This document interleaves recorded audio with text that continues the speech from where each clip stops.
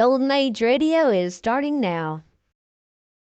To accomplish that purpose. Subscribe to get future updates.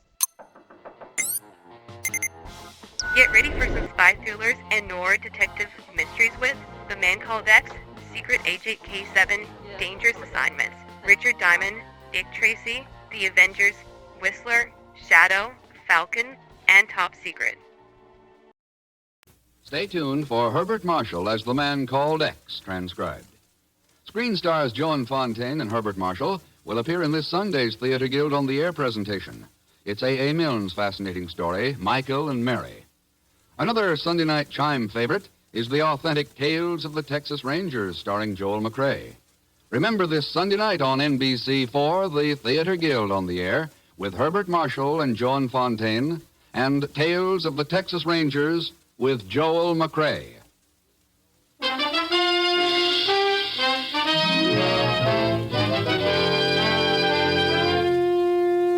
The National Broadcasting Company presents Herbert Marshall as Ken Thurston, The Man Called X. Wherever there is mystery, intrigue, romance, in all the strange and dangerous places of the world, there you will find The Man Called X.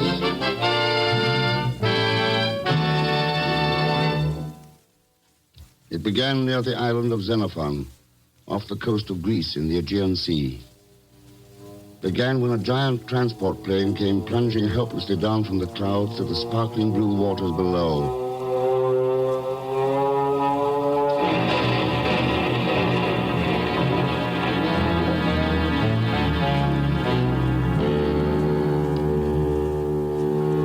One day later, in Athens, Greece, the disaster that hit that plane caused another.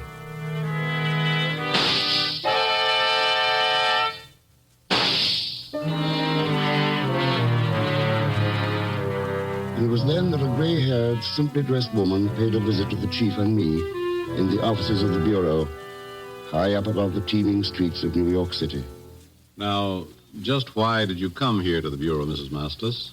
You see, it was because of my son Arides. He lives in Athena in Greece, where I come from. Your son is Arides Mastos? Yes, a doctor. Sure. Chief, you remember Dr. Mastos, one of the greatest research men in the world. Worked with us during the war on battle fatigue, war neuroses. Oh, sure, Ken, of course.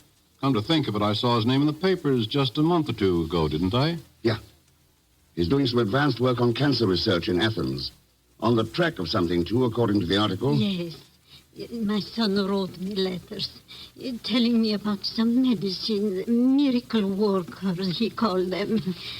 The name I have here. Oh, thank you. Mm-hmm. What are they, Ken? Radioactive isotopes, Chief. Isotopes. Miracle workers of science is right. They've been using them as tracers to determine the cause of certain diseases. Chief, radioactive isotopes might hold the clue to curing any number of diseases. Tuberculosis, cancer. Apparently, Dr. Mastos is going to use them in his cancer research. No, Arides will never use them. Oh? You see, my son is dead. Oh, I'm sorry. He was shot to death. Shot? Then that's why you came to us. You want us to find his killer? No, I do not believe in revenge. What is done is done. My son is gone. But his work must live on. And yesterday, I get another letter from a friend in Athens. These things my son wants have never arrived. I see. Go on, please. So I go to the company today. What company, Mrs. Mastos? The Sedor Mercantil Company. Sedor Mercantil Company. They are the ones who were to send these things to Athens, to my son. But the man will not help me, will tell me nothing, only to come here for the government to assist me. You will help, please. You will see that my son's work can continue. I'll promise you this, Mrs. Mastos. Everything your government can possibly do to help is going to be done. So, that is good. I will go home now. You know, I'm very proud of my son, of his work. Almost as proud as I am of my country. Well, what do you think, Chief? Ken, the Bureau's already got a report on those missing isotopes. Huh? Sure. 100 units were shipped to Athens 60 days ago. They were lost overboard while being transferred to another ship near the island of Xenophon. Xenophon? That's all that lies behind this. An unfortunate accident. I wonder. Chief, what do you think 100 units of isotopes would bring on an international black market, say in Eastern Europe? Oh, probably a couple of $1 million. Ken. Chief, I'm paying a visit to the Sedor Mercantile Company.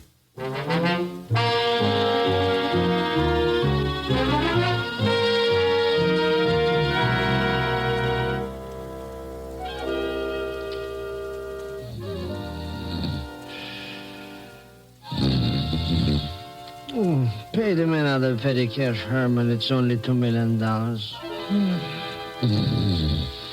Sure.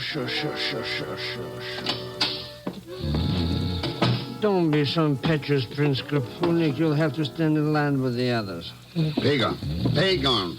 Get your feet off that desk and wake up. I'll have your head for waking me up like this. Oh, hello, Mr. Thurston. Pagan, what are you doing here at the Sedor Mercantile Company? Where? Oh, you mean here? Why, I'm the vice president and general manager, in charge of mercantiles and things. So you're the one who sent Mrs. Masters to see me? Of course, I didn't know what she was talking about. Besides, I wanted you to find out about my salary. That big fat man hasn't been back since. What big fat man? The one who hired me 3 days ago. He hasn't been back since. And the joint is clean as a thistle. No papers, no supplies, no nothing. I think I got a fast brush up somewhere. Yeah. Were there any phone calls, any mail? Telephone is unconnected, and the only thing in the mail was this. I opened it accidentally, you understand? Oh, sure. Pagan, this is a shipping invoice.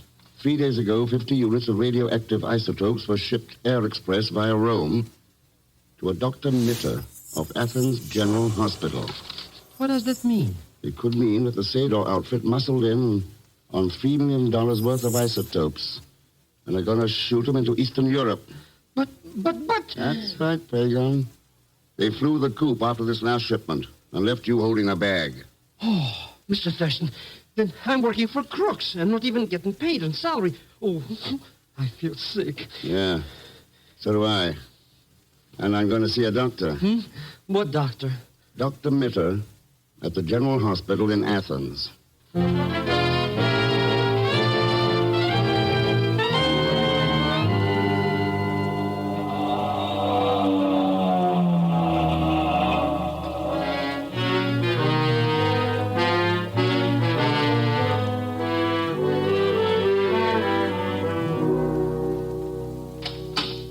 Dr. Mitter will see you now, Mr. Thurston. Oh, thanks, nurse. Well, You seem surprised, Mr. Thurston. I am. I didn't expect Dr. Mitter to be so feminine. Someone should have told you that the name is Elanor Mitter.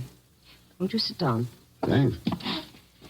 You wish to speak with me concerning radioactive isotopes and our interest in them here at the Athens General Hospital. That's right. What can you tell me about them? We had a great man working at this hospital, Mr. Thurston. Dr. Aridus Masters. I know. Do you also know that he was very close to determining the cause and the possible cure for cancer? So he applied for radioactive isotopes under the ECA grants to Greece. He did. And the hospital contracted with the Sedor Mercantile Company to send the isotopes from the United States to Athens. 100 units of them? Yes. It's a pretty large order for one hospital to handle, isn't it? Cancer is a pretty large order for humanity to handle, Mr. Thurston. What happened to him? The first shipment was lost at sea. Wasn't another 50 units shipped by air express a few days ago? It was. But the plane crashed off the island of Xenophon 2 days ago. Oh, Xenophon. That was the scene of the first loss, too, wasn't it? It was. Coincidence? What else could it be? They were both accidents. Yeah. What about Dr. Masters' death, Dr. Miller? Was that an accident, too? Dr. Masters was murdered, Mr. Thurston, while resisting a bandit who was attempting to rob him. You're sure that's what it was? I am not interested in theories about murder. Only in carrying on Dr. Masters' research if I am able. Could you persuade your government to ship us still additional units of isotopes? It's asking us to stretch our generosity a bit, isn't it? We have no place else to turn. There's always the black market, Doctor. Mr. Thurston, there is no black market in radioactive isotopes. Yeah. Oh, well. Thanks for the information, Dr. Miller. I'll see if I can do anything for you. Bye, Doctor. Goodbye, Mr. Thurston, and thank you. Sparta 2573, please. Hello, this is Dr. Mitter. Mr. Ken Thurston was just here. He might possibly be taking the steamer to Xenophon. And it is also possible that Mr. Thurston is the man called X.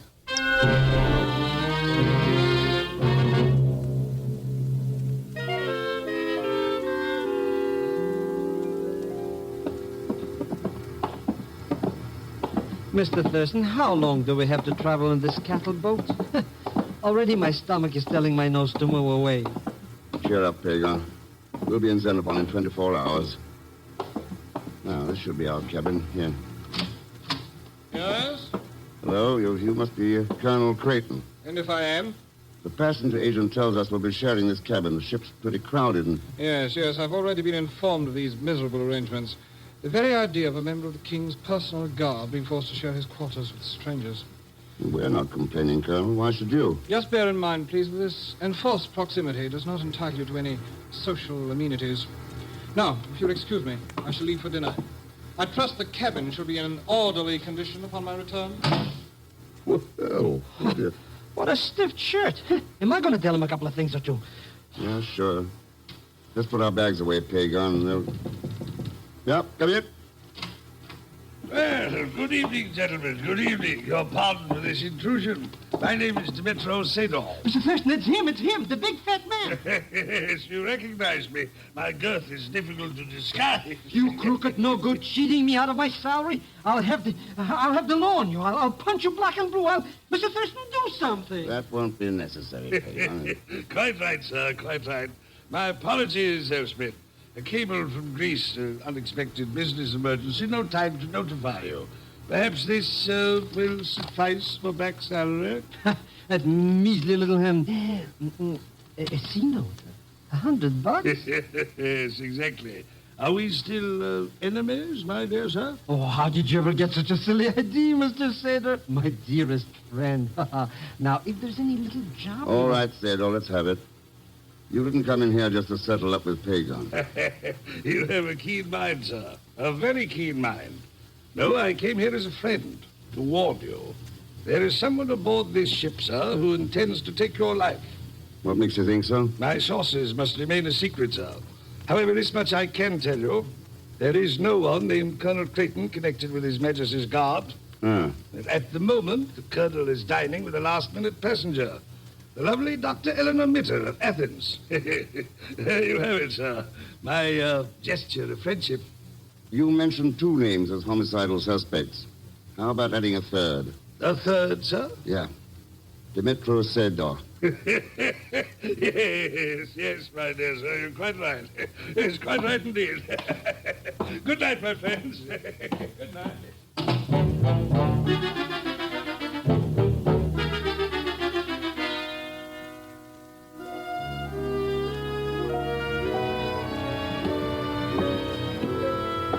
Sharing part of this rail, Dr. Miller? The deck is free to all passengers, Mr. Thurston. Oh, thank you. It is lonely out here at this hour of night, isn't it? That's why I chose it. I prefer quiet and solitude on the nights before I operate. Operate? That is why I'm traveling to Xenophon. The pilot of the plane carrying the isotopes had his skull fractured in the crash. Oh. Funny thing about that crash, Doctor. Oh? Yeah, I checked on it. The weather was calm and clear. Too bad if the pilot died during the operation and couldn't tell how it happened. There are other things more dangerous to human life than a scalpel in the hands of a trained surgeon, Mr. Thurston. Now, if you will excuse me, I think I'll retire. Good night. Good night, Doctor. Mr. Thurston! Mr. Thurston! We're going to be killed, murdered, even die, maybe. Whoa, wait a minute, Pagan. Who's going to commit all this mayhem? The phony Colonel Creighton. That's who. I saw him in the cabin just now cleaning the cannon. Anyway, caliber 88 automatic. He's going to kill us. Whoa. Down, get down!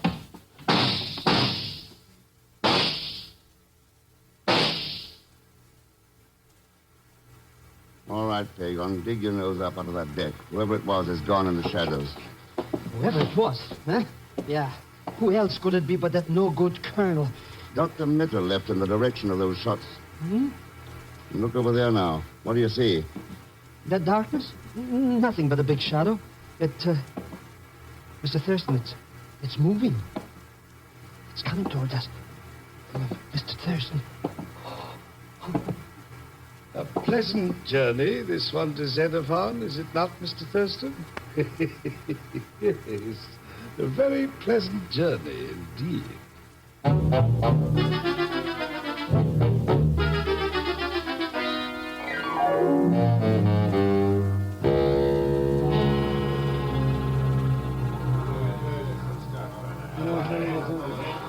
Mr. Thurston, why don't we get off this floating cattle car? Dr. Mitter's needs the shore. Special priority. She's got an operation coming up. Huh. Maybe if I play sick, too, we can... Hey, Mr. Thurston, look out, somebody's jumping on us. Relax. That's nothing but the shadow of the cargo net swinging overhead. Imagine that. But why do they have to keep swinging that thing over our heads all the time? Couldn't they... Oh, my dear Thurston, viewing the harbor, I see. That's right, Sedor. I was wondering where that plane of yours crashed. Oh, yes, the unfortunate accident. Notice that mooring buoy in the bay, the ship anchored nearby? That marks the spot. Looks like that boat has diving tackle rigged on it. Your eyes are as keen as your brain, sir. Yes, that is a sponge diving boat. One of my fleet, Mr. Thurston. Oh, so you're in the sponge business, too, eh? Quite right, sir. I find it a dull venture, but quite profitable. As profitable as handling radioactive isotopes on the Eastern European market? You joke, of course, sir. No, I do not think the sponge business would be as profitable, but perhaps far less dangerous. That is my answer, sir. A good one, is it not? Yes, a very good one indeed. What's so good about it? He didn't answer nothing. That's why it's good, Pagan. Huh? Well, anyways, with him and Dr. Mitter out of our way, we got nothing to worry about. Hey, Mr. Thurston, the cargo net stepped right over us. Hey, look! Jump, Pagan, the net's slipping. Jump, man. Jump! Mr. X, those crates fell right where we were standing. Tons of them. Yeah. They couldn't mash us. Flattered and flatjacks, yes, even flatter. What an accident. I wonder if Colonel Creighton had called it that. Huh? Colonel Creighton? What's he got to do with this? I don't know, but he's standing over there beside the donkey engine. Beside the... Mr. Thurston, that engine... Yeah. It handles the cargo net that spilled over our heads.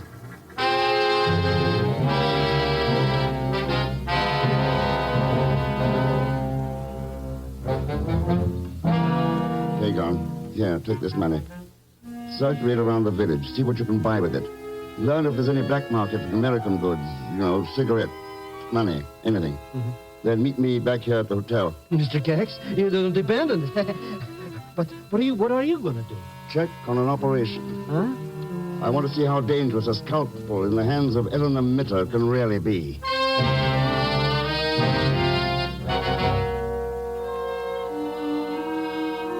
So, Ken, you've come to the hospital to check up on me. Not quite, Elanor.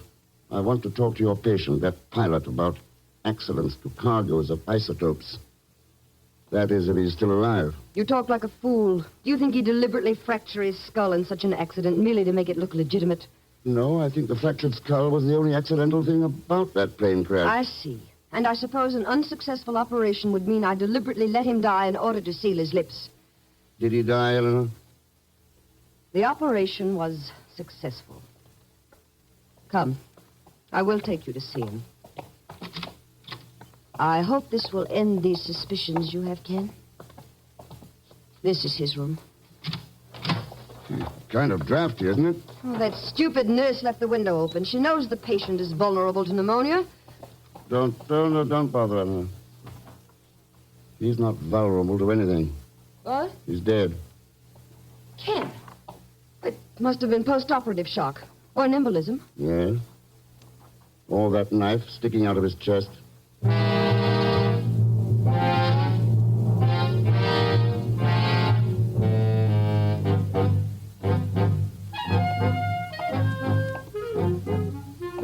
Now, let me see. Mr. X gave me 200 clams. I spent only 100. If I give him back 30, that makes a profit of $70. And not bad, not bad. Maybe I better figure out again, see that I don't cheat myself. He gave me 200 simoleons. Good evening, Mr. Zellschmidt. Oh, hello, Colonel Creighton. Nice night, isn't it? Now, let's see. 200 clams. That's right. Colonel Creighton. Your identification is correct, Zellschmidt, despite the darkness of this side street. Have you noticed no one else is around? Yes, well, it was nice seeing you, Colonel. Drop around again sometimes. That knife. Be careful with that knife. I shaved once already today. I'm going to ask you one question, Zellschmidt. If you wish to live, you will answer it correctly. Who is Ken Thurston? Oh, is that all? Well, that's a cinch. He's the... Oops. No, I can't. Answer, Zellschmidt. Who is he? That knife on my throat. Who is Ken Thurston? He is... Oh, forgive me, Mr. Thurston. He is the man called X.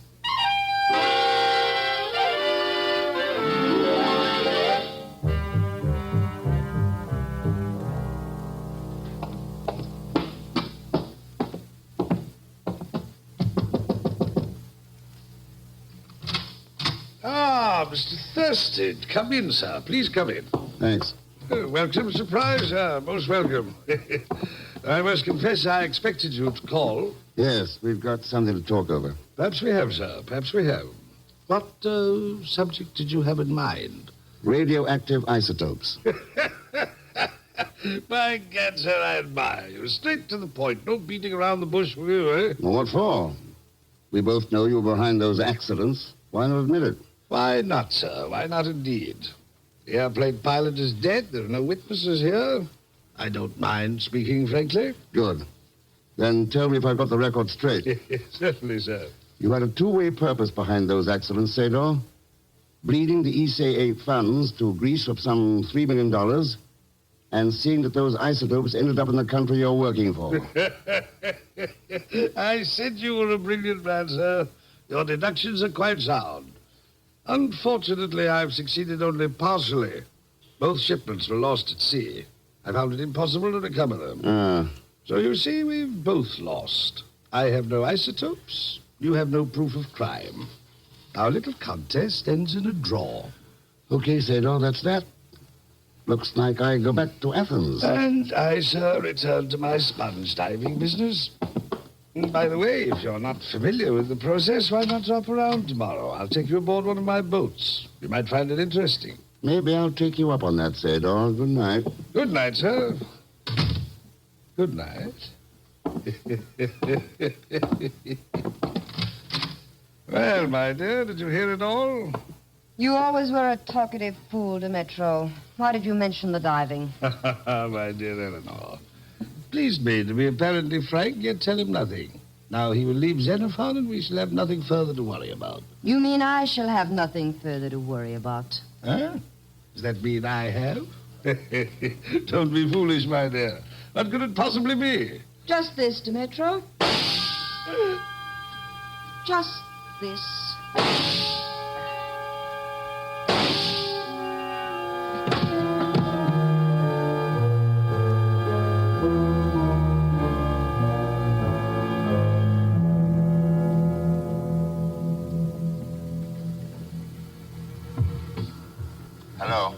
Hello, Pagon. Can you hear me? Is this diving suit telephone working all right? Clear like a shell, Mr. Thurston. Good. How's the motor operating the air pump? That little putt-putt is purring like a puppy. See that it stays that way. I'll keep it running smooth like a carpet. Unless maybe the crew of this boat is coming back. Don't worry.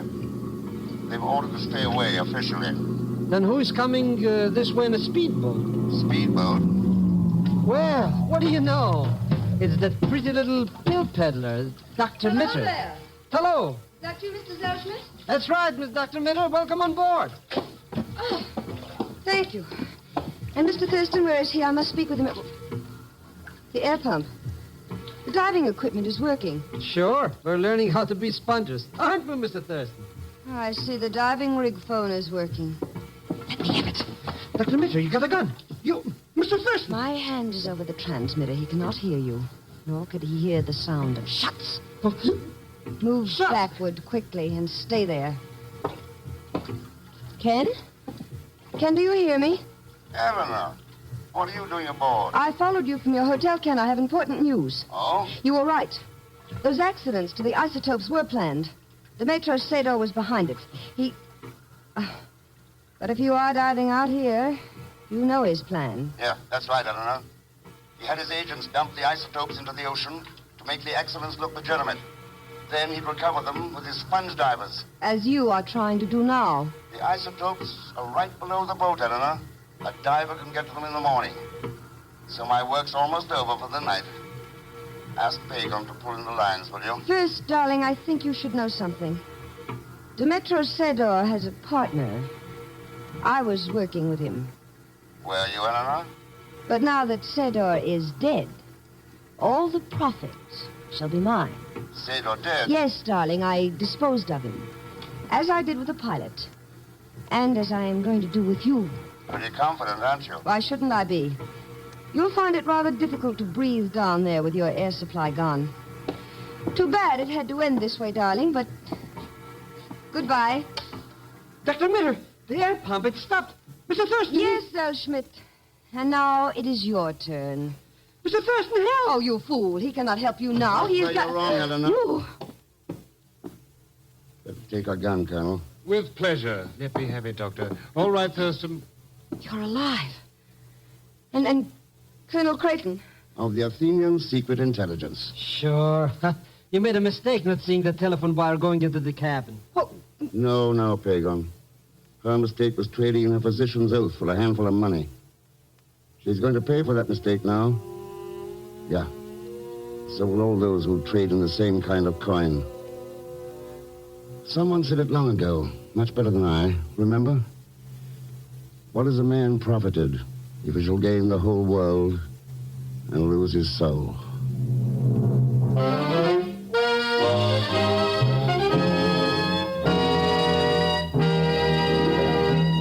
And now here is our star, Mr. Herbert Marshall.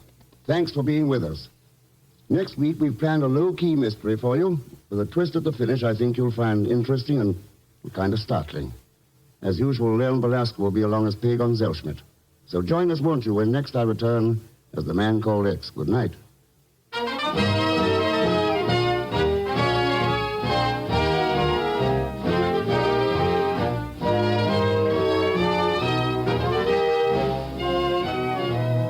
The Man Called X, starring Herbert Marshall, is a J. Richard Kennedy production and is directed by Jack Johnstone with music composed and conducted by Felix Mills.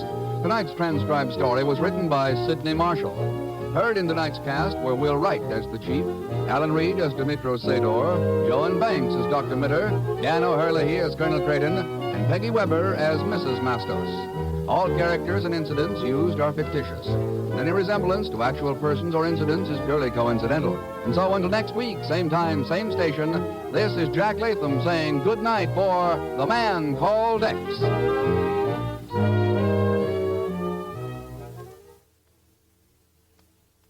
3 chimes mean good times on NBC. Sunday afternoon chimes mean mystery and action on NBC. Mike Waring, better known as the Falcon, lends his debonair touch to the solution of another mystery, followed by that polite, diplomatic, and very deadly detective, the Saint. After the Saint, the big guy steps into mystery and danger, and your Sunday afternoon of mystery concludes with that new private eye, Charlie Wilde.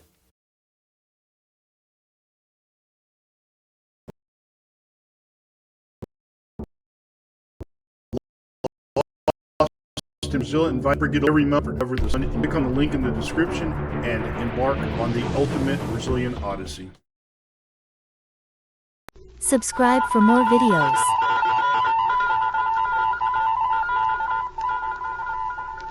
Secret Agent K7 returns.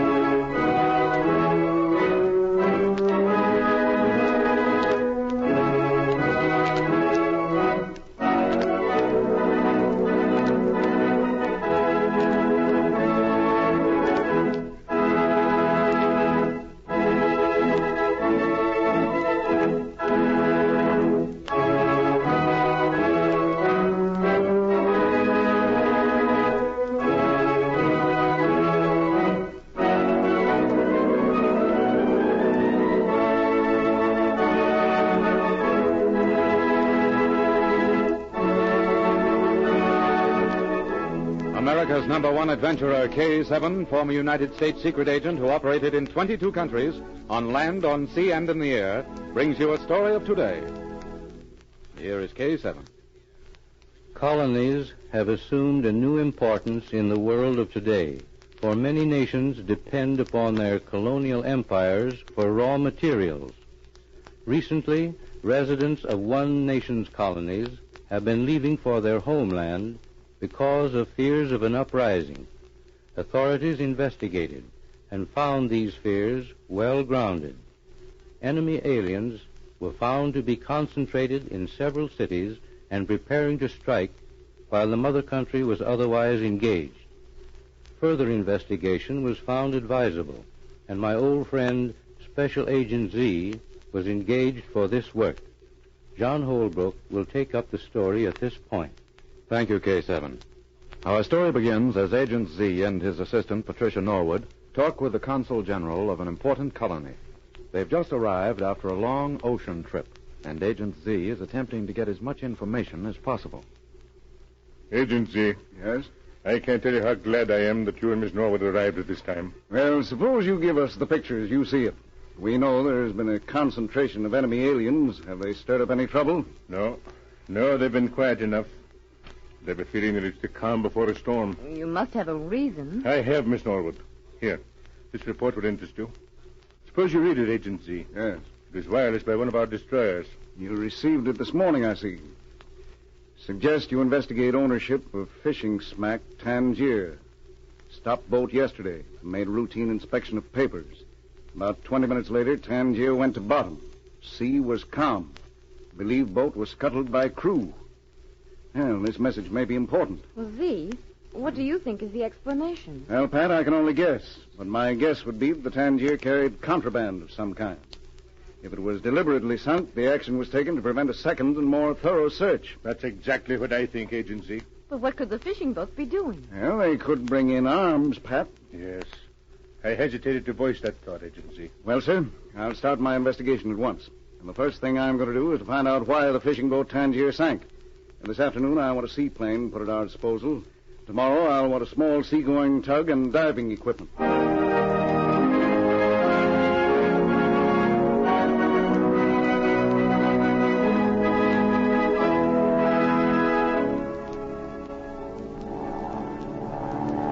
That afternoon, Agent Z and Patricia flew out over the ocean for an observation flight. Now, we must be almost over the spot, Pat.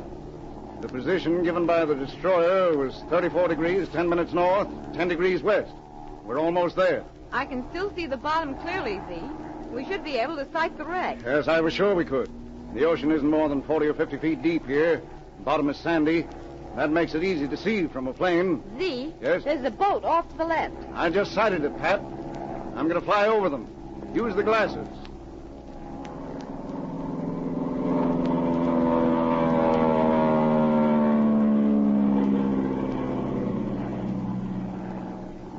There are two men, but I can't make out what they're doing. Wait, Z. Yes, what is it? Z. Yes? That boat is directly over the wreck of the Tangier. I see it lying on the sandy bottom. Yes, you're right, Pat. And the boat is starting away. They've seen us. Hang on, we're going down. What are you going to do, Z? I'm going to land and mark the spot. That boat getting away now is down there for some reason. I want to know why. We'll mark the spot with a buoy and come back here tonight. Tomorrow morning, I'm going to find out why the Tangier sank.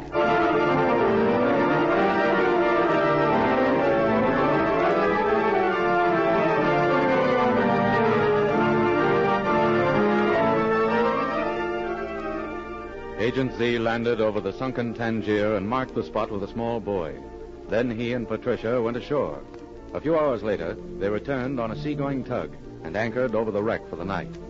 We join them at dawn as Z prepares his diving equipment to go below and examine the wreck. Well, the sea is calm this morning, Pat. I ought not to be down more than half an hour. Z, Yes? are you sure it's safe for you to go down alone?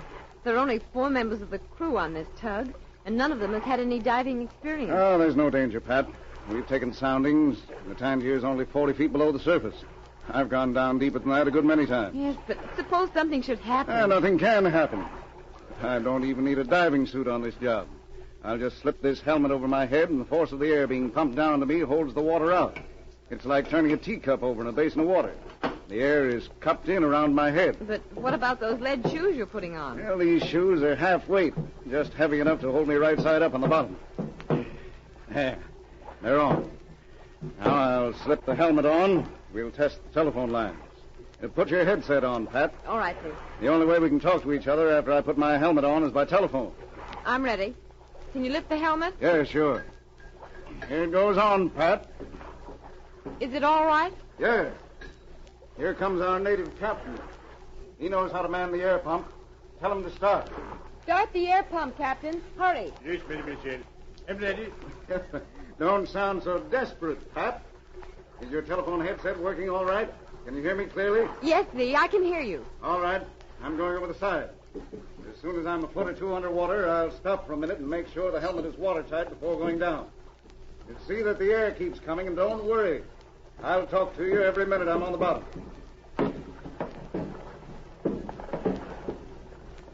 Z, be careful. Huh? The rope ladder's to your right. I see it. Goodbye, Pat.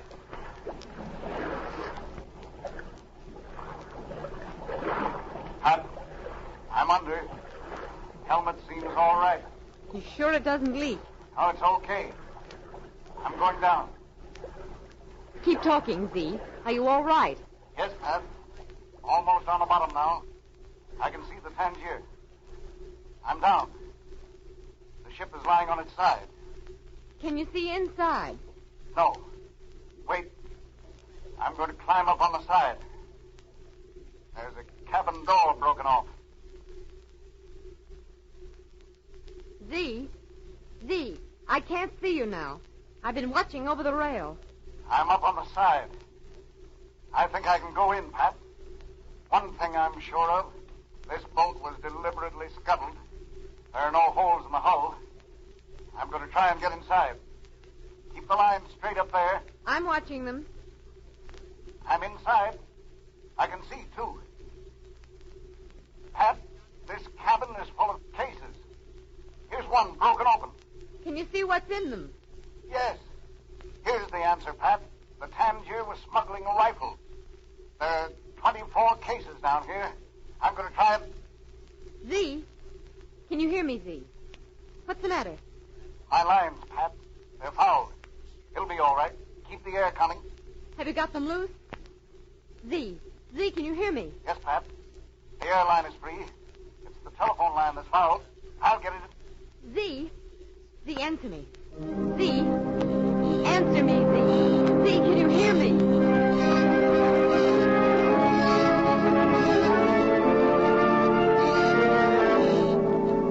As Z went below the surface of the water, a powerful motorboat came into sight behind them. A man stood in its bow and studied the tug through a powerful glass. Keep the motors running. Can you see them? Yes. We'll come up on them on the port side. They're diving off the starboard. All right, let's go.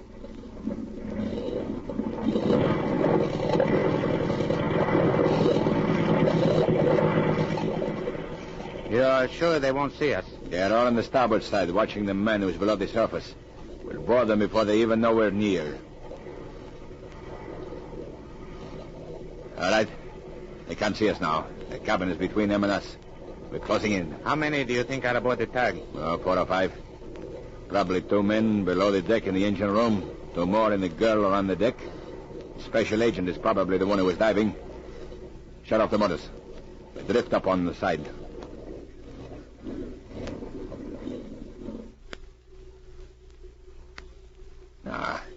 As soon as we are alongside, you and I will board.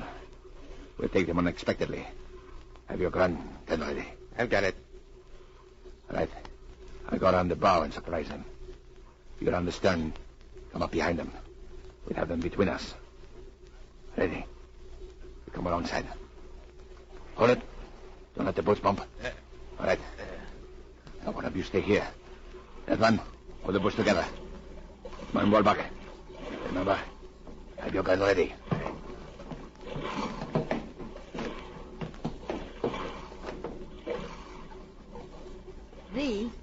Z, can you hear me? Are you all right?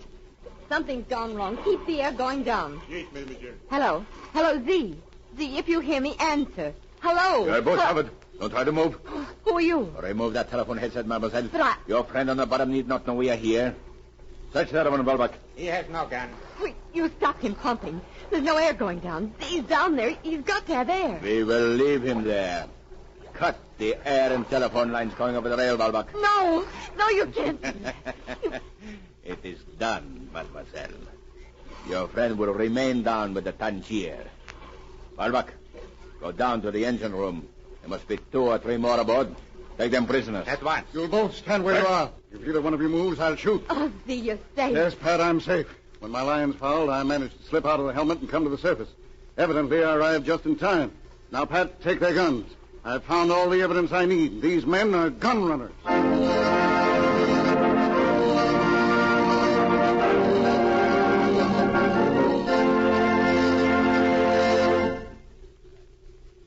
Warships were sent to the colony and are maintaining a vigilant watch to prevent further attempts of gun running. Within the colony, enemy aliens have been rounded up and deported. Peace depends on constant vigilance. We must never slacken that vigilance. Listen for my next story. This is K7 speaking.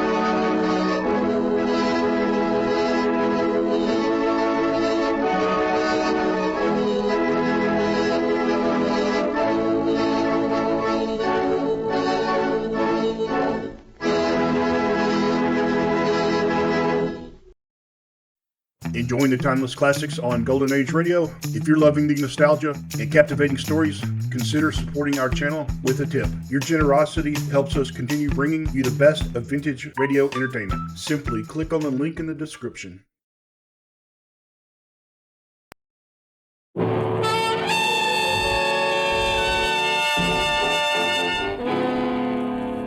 Dangerous Assignment, starring Brian Donlevy as Steve Mitchell.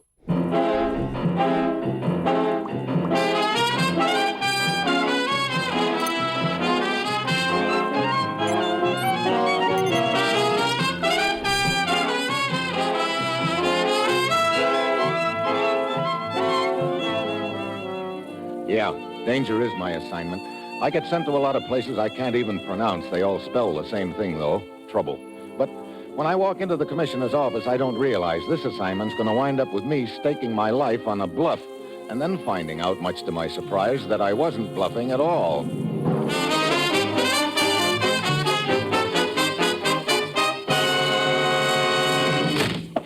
Morning, Commissioner. Ruth said you wanted to see me. Steve, last night, 3 men landed in Miami by plane. They were picked up in a limousine. The local police chased them, and the car crashed, killing all 3 men. So what's all this got to do with us, Commissioner? One of those men was a well-known foreign agent. Oh, I see. How about the other 2? The check was made on their identities.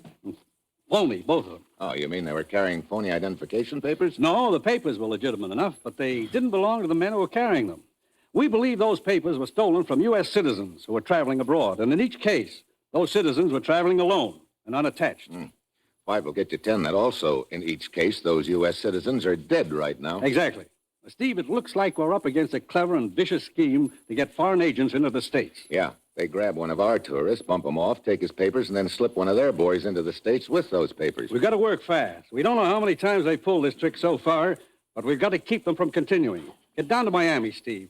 Backtrack their operation until you find out who's behind it, then smash it once and for all. Well, that's it. You've got your assignment. Good luck.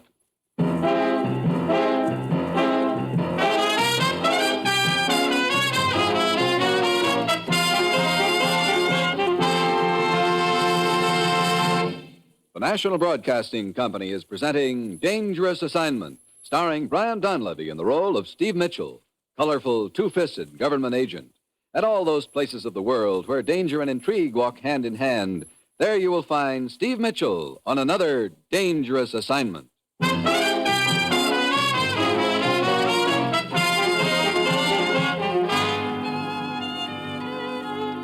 Well, ordinarily, there's nothing I'd like better than a trip to Miami, but from the look on the commissioner's face, I've got a strong hunch I won't be spending my time water skiing through a blue lagoon with a beautiful doll perched on my shoulder. My plane lands there on Friday morning, and I head for the immigration office. Oh, Mitchell, we've been expecting you. I've got some luggage here you might be interested in looking through. This stuff here? Yeah, just help yourself. Huh? This is the stuff that originally belonged to the tourists that we think these foreign agents murdered and then impersonated. Routine stuff. Clothes, curios. Yeah, that suitcase that you're going through now belonged to a Harold Davis. Yeah, according to my information, 3 guys landed here in Miami and were whisked away in a limousine. Yeah, that's right. When their car crashed, they were all killed. And that's where we recovered this luggage and those identification papers. But it didn't take us long to discover that the men in the car didn't belong to this stuff. Oh, what kind of a plane did they land in? A regular passenger plane, Caribbean Airlines, from Trinidad. Well, what is it?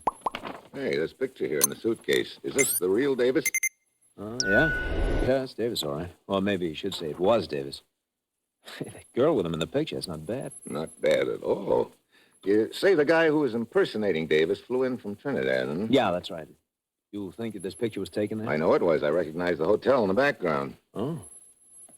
Well, in other words, this picture shows that the real Davis was in Trinidad. But the man who flew up here from Trinidad wasn't Davis. Well, that means that... That means that Trinidad is my next stop.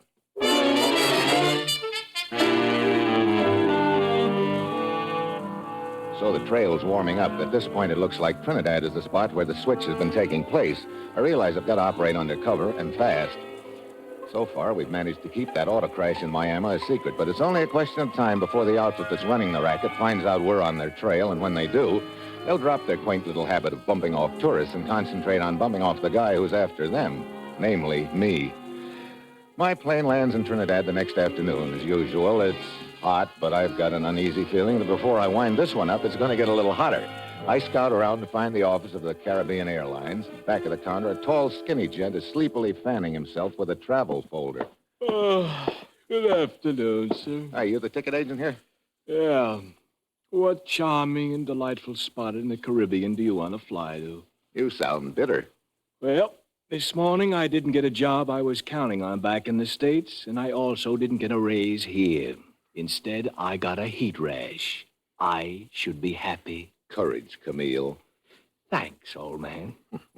Now, where do you want to go, or did you just want to browse through some rare travel folders? I'm checking on a friend of mine, a guy named Harold Davis. Oh? What about him? Oh, I owe him some dough, and somebody told me he left Trinidad by plane the day before yesterday. I thought you might be able to check it for me. Okay. Davis. Oh, yes. Harold Davis took off for Miami night before last, Flight 17. Wonder why he decided to leave here. This is something we don't ordinarily ask our customers. Did he make the reservation in person? Well, no, it was handled through Interocean. Interocean? Mm-hmm. Travel agency here in Trinidad. I see. You happen to have their address? Yeah, here's their card. It's just down the street. Thanks. What's the matter? Nothing. I won't keep you up any longer. So long. What snapped me into action is a girl walking along the sidewalk outside the airline office. I only get a brief glimpse, but it's enough to tell me that that's the same girl who posed with the real Davis in that picture I found in the suitcase. I go outside and follow her down the street. A few doors down, she turns into an office, and that's where I get my second surprise, because there's a sign on the door, Interocean Travel Agency, the outfit that's been booking passengers on Caribbean Airlines. Now I know the trail's heating up. I follow her inside. Hello. Hi. What can I do for you? Well, that's what I came in here to find out. You run this travel agency? Sort of. I'm Miss Gray. Susan Gray. You a tourist here? Yeah, sort of. Sounds like you're a little at loose ends right now. Matter of fact, I am. Maybe it's just that I'm running out of places to go and things to do. Can't your wife suggest something? I'm not married. I see. Traveling alone? Yeah. Well, I'd be very happy to suggest any number of interesting little side trips. Good. That is, if you're not on any fixed schedule. What I mean is there anyone in the States who's expecting you back at any particular time? No, I'm what you might call completely unattached. Oh? Well, in that case... Yeah, that's what I was thinking. I could sure use someone to show me around Trinidad. That is, if you happen to have any spare time. I think that could be arranged. Steve Mitchell. Okay. Tell you what, Steve. I'll try to line up a little trip for you. Then we can talk about seeing some of the sights around Trinidad. Where can I reach you? Hispaniola Hotel. I'll be hearing from you then, Susan. Yes, you will, Steve. And very soon.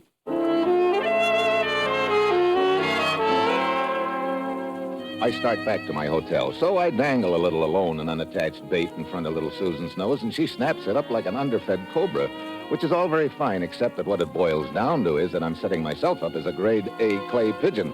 Then, as I'm walking down the street, I pass a bar, and I hear a very familiar voice. I shove open the door and go in. It's my old friend, Lord Byron, the Calypso singer. Come to the Trade Winds Bar for your drinks.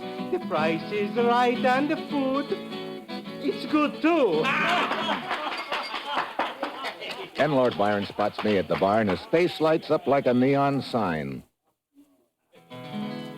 Oh, once was a brave man, Steve Mitchell, he, the best ever came to Trinidad colony. He made a friend of Lord Byron, that's me, and both of us went sailing out to sea. We ran into bad men in diving suits and had much trouble, you can bet your boots. But when all the fighting was over and done, the bad men had lost and Steve Mitchell had won. Steve Mitchell. Hello, Lord Byron. Hey, look, thanks for the free publicity, but I just assumed that nobody knew I'd ever been to Trinidad before. But why, Steve? At present, I'm making like a typical tourist. Oh, you're after someone again, Steve? That's right. Why don't you give it up, Steve? Huh? Always you look for bad men. Why don't you forget it? Now, me, I'm a happy man. This is the life here. To go fish, to go sail, to lie in the sun. to be happy. That's nice work if you can get it. There is more to life than this. Well, I guess there shouldn't be, but What's the matter, Steve? that girl who just came in. Girl? Oh, sure. She's nice looking, Steve. You want to meet her? I've already met her. Susan Gray works for a travel agency. Does she come in here often? Oh, yes. She comes in here almost every night. The tourists, she's always with them. I see. Well, that checks. Okay, I think I'll go have another talk with her. Be careful, Steve. No trouble. No trouble. Hi. Well, hello, Steve. I was just thinking about you. How was it? Hmm? The thinking. Nice. When do we start seeing the town together? Tonight, maybe? Oh, I'm sorry. I have plans tonight, but we'll make it real soon. Okay. And in the meantime, I'm trying to line up a little trip you might be interested in. Oh, good evening, my dear. Oh, hello, Carlos. I do not believe I have met this man. Well, you couldn't have very well. I just met him a couple of hours ago myself. Steve Mitchell, Carlos Gelder. Hello. This man is perhaps bothering you, my dear. Of course not. He seems to be presuming upon a very short acquaintance. Look, Buster, is there any law against talking to a girl in a bar? In this particular part of the world, there are many unwritten laws covering various subjects. Oh, what subjects, for instance? For instance, you. Carlos, please. Just a minute, Susan. Okay, Gelder. Just what are those unwritten laws covering me? The same which apply to anyone who seeks to tread on forbidden ground. I could take that either of two ways. You may choose whichever you like, but just be certain that you do take it. Okay, for the time being. And I can assure you I am not talking in terms of the time being. Yeah. See you later, kid. Steve, I'm sorry. I'll get in touch with you later. So, Steve, she's a popular young lady. Too popular, Lord Byron. Who's that little gent in the white suit I was just exchanging gay repartee with? Oh, he's a bad man, Steve. Stay away from him. Oh? Carlos Gelder. He's a very powerful man. What's he do? No one knows. But in Trinidad, his name means trouble. I see. He and Susan seem pretty thick. One trouble plus one trouble. Is double trouble. Hey, wait a minute. They're leaving together. No, Steve. Yeah, I know. No trouble. See you later, Lord Byron.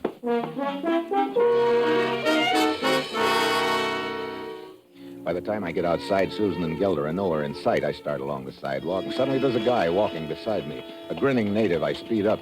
He stays with me. I stop. He throws a shoulder into me and sends me lurching into the alley. I whirl around. There's another guy in the alley waiting for me, also with a big grin on his face. And in his hand is a wicked-looking knife with a spring blade.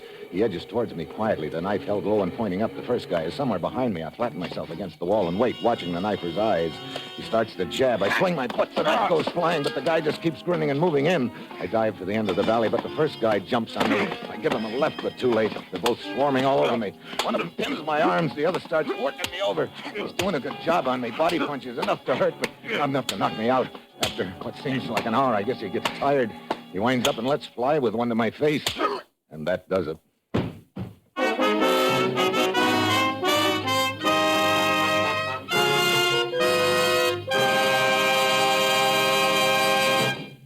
Here's a word about another NBC Chime favorite returning to the air this fall.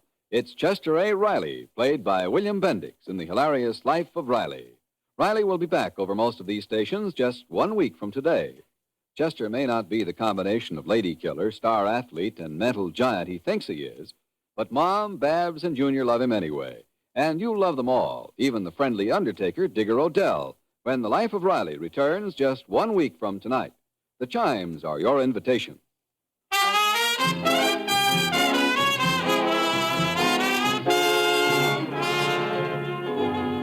Now, back to Dangerous Assignment and Steve Mitchell.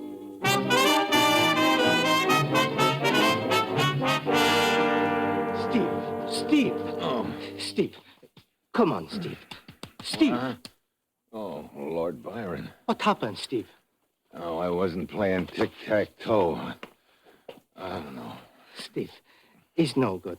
Someone was giving you a warning. Oh, come on back into the bar with me. I could use a drink along about now. Look, did Susan and Gelder come back into the bar after I left? No, I didn't see them. Steve, Lord Byron is your friend. He gave you good advice. Yeah, I know. It's trouble.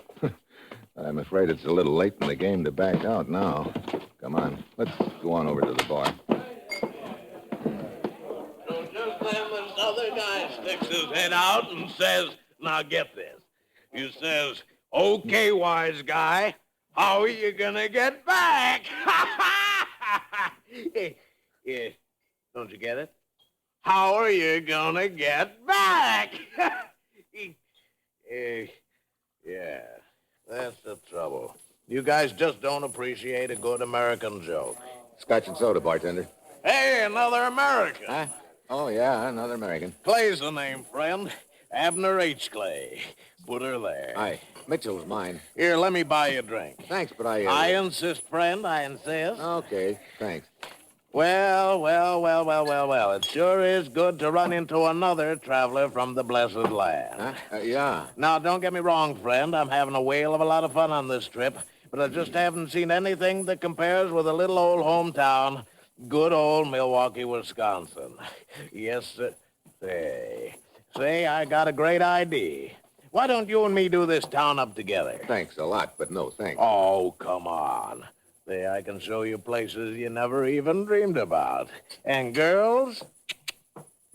I suppose you've even got a chicken inspector badge, too, huh? What? Skip it. Oh. Come on, friend. Let's make a night of it, huh? What do you say? After all, it's my last night here for a few days. I want to make the most of it. What do you mean, your last night? Well, gonna take a little boat trip around the islands. We shove off first thing in the morning. We? Just small party. About 3 others, I think. Just a minute. Are you, by any chance, traveling alone, Clay? Alone? I sure am. You know, tell you how it happened. I was sitting there in my office in Milwaukee 3 months ago, and I suddenly said to myself, Abner, my boy, what you need is a vacation. So, here I am. I see. And this little boat trip you're leaving on in the morning, mind telling me who arranged that for you? Not at all, my friend. Inter-Ocean Travel Agency, right here in town. Hey, there's a little lady there who is just... Susan? Yes. You know her? Slightly. Oh, she's sure been mighty sweet to me. I don't doubt it. Oh, come on, friend. Why don't you change your mind and make the rounds with me tonight? I just did change my mind. Let's go, friend.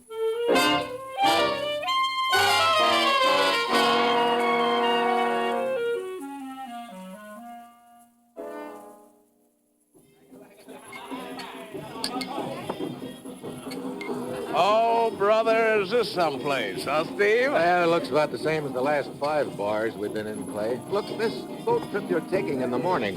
Yeah? Have they told you where you're going? Oh, they said we'd poke around a few little islands in the out-of-the-way places. Uh-huh.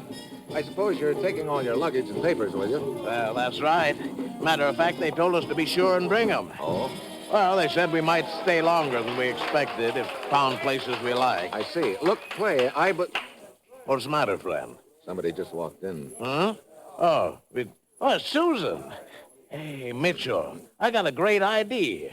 Why don't you come along on this trip, huh? Oh, I don't know. It's pretty short notice. Well, Susan? Oh, well, it's Mr. Clay and Steve. Hello, Susan. I'm glad I ran into you again. Where's your boyfriend, Gelder? Oh, we had a quarrel. I'm awfully sorry about that scene he caused at the Tradewinds bar. I collected a few lumps in an alley right after that. What? But I don't suppose you or Gelder would know anything about that. Of course not. I don't understand, Steve. I'll skip it. Oh, say, Susan, I just had me a great idea. What is it, Mr. Clay? Well, Steve and me, we gotten to be old buddies, and I was wondering, why couldn't he go along on this boat trip in the morning? I was working on a trip for Steve a little later on. I'm afraid the one tomorrow is pretty well booked up. Oh, well, I'll bet you could change that little lady. Yeah. Now, couldn't you? Well, I suppose I could make some last-minute arrangements. I'd sure appreciate it. All right.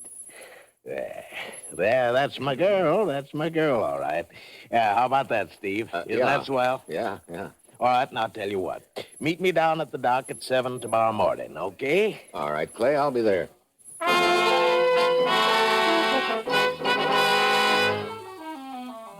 Well, things are turning out a little differently than I'd bargained for. I'd figured on having more time to find out a few things about the Inter-Ocean Travel Agency before I took one of their little trips. But now here I am, scheduled to sail in the morning. I'm not sure I like it, but I don't have any choice. To back out would probably arouse their suspicions, and besides, looks like I'm stuck playing nursemaid to the happy American tourist, Clay, who's looking for all the world like the pigeon of the same name right now. The next morning, I take my luggage down to the dock at 7 o'clock. Susan and Clay are already there beside a small motor launch. Morning, Mitchell. Hi. Come on board, Steve. Okay. Well, where are all the other passengers? They should be along any minute. How many are there? 3. Oh, great morning for a trip, huh? Yeah, but how about this boat? It doesn't seem to look big enough for much cruising. Oh, this is just a launch that'll take you to an island down the coast away. You'll pick up the cruise boat there. I see. Oh, here comes one of the other passengers now. No, I guess it isn't. Hey, it's that Calypso singer. Huh? Hey, Lord Byron. Oh, Steve, What's the matter, Lord Byron? Nothing. I came down to give you a goodbye serenade. Oh? Well, you really get service, Steve. Yeah, so it seems. Now, where else could you find atmosphere like this, huh, friend? Okay, let her go, Lord Byron. Oh, Steve Mitchell came down to Trinidad and met a girl who sure made him glad. She worked for a travel agency and arranged little trips for a modest fee. Well, thanks for the plug. Then Steve met a tourist in the bar last night who took him around and showed him the sights. But poor Steve Mitchell, he doesn't see that the tourist owns a travel agency. Well, a happy trip, Steve. Lord Byron, come on back here. But you see, I've got to... You're not going anywhere, friend. Come on, Right. get in the boat. Move. Very well. Well, thanks for the try anyway, Lord Byron. Sure, Steve. Okay, Susan, shove off. What about the other passengers? We can't wait for them now. We'll take care of these 2 birds first and then come back for the others. Get going. All right. You've been the big boy in this deal all along, Clay, huh? I sure have, friend. Well, I guess congratulations are in order. That's quite an act you put on, being the great American tourist. Not bad at all, is it? And with Susan giving them the come-on, I don't suppose you have much trouble getting all the unsuspecting tourists you need. We haven't had much trouble so far, and that's the way we're going to keep it. You mind telling me where we're going? Not at all, friend. Tobago Island, a little way down the coast. But you know, really shouldn't matter much to you where you're going. Because I'll tell you something. You and Lord Byron aren't coming back.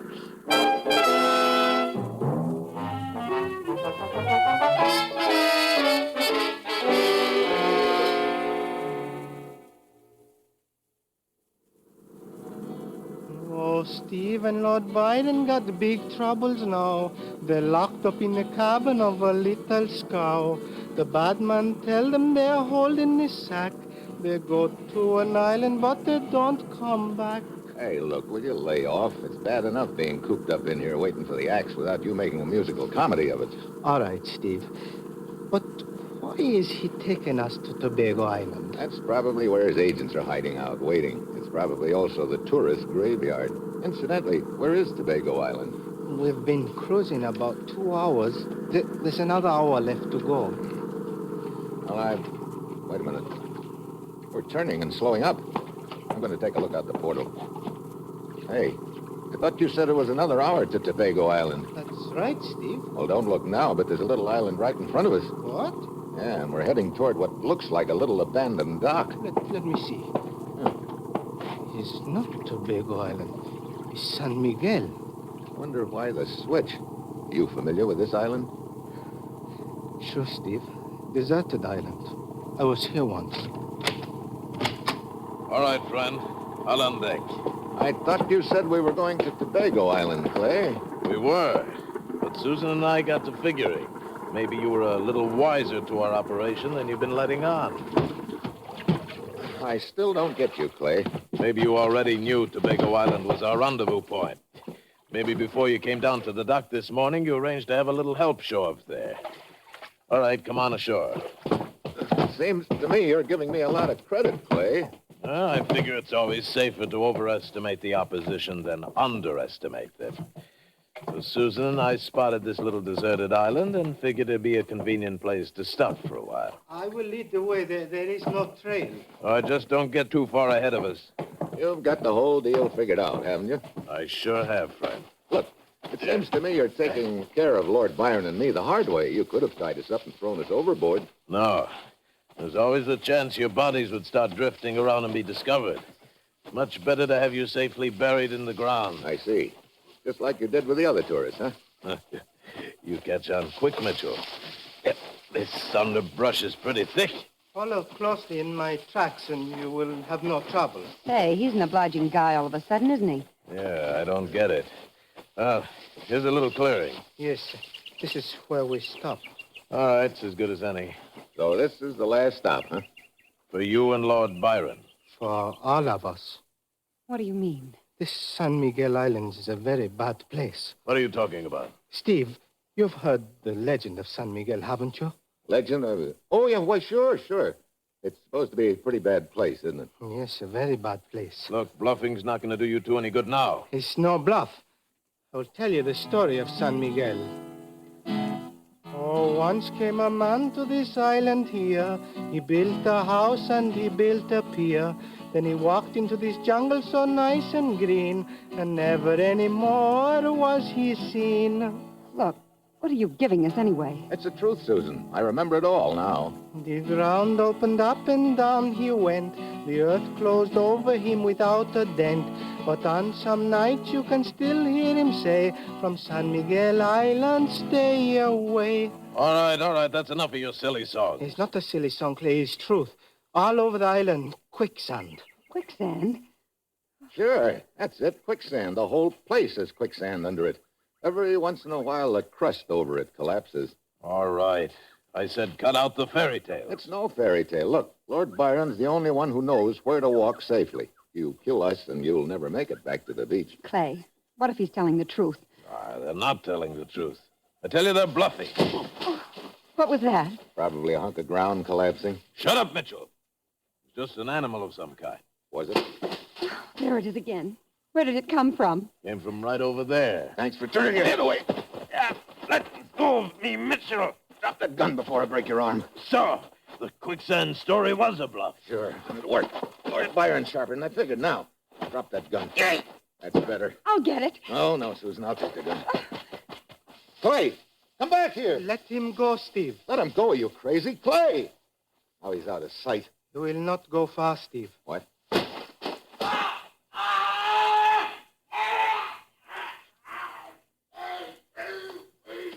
Oh, Clay. What happened? Don't move anyone. But what happened to Clay? He's gone. Quicksand. What? Quicksand, but I thought you... I was telling the truth. Is San Miguel very bad place? Oh, brother. All this time I thought we were just bluffing. Come on, let's get out of here. Lord Byron very happy to do just that. Look, you can't leave me here. Don't worry, you've got a date with the jail, Susan, and I imagine the Harbor Patrol will be happy to head for Tobago Island to pick up Clay's boys. Well, let's go back to the beach, Steve. Okay, but just one thing now. Oh, Steve's friend Lord Byron has saved the day, and under the quicksand you'll find Clay. Now 2 more words and then I'm through. My dear Lord Byron, after you.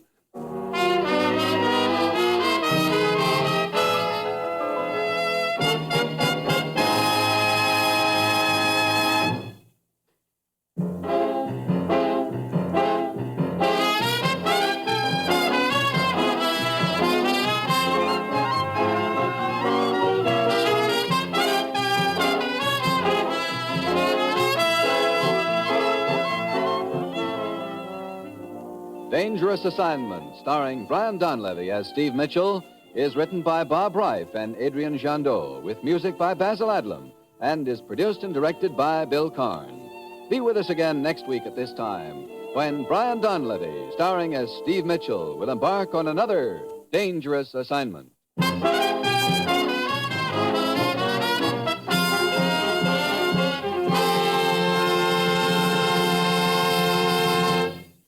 Three chimes mean good times on NBC.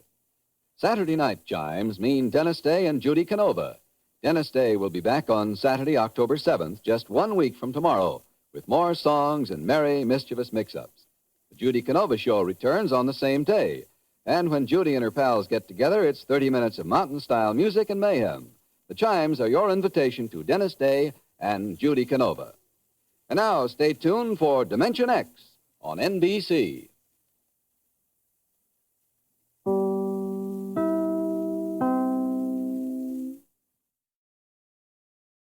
Lost in Brazil invites you on an unforgettable journey, where every moment is an adventure waiting to be discovered. Join us as we uncover the soul of Brazil, one incredible experience at a time. Click on the link in the description and embark on the ultimate Brazilian odyssey.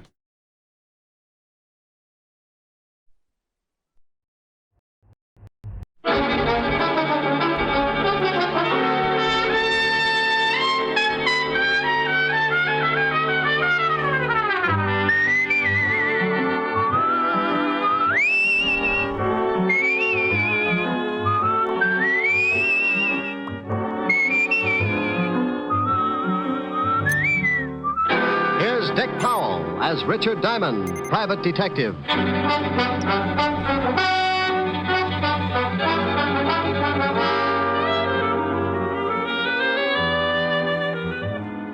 Hello there. This is Diamond. I have a little office on Broadway at 53rd Street. And if you happen to be in the neighborhood sometime, you might notice a sign on the door. It reads Diamond Detective Agency. Yeah, that's how I make a living, such as it is. I sit at my desk behind that door and wait for someone to come in and hire me. Eventually, trouble works its way into someone's life and gives him a shove in my direction. He tells me about it, and I listen with the attitude of a father confessor. When he's done, I dry my eyes and tell him what I think. What I think really doesn't matter, because it's just a shortcut to $100 a day in expenses. Sure, you can hire a guy for less money, but when I work, it's for a price I figure I'm worth. It's got to be that way because sometimes the work's a little dirty, and I have to swallow a lot of pride. I get mixed up in everything from simple divorce to muscle-bound homicide, and when trouble can't find me a client, it starts working on yours truly, and I wind up in a corner. I guess trouble figured I was just about due for a squeeze play because one night last week, 2 lifers in the state pen started working me into their plans.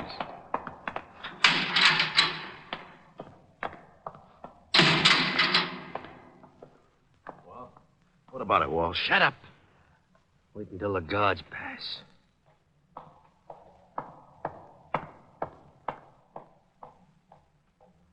Okay.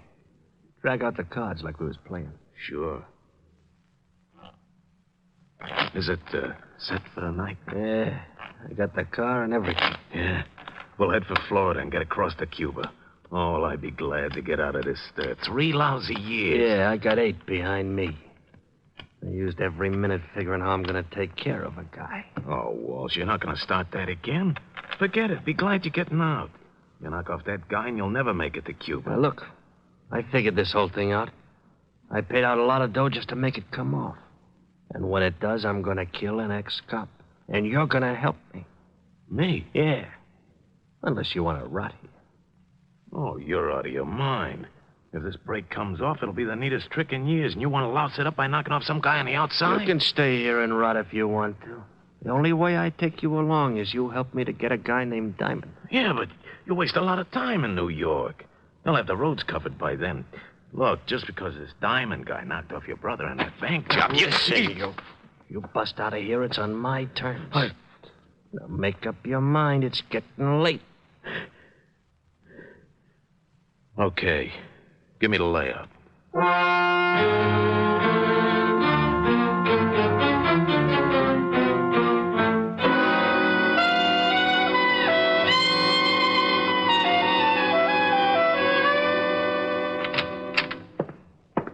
Yeah, what is it, Otis?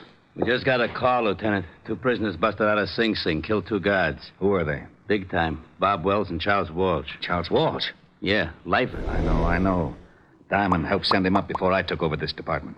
Otis, get Diamond on the phone. Diamond? Yeah, Diamond. Who do you think I meant? Little Red Riding Hood? Yeah, Lieutenant. Oh, Diamond, Otis. Bring me my bicarbonate, Otis. Someday I'm going to get good and sore. What did you say? Nothing.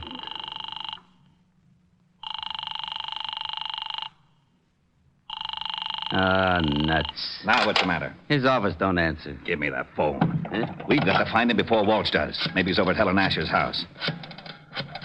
All right, Otis, stop standing on one foot. You can leave.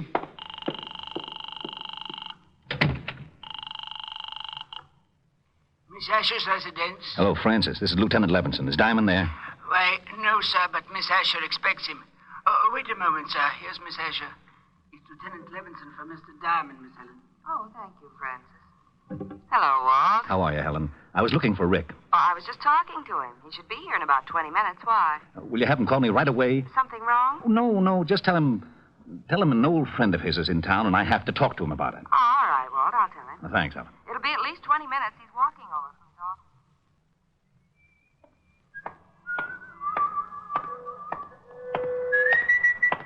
Okay, Diamond, hold it right there. Start walking over to that sedan. Don't you know it's not polite to point? Look, laughing boy, I got a big gun in my pocket. Well, I'm proud of you. I thought it was a crossbow. Get moving. Okay. I'd never seen him before. He was a tall guy with a scar on his chin. He walked me over to the sedan and opened the door. He moved in close and shook me down. He relieved me of my .38 and motioned me into the front seat. I slid in, and he started to follow, so I kept one leg out in front of me and kicked him in the face. I couldn't get enough leverage to cool him, but it gave me enough time to get out the other door and start making like a miler. I looked over my shoulder and saw him climb out holding a bloody nose. I knew he wouldn't take a shot unless he got close enough to make it count, so when he started after me, I ducked into the subway. I found a dime and went through the turnstile. A train was getting ready to pull out, so I pushed my way on just as the gunnet came down the stairs. He said he wasn't happy to see me go. He didn't even wave goodbye. Wait a minute, you! Wait! Oh, nuts. My nose. Got away from me. How do they like call like that?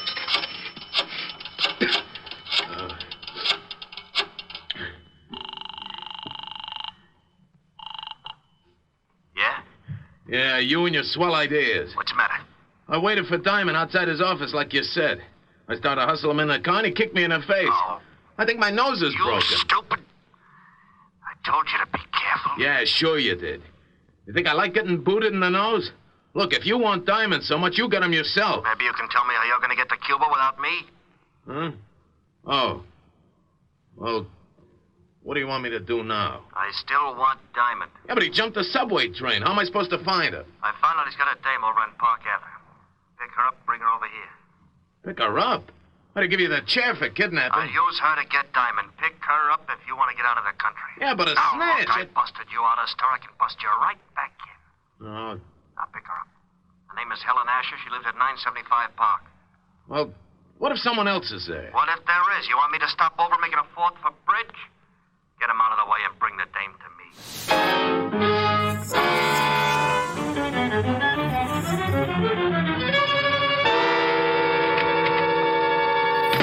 Hello, Otis. Well, Diamond. Lieutenant's been looking all over the city for you. I bet you've been a nervous wreck. I wouldn't care if you fell off the George Washington Bridge, Shamus. Why, Otis? And after all, we've been to each other. Nuts. You better go on in and see the lieutenant. Sure. Hey, Sergeant. Yeah? When are you going to get some new shoes? If yours turn up any more in front, you'll have to ski to work. Hello, Walt. Rick, we've been looking all over for you. Why don't you cops get on the job? It's getting so it isn't safe for a citizen to walk the streets at high noon. What are you yakking about? Well, I leave my office to go to see Helen, and some goon tries to hold me up. Well, you're lucky you didn't get it right then. Do you know who busted out of jail last night? Go on, scare me. Charles Walsh. He swore if he ever did bust out, he'd get you. Wow. That explains something. Why, what happened? This character tries to hustle me into a car, so I shoved my foot in his face and beat it into a subway. But it wasn't Walsh. Might have been Bob Wells. He busted out with him. I can tell you in a minute. Got a file on him? Sure. Otis, bring in the file on Bob Wells. Right away, Lieutenant. Oh, Walt, do you mind if I use your phone? Now, go ahead. I better call Helen. Tell her I'm going to be a little late. Well, I just talked to her and asked her to have you call.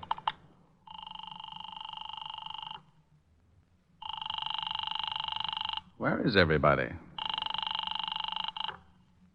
Yes? Francis? Oh, Mr. Diamond. Please hurry over here. Something's happened to Miss Asher. What are you talking about? Miss Asher's been kidnapped. What? Yes, sir. A man came in and made Miss Asher go down to his car at the point of a gun. He also hit me over the head. Was he a tall man with a scar on his chin? Yes, sir. That's right. We'll be right over. Walt, I think the guy that tried to push me around has kidnapped Helen. Oh, no. He pulled a gun on her and slugged Francis. We better get over there. Now, if Charles Walsh is loose and he's trying to get me, then snatching Helen is a sure way to get me to come around. Hey, where's that file on Bob Wells? Wait a minute. Otis, Yeah, Lieutenant. haven't you got that file on Wells yet? Yes, sir. Just bringing it in. Well, step on it. Otis is bringing it in. Yeah, Lieutenant. Let me see it. Hey, now, wait a minute. Oh, shut up, Otis. This is the guy, all right. He's the one who tried to pick me up. May I take one of these pictures, Walt? Sure, but what are you going to do? I'll see if I can find him. You go on over and talk to Francis. See if this is the same guy who took Helen. I'm going to go down to Skid Row and talk to a wise old owl who knows about things like this. I got out of the 5th Precinct in a hurry and grabbed a cab for Skid Row. I knew an old deadbeat down there who had a line on every crook in the underworld. And there was just a chance he could tell me where Bob Wells was hiding out. His name was Wilbur Truitt, and he hung out in a shabby dive called the Parrot.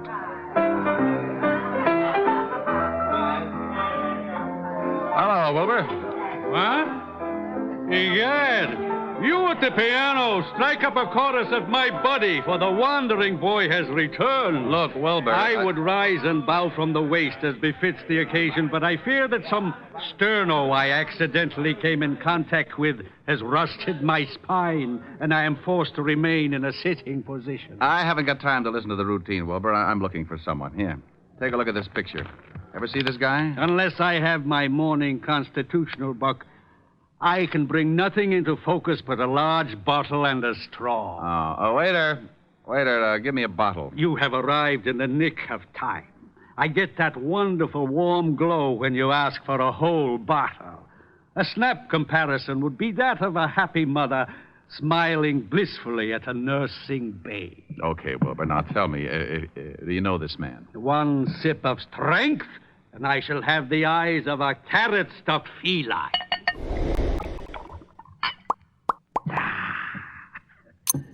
Now, yes, I can see the gentleman clearly. In fact, my vision has so greatly improved it begins to take on the functions of an X-ray. For instance, I can readily perceive that the man in question is addicted to false stimulants, and his low brow and squinty eyes tell me that he is indeed a person of some doubtful character. You're looking in the mirror. Yeah? No, here's this picture. Oh, yeah. Mr. Bobby Wells. The description is flexible. Know where I can find him? Up until yesterday, he was residing at an institution upstate. Sing Sing, I believe. It is very possible that he is hiding out in one of his old haunts on 23rd Street, but I couldn't say for sure. Oh, why not? This bottle you purchased entitles you to one of my best guesses. To be absolutely accurate, I would need further inducement. It's the risk, bucko. Bring me another jug, bartender. Ah, bless you. Try looking in a rooming house at 533 West 23rd Street. Now, if you don't mind, I shall forget the necessity for long conversations and begin to concentrate on the work ahead of me. Goodbye, bucko, and stop in again. Say tomorrow morning if you wake up feeling charitable.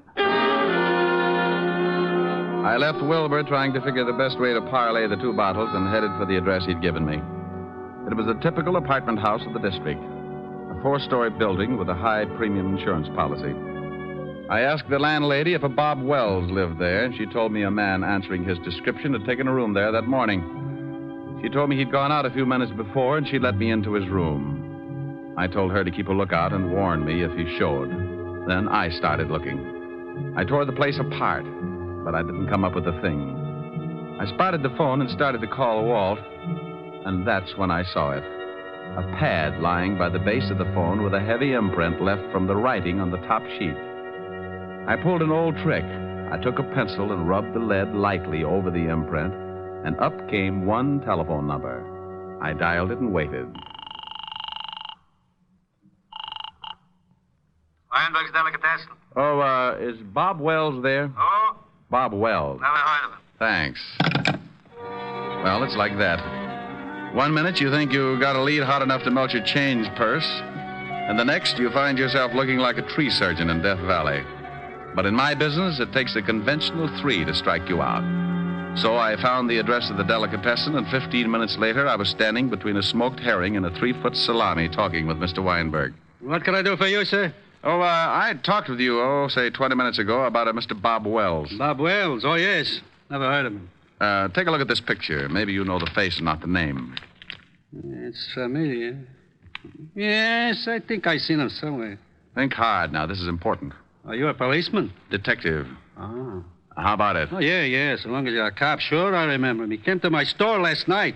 I remember because I had already closed and he kept pounding on the door. Finally, I let him in. He was very rude. He bought a lot of groceries, but very rude. Have you seen him again? Sure, he came in this morning about lox and bagels. Still rude. Where's your phone? In the back. Has this Mr. Wells done something? He left Sing Sing without saying goodbye to the warden. Now, look, I'm going in the back and use your phone. If Wells happens to come in while I'm back there, stall him and come back and tip me off. I'll do my best. But he better not be rude.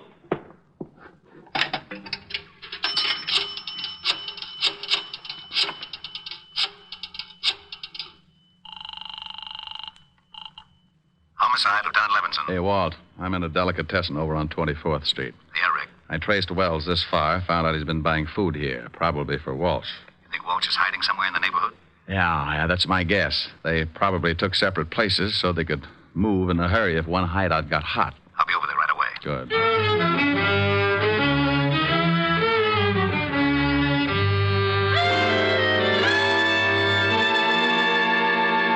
Make yourself comfortable, honey, but no yelling, or I'll have to stuff up that pretty mouth. I don't understand this. Why did you kidnap me? I've been having a hard time getting in touch with your boyfriend, Diamond. Figure if his girl's in trouble, he'll come looking. I don't have a boyfriend. Sure. Play it straight. But you watch. Tonight I call your butler and tell him we got you. If Diamond wants you alive, he comes to a spot I got picked out. And he comes alone. I don't know any Diamond. Ain't she cute, Bobby? Yeah, cute. Want me to fix her so she forgets how to lie? No, I don't care if she claims Diamond's her uncle. Go on down to Delicatessen and get some food. I'm getting hungry. Okay. But I still think we ought to be getting out of town. In 1 hour, I call this dame's house. At 12 o'clock, I meet Diamond in the park. Then we get out. Why do you want to see this Diamond? Oh, we're old friends, baby. He sent me up for life. And he shot my kid brother full of holes. I just want to see that Diamond gets everything that's coming to him. You talk too much. You've got some bad habits yourself. Now get that food. And if you're too lazy to walk downstairs, I'll show you a shortcut. 3 floors, straight down. You can jump for it. Okay.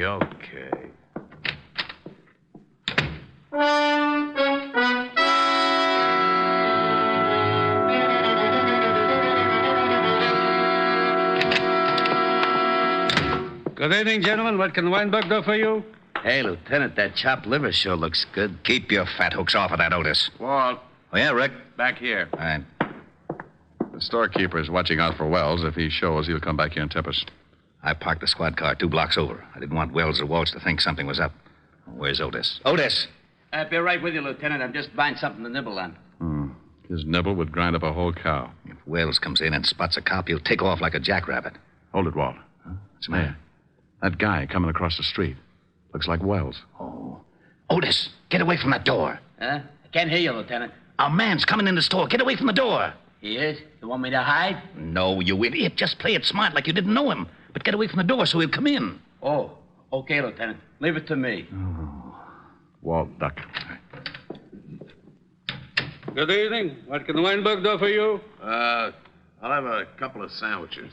Hey, try the salami. It's great. Huh? Oh, yeah, thanks. Yeah, make it salami. Coleslaw. Pickle beer. Nice night. Listen to that idiot. Yeah, sure. Mustard. He's doing fine, Walt. Relax. You live around here? Huh? No, just seeing a sick friend. Yeah. Maybe that salami ain't such a good idea if your friend's sick. You know, I had an uncle with ulcers. He couldn't touch the stuff. It's too much garlic. Ketchup? No. My friend's got a cold. Oh, well, then I don't guess it'll hurt him. But, you know, the best thing for a cold is a good mustard plaster. And now you take the Here's plaster. your sandwiches, sir. 60 cents. 60? Here you are. Thanks. Hope your friend gets better. Yeah. Yeah, come on. How did I do, Lieutenant? Well, one thing is sure. He thought you were too stupid to recognize him. Can you still see him, Rick? Yeah, he crossed the street and he's starting to walk west. I'll tail him. He knows you. Good. When you spot the place, call me here. Think I should throw a net around the neighborhood? Not till we spot the hideout. Right. Hey, Diamond, they got your girl. How you going to get her out? They'd probably use her for a shield. That's a good point, Sergeant. And believe me, I've been thinking about it.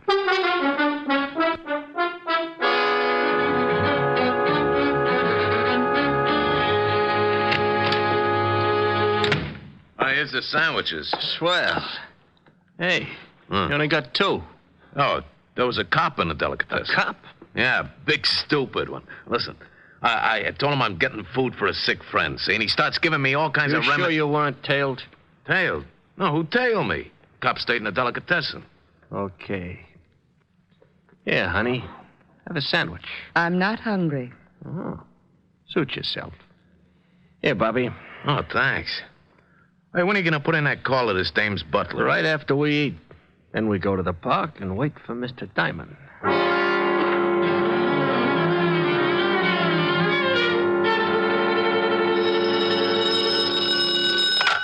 Yeah? I'm in a drugstore across from the building that Wells went in. It's about a block away.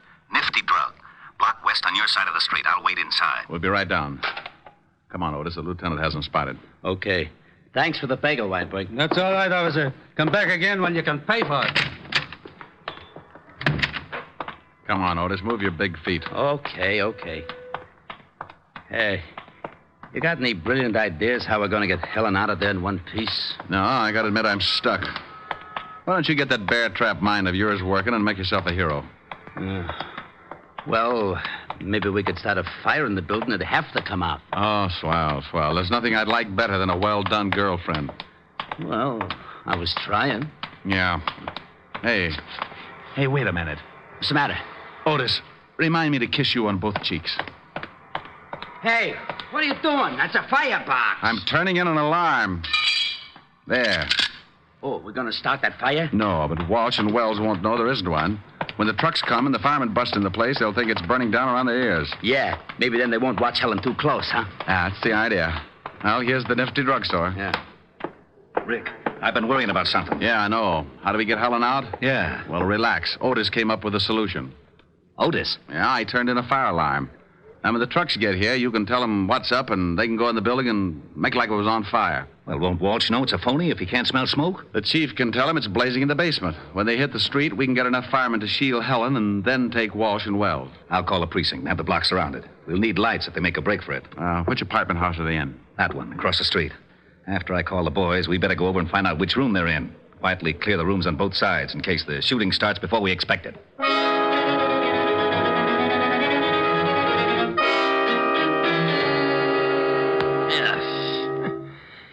Garlic upsets my stomach. How about that call? Yeah, right. What's your phone number, baby? It's in the book. Oh, she gonna be trouble, Bobby? He wants your number. Now, come on, we ain't got all night. All right. Evergreen 54308. Oh, that's better. Gotta be more careful, Bobby. Your lip's bleeding. Yeah. Hey, Walsh, what's that? Sirens. Maybe that's the cops. If somebody tailed you, I told you I wasn't tailed. Wait, I'll go see. It's fire trucks. They're coming down a block. I don't smell no smoke. Hey, they're pulling up in front of this building. The joint must be on fire. Let's get out of here. Maybe it's the building next to us. No, they're bringing the hoses right in front of the door of this joint. I'm getting out. Sit still. Maybe it ain't a big one. We can't go busting out in the street. Well, maybe it ain't a big one, but if it is, I don't want to end up like a pound of spare ribs. Shut her up. Why, you... All right, now, come on. Hey, what's that? Yeah, what is it? Fire department, we're vacating the building. What are we going to do with the dame? Shove her in that closet. Just a minute, we'll be right with you. Hurry, Pep, there's a fire in the basement. It's nearing a gas main. The whole place may go up any second. Did you hear that? Yeah, step on it. Okay. Hey, better step on it down these stairs. We can find our way. Hey, there's a couple of prowl cars. Yeah. Separate. We'll meet at the other place. Okay, Walsh, that's far enough. It's the Shamus. Get him, Walsh. Don't reach for it, Walsh. I owe you something, Diamond. You all right, Rick? Yeah, Walsh. He's a worse shot than his brother. Where's Wells? He made a break for it, but he won't get through. All right, Wells. You can't get through. Drop your gun. You won't take me, copper! Well, that's that. What about Walsh? He's pretty dead. Come on, I want to find out what happened to Helen.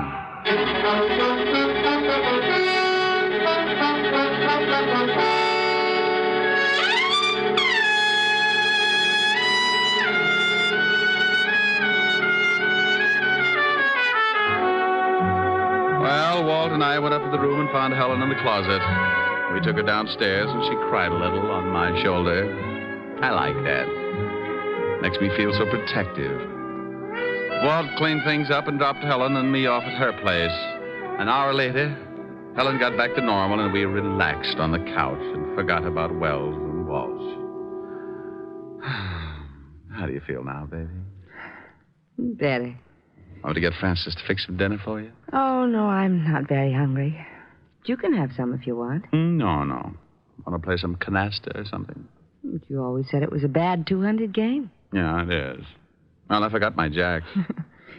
Silly. Want a neck? Ooh, what you said. Come here. No. Helen. No, I'm mad. Mad? What for?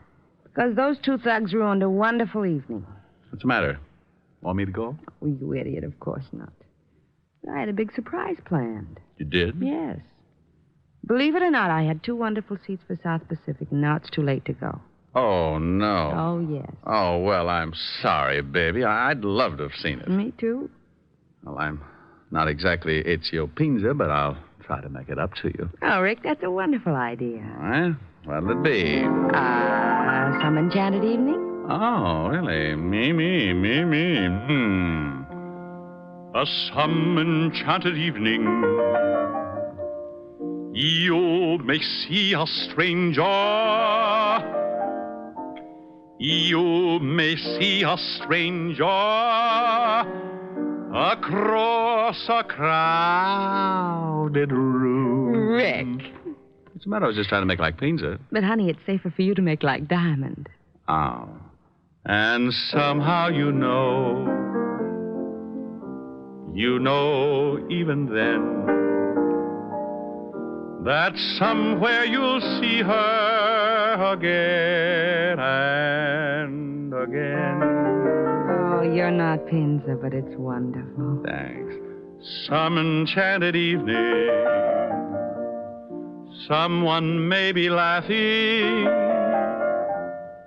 You may hear her laughing across a crowded room. Oh, really? And night after night, as strange as it seems,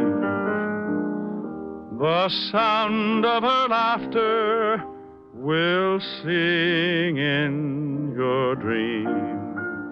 Rick. Who can explain it? Who can tell you why? Ricky. Fools give you answers wise men never try. Oh, Rick. Oh, honey, what's the matter? I was just falling in love with myself. Come here. You never let me finish. Do you mind? Oh, well, no. And I'm sure Mr. Pinza doesn't either.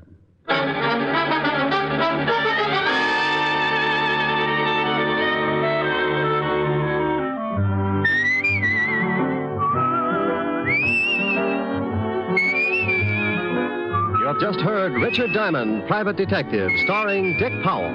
Helen was played by Virginia Gregg, Lieutenant Levinson by Ed Begley. Also in our cast were Wilms Herbert, Paul Frees, and Larry Dobkin. Music was under the direction of Frank Worth.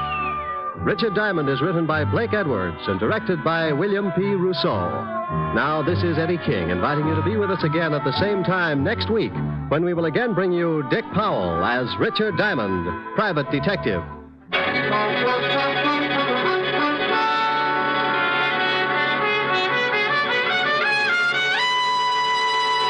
This program has come to you from Hollywood. This is NBC, the national broadcasting company.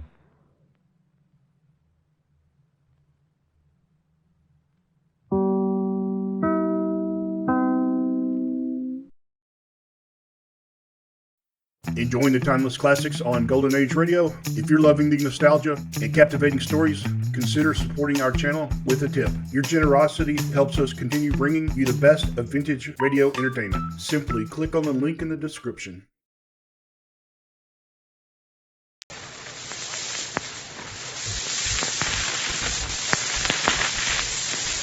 And now, Dick Tracy. The wolves are closing in, Marcus. Nothing much we can do now, Junior. Nothing but wait for the end.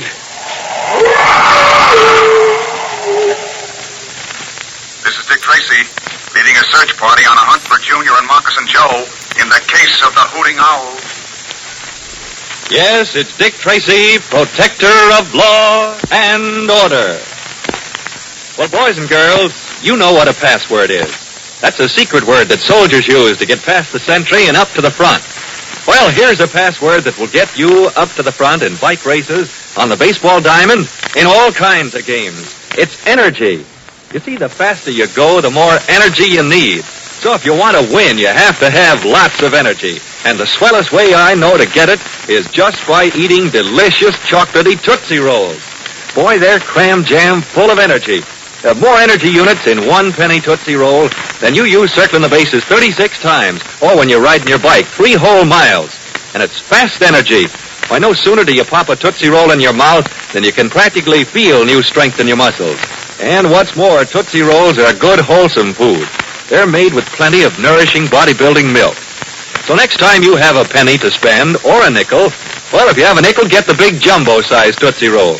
And don't forget, the long-lasting penny Tootsie Rolls give you a lot for your money, too. A penny Tootsie Roll is still only a penny. A nickel Tootsie Roll is still 5 cents. And now, Dick Tracy. Well, our friends are now in the great Northwest, where they've gone to solve the strange mystery of the Hooting Owl. In our last episode, Moccasin Joe and Junior went on a hunting trip in the mountains. Moccasin was badly hurt in a fight with a mountain lion. Then, as our last episode ended, a fierce blizzard was raging, and Junior, while trying to cut firewood, began to grow sleepy, a sign of approaching death by freezing. Well, let's join Junior and Moccasin Joe in the mountains. The storm rages. Moccasin lies on the ground in the snow. Junior stands nearby, his arm lifting wearily as he tries to cut some pine branches. Listen. You mustn't go to sleep, Junior. You hear? You've got to keep awake. Sure, Moccasin. Sure. But you are falling asleep. You can see the way you're acting. Your head is nodding. Your arm as it cuts that wood, slowing down. Junior, snap out of it. Won't fall asleep. Won't keep awake. Going to sleep fast, and you don't know it. Oh, if I could get up from here. Got to get up. To crawl over to it. He mustn't go to sleep. Don't worry about me. Be all right. Just feel a little sleepy. That's all. That's the first sign of death by freezing. Junior, you mustn't. You hear me? You mustn't. Can't help it, Moccasin. Feel very sleepy. Just gonna lie down. Lie down for a little while. No, Junior. Don't lie down in the snow. Junior. Great heavens, he's asleep. Asleep in the snow. Lying there with the snow covering him fast. Got to do something. Got to get to it. Maybe I can crawl to it. Maybe. There. A little more. Just a little more. Pain. Got to reach him. There. Now, if I can slap his face, to slap him hard, wake him up. Junior, come on, lad. Snap out of it. Junior. Wake up here. Boy, wake up. No. Sleepy. Want to sleep. You can't sleep. I won't let you. Wake up. Go away, Marcus. Let me sleep. You sleep, too. Good to sleep. Feel tired. But you can't. Got to keep awake. Keep awake till help comes. Blast you, wake up. Wake up, you hear? All right, Moccasin. All right. Don't get mad. I didn't mean to make you mad. Not angry with you, boy, but we're in a bad spot. Yes, you're right. If I start to go to sleep, you've got to keep me awake. Okay, Moccasin. Okay. We'd better get that fire started now. There's enough wood to keep it going. All right. All right, I'll do it. Where are the matches? Matches? You had them, Junior. I did. You took them out of my coat pocket, remember? Yeah. Yeah, I remember. But what did I do with them? Where did I put them? Maybe in one of your pockets. Look, boy, look. We've got to find those matches. Let me see. No. No, not this one. Moccasin. I haven't got them. You must have them, Junior. You've got to have them. Remember now. I did put them in my pocket, Moccasin. I did put them there. They must have fallen out. Fallen out? The snow has covered them by this time. We've got to find them, Junior. We've got to. Yes, Moccasin. You're right. We've got to find them.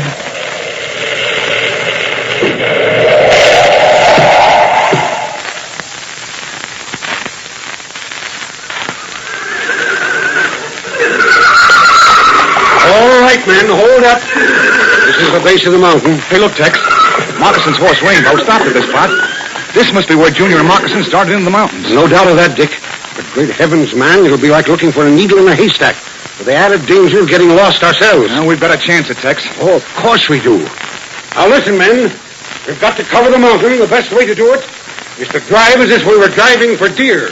Driving for deer, Tex? Yes. Out here, when we have deer drives, the men line up in a row, each man about 25 yards from the other. We start through the woods in that line. Each man carries a whistle and signals every 10 minutes to the others, so that the line remains as straight as possible. And that way we cover every inch of territory and have more of a chance of getting game. Oh, I see. Well, let's get started, Tex. Right. Well, spread out, men. Now, you've all got your whistles. You've all done this before. Well, that's all. Let's go. You stay with me, Dick. We'll drive together. All right, Tex. Come on, let's get started. Oh, it's a fierce night. Snowing so bad I can't see them more than 2 feet ahead. There's a good chance of getting lost in these mountains, isn't there? I'm afraid so. I've got a hand axe with me, though, and I'm going to blaze the trail. All right. How far can we go through this tangled growth? Just keep going, Dick. Keep your head down. Protect your face as much as possible from the backlash of the branches. Okay. Tex, what do you really think? What are our chances of finding Junior and Moccasin? Not too good, Dick. I'm placing my hopes on the fact that Moccasin Joe is an experienced woodsman. The first thing he'd do, I'm sure, would be to bivouac for the night and make a fire. Now, if we can sight the fire, everything will be all right. But suppose they weren't able to make a fire. I'm not even letting myself think of that. All right, let's go on. All right.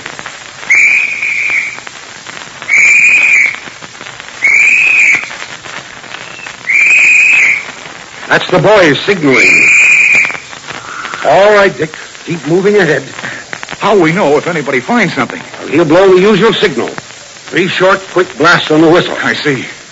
Well, there's plenty of hard climbing ahead of us. And what with this blizzard and all, we're going to need all the strength we've got.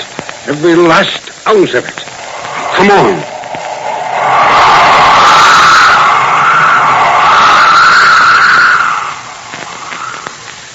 The matches are gone, Moccasin.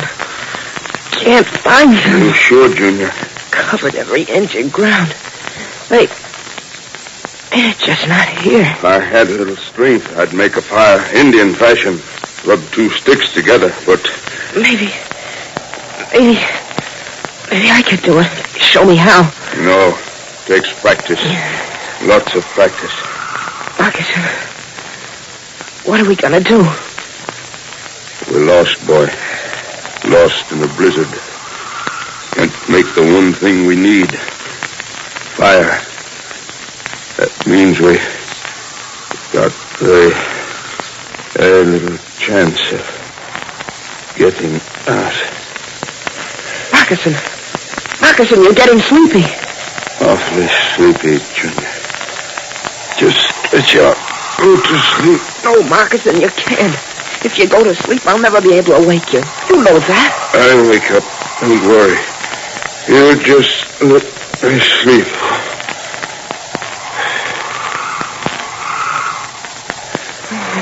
His eyes are closed, and he's... I'll have to slap his face the way he slapped mine. Markison! Markison, wake up! Do you hear, Markison? Wake up! Yes. Oh, stay awake, Junior. Stay awake. He don't blame you for wanting to sleep.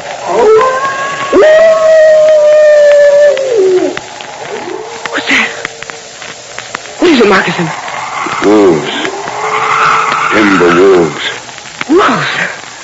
Gosh, Markison. Where's your bow? It's right here. How many arrows have you? Let me see. 1, 2, 3. Got 3 of them. 3. Well, that's something.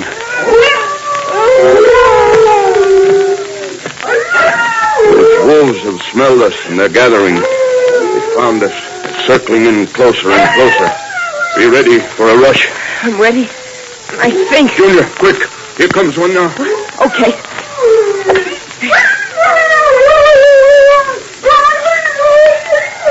Good boy. You hit him. Yes, but Markison, I didn't kill him.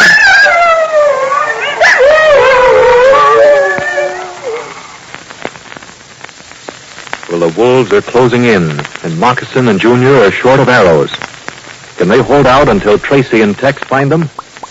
Now, in a moment, we'll return to the adventures of Dick Tracy. But first, boys and girls, you know, right about now, you're probably worrying about getting good marks in school. Well, now listen to this. Studying is just like anything else. It takes energy. And if you want to be sure to pass those exams, well, you'll need plenty of energy. So drink all the milk that Mom gives you, get plenty of sleep, eat lots of healthful vegetables, and plenty of nourishing energy food. And then you just take it from me, well, you just can't miss. And remember, too, boys, Tootsie Rolls, chocolate Tootsie Rolls, are real energy food. You bet they are. 1 penny Tootsie Roll alone contains more energy units than you use in studying 2 whole hours. And Tootsie Energy is fast energy, too. Yes, sir, there's no long waiting for it. You can fairly feel chewy, chocolatey Tootsie Rolls change into pep almost the minute you eat them. What's more, they're made with wholesome, nourishing bodybuilding milk. So tell Mom all about how good for you Tootsie Rolls are. Then see how fast you get your Tootsie Penny every day. Or maybe you want to get the big jumbo size for only a nickel. Either way, you sure get a lot for your money in a Tootsie Roll. And now, back to Dick Tracy. Keep a sharp eye, Junior. Soon another of them will be rushing in. Here comes another. There. Good shot, Junior. Well, I've only got 1 arrow left. Well, Junior and Moccasin are in a pretty serious spot. Will Dick Tracy and his searching party arrive in time? To find out what happens, gang, be sure to be with us tomorrow, same time, same station.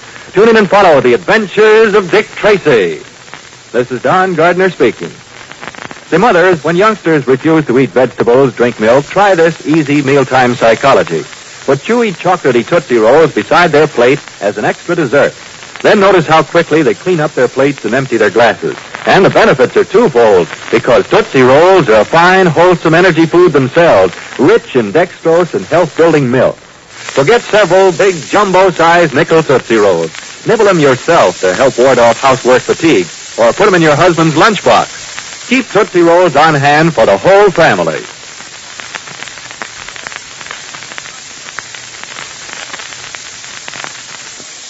Lost in Brazil invites you on an unforgettable journey, where every moment is an adventure waiting to be discovered. Join us as we uncover the soul of Brazil, one incredible experience at a time. Click on the link in the description and embark on the ultimate Brazilian odyssey.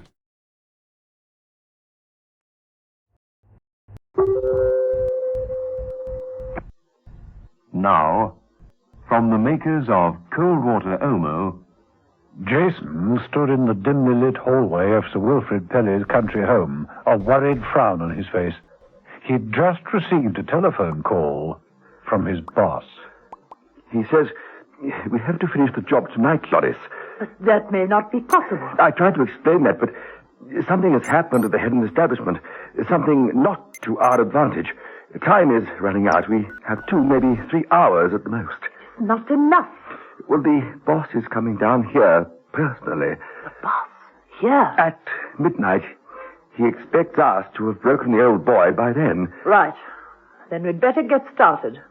Get Sir Wilfrid down to the cellar, Jason, at once.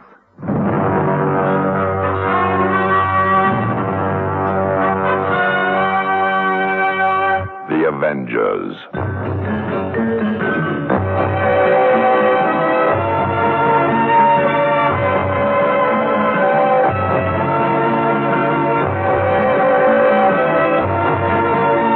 John Steed and Emma Peel, The Avengers.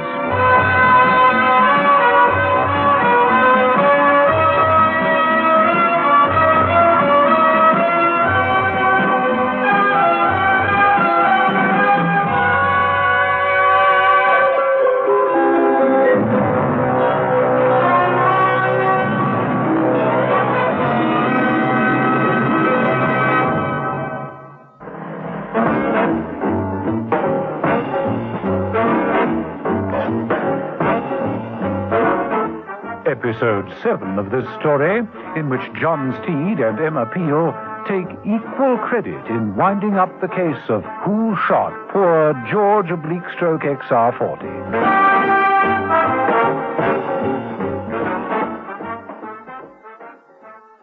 Loris and Jason had been so intent upon discussing the recent telephone call that they didn't notice a shadowy figure at the top of the stairs. Mrs. Peel didn't have to lean far out across the banister to overhear the conversation. It was clear that things were moving towards a climax, and Mrs. Peel rather wanted to be in on that climax. She was particularly interested in finding out just who the boss was. So Sir Wilfrid is to be taken down to the cellar, is he? Well, nothing for it. Little Prunella will have to go and have a look first.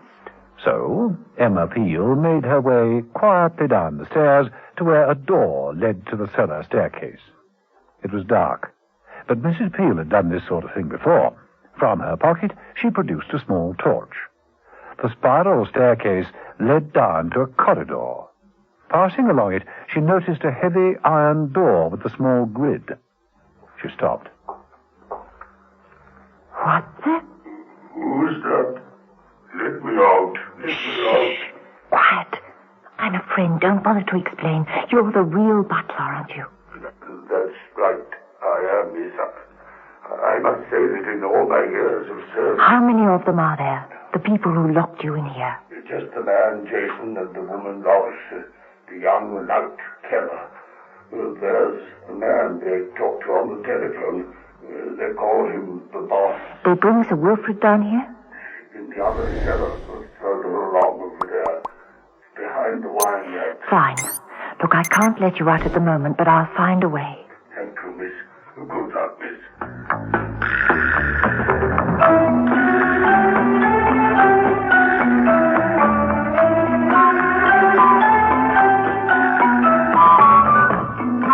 A short while later, Mrs. Peel witnessed the pathetic sight of old Sir Wilfrid being forced into the other cellar and strapped to the oak chair. Now, Sir Wilfrid, we have reason to believe that you've been holding back a great deal of information. No, I assure... In order to make sure that we get it all tonight, I'm going to double the dose of this truth drug injection. Careful, you'll kill him. Perhaps. But not before I get what I came here to get. Now, the syringe. Look, I think you should be careful, Loris. You have no need to stay here and watch if it makes you squeamish. Get along back upstairs, Jason. Someone must keep an eye on that girl. Are you sure, Loris? Of course, I'm sure. Hurry now. Set the tape recorder running and then clear out. Well, all right, if you say so. Right. Now, Sir Wilfrid, the injection, and then you talk.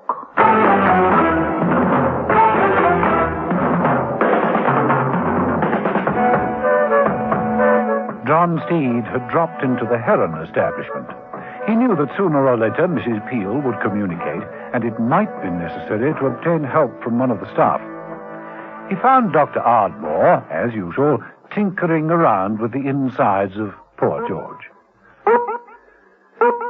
Oh, I've tried everything, you know, Steed. Absolutely everything. No improvement? Oh, yes. A vast recovery of most organs. He's even talking, but delirious still. Mind wandering, you know. He's being fed. Intra-index only. You wouldn't care to take a chance? Feed him the tape Mrs. Peel brought in? It's a risk.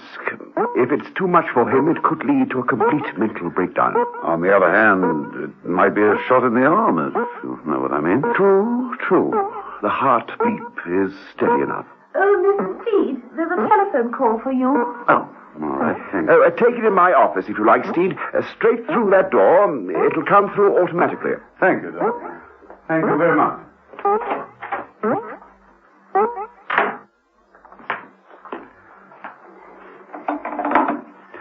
Hello, John Steed. Steed? Mrs. Peel. Ah, good. No, it isn't good. It's bad. They're getting information from Sir Wilfrid. Their boss arrives tonight. I think... Mrs. Peel? Mrs. Peel, what is it? What's wrong? Mrs. Peel? Mrs. Peel? Oh. Mr. Steed, it worked. I fed George XR, and he came back within seconds. George XR is well. I fed him the tape. So Wilfrid programmed the message and code into him. It's a fantastic situation. So Wilfrid, he's being held prisoner in his own home. Good gracious, how did you know? When it took George at least 4 minutes to work out. Extraordinary.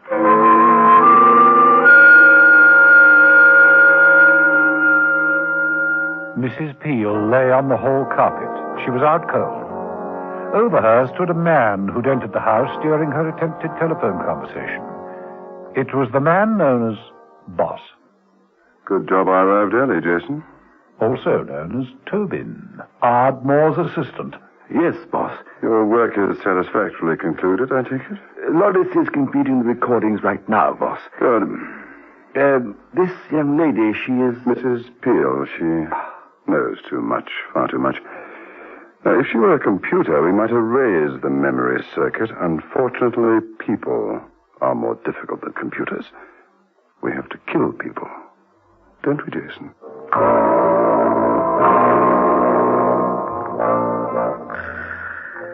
So, Jason has set about a disposal job on Mrs. Peel. That's right, Loris.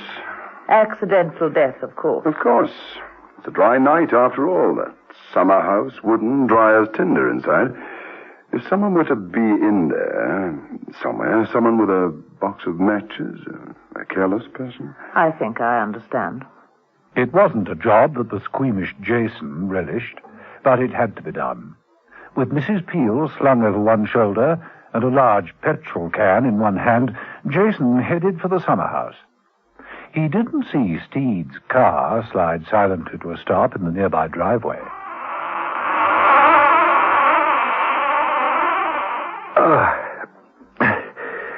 Heavy. Now, petrol.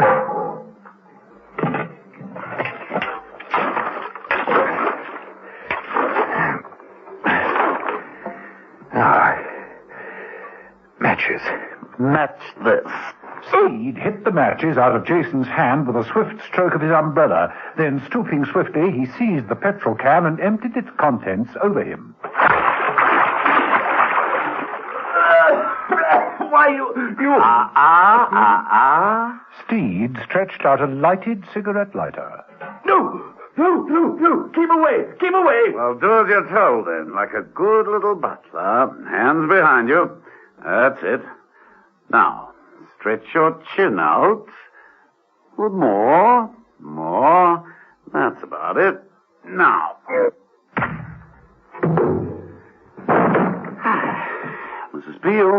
Mrs. Peel, you can come round now. Oh, my prince on his fiery steed. Oh, no. Asbestos steed, they call me. Strictly uninflammable. Smell of petrol. Oh, they were going to... Joan of Arc and all that. How many are here? Oh, well, Loris and the man who hit me. The boss, I suppose. And, of course, him on the ground. Right, give me a hand to get him back inside. Oh, there's the other man. Keller. Delete him. It's been one of those days.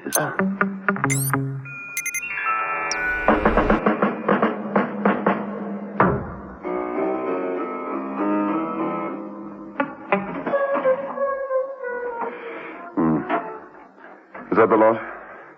Yes, boss. Then let's move. What about Sir Wilfrid and the butler downstairs? The fire in the summer house could spread. The fire is so cleansing, don't you think? Come along, Loris. Jason, take this recorder and the cases to the car. Well, come along, man. What's holding you up? I am, actually. Steed. That's right, Boss Tobin. Hold everything. I've got a gun. You expect to stop us? With strategy, yes. I'm expecting a surprise reinforcement from the rear. Mrs. Peel arrived, sliding down the banister rail, full into battle.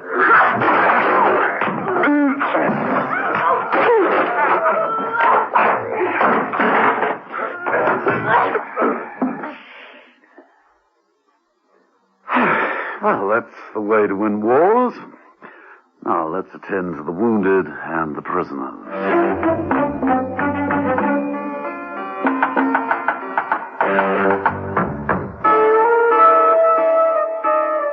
Much later, next day, John Steed, in his apartment, was busy at the cocktail bar. Half a jigger. Steed, what are you doing? On the verge of a major breakthrough. Now, a thimble full of scotch. Almost there. Almost where?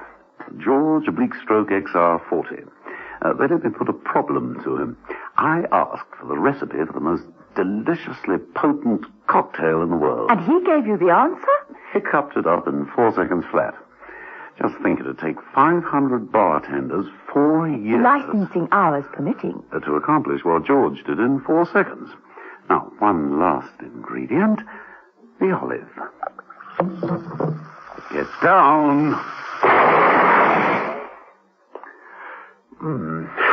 Get the champagne out, Mrs. Peel. We'll stick to the devil we know. And George's recipe?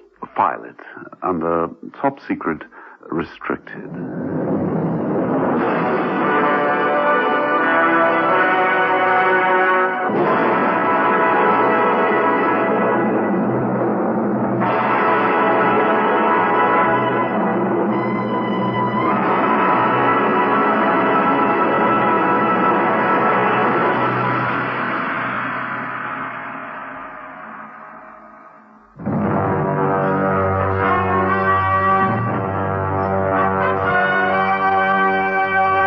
Avengers.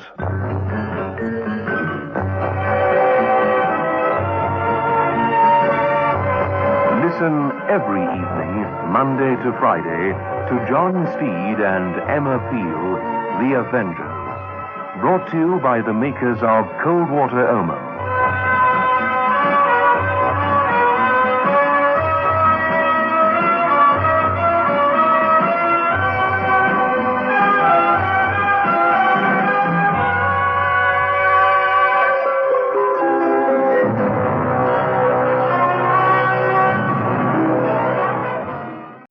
Enjoying the timeless classics on Golden Age Radio? If you're loving the nostalgia and captivating stories, consider supporting our channel with a tip. Your generosity helps us continue bringing you the best of vintage radio entertainment. Simply click on the link in the description.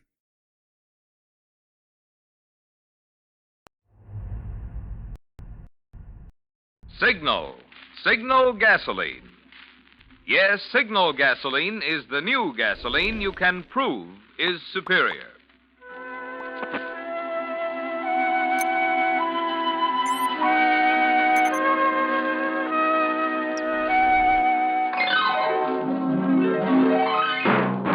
The Signal Oil Company and your neighborhood signal dealer bring you another curious story by The Whistler. Tonight, Harvest of Death.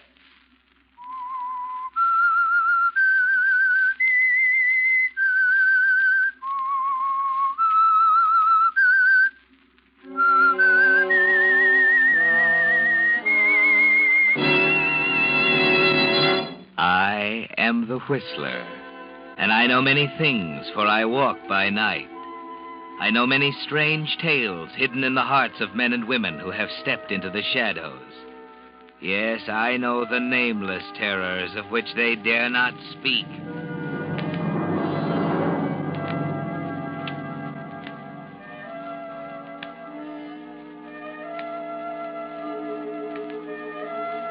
It wasn't a large farm, but it wasn't small either.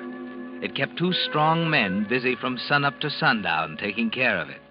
And they did a nice job because the farm prospered. Mort Grant owned the farm and lived in an awkward-looking unpainted farmhouse with his wife Nellie. Jim Hayward was the hireman and lived in a spare bedroom. But actually, he'd been there so long that he was more like one of the family than a hired hand. And that's what worried Mort Sanders. Mort. Scared me half to death popping in the kitchen door like that. Did I? You certainly did. You know, I'm nervous enough without you acting like a cat chasing a mouse. I've gone and broke one of my best dishes. Hello, Jim. Hello, Mort. Kind of ambitious, aren't you? Well, I surely wish that you were a little more ambitious around the house. I could use a little help now and then. A woman's work is left to the women.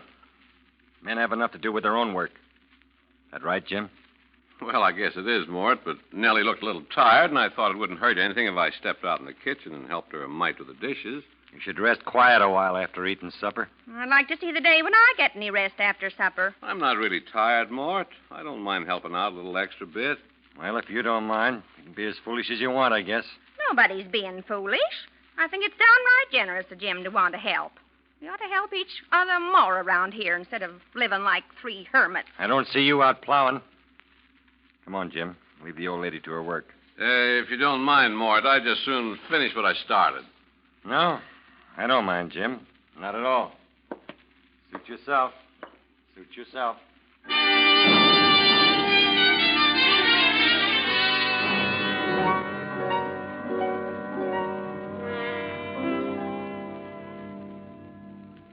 Well, as I was saying, Mr. Hawley, the postman, calls Jim, and Jim comes striding down from the chicken coop. And Mr. Hawley tells him the good news. You'd think he'd had the baby instead of his wife. Well, then, he gives Jim a cigar, and you know what Jim says? I couldn't guess. Well, he says, seeing as how you're the mailman, I suppose your baby comes special delivery. Can you tie that? Well, don't you get it? Special delivery. Well, that Jim. Doesn't sound very funny to me. Huh. If you'd said it first, you would have thought it was funny. Maybe so. But if I said it, you wouldn't have thought it was so funny. Mort Sanders, if I hadn't been married to you all these years, I'd think you was jealous. I'm not jealous. But you do seem to enjoy Jim's company to mine. I'm only your husband. All I hear from you is Jim did this, or Jim said that, or Jim says and does the funniest things. Why don't you pay attention to me once in a while? Oh, Mort. I'm running this farm, and I'm tired of hearing what Jim does.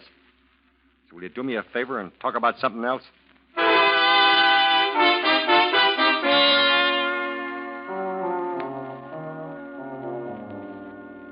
You shouldn't get so angry, Mort, because anger leads to all kinds of human excesses. You might even do something you'd be sorry for later. And regret isn't worth the time you take to indulge in it because it's always too late. Of course, if you try to get along with Nellie a little better, you wouldn't have to worry about Jim. But you can't see that, can you, Mort? So at supper time, you're the same old Mort, suspicious and foolish. Supper ready? Not for a few minutes yet. Jim won't be in for a while. He's working on the tractor. Well, if he can't make supper on time, that's his tough luck. Well, just the same, it isn't ready, so you'll have to wait. Well, don't you notice anything different? No. Well, look around. I still don't see anything. What's it all about? Well, if it had teeth, it'd bite you. Over there in the corner. Bookcase. Where'd you pick up that thing? It's kind of small, and it doesn't have any books in it yet. But it is pretty, isn't it? I don't know. Where'd you get it? Nice red color. I ask you where you got it. Well, for goodness sake, stop shouting. I can hear you. Jim made it. What'd he do that for? Well, how do I know what he did it for? I guess maybe he heard me say once that I wished I had a bookcase and thought it'd be a nice thing for him to make one for me. Oh. He did he? How much further is he going to go with this sort of thing? He acts as if he was your husband instead of me. Well, Lord knows you never buy anything for me. Pinching every penny. What I do with my money is my business. Oh, now, Mort, don't get your blood up. Now, why shouldn't I get my blood up? You seem to be interested in Jim more than anything else around here, even me. Every time I turn around, you're chatting with him over in a corner, or he's helping you with the dishes, or you're taking a fancy ride together into town. And if that ain't enough, every time you open your mouth, Jim pops out. Now, Mort. Don't now, Mort, me. I've had enough of it. Now that bookcase. Well, it's only a little gift, and it is pretty. Well, it won't be pretty when I get through with it. Mort, what are you going to do? Just watch me. You don't even own a book to put in this. I don't like useless furniture cluttering up my house. Oh, Mort, for heaven's sake, stop it. Are you going crazy? No, I'm just getting some sense. If you so much as lay a finger on that bookcase, I'll never speak to you as long as I live. Well, stop talking then, because here it goes. Mort, no! There. Take a look at your fine gift from Jim now. I hate you. You'll get over it. When Jim finds out if he's half the man I think he is, he'll beat you to a pulp. Where is he? I told you he was working on the tractor. For your information, fine lady, I'm going out and fire him. I don't want any wife stealer working for me.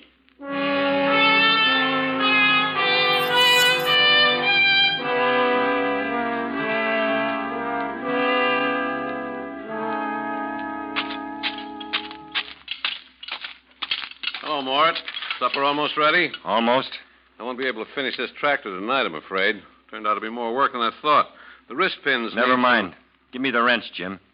Oh, you want to take a hand at it? No, but you won't be needing this wrench anymore. What do you mean? Hand it over. All right, Mort. Anything you say. Here it is. Thanks. Now, what's it all about?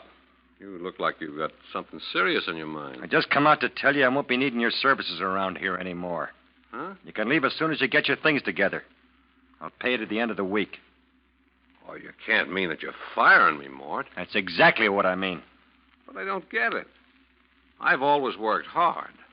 Why, I always thought of this place as sort of like home. That's the trouble, Jim. You've been acting as if you owned the farm instead of me. Oh, now, look, Mort. If I said anything to make you mad, I'm sorry. I don't mind you taking a big interest in the farm. But when you start moving in on my wife, that's where I draw the line. Your wife? Yeah. Why, I haven't done anything to your wife. Why, Nellie and I, well, we get along. That's the trouble. You get along too well.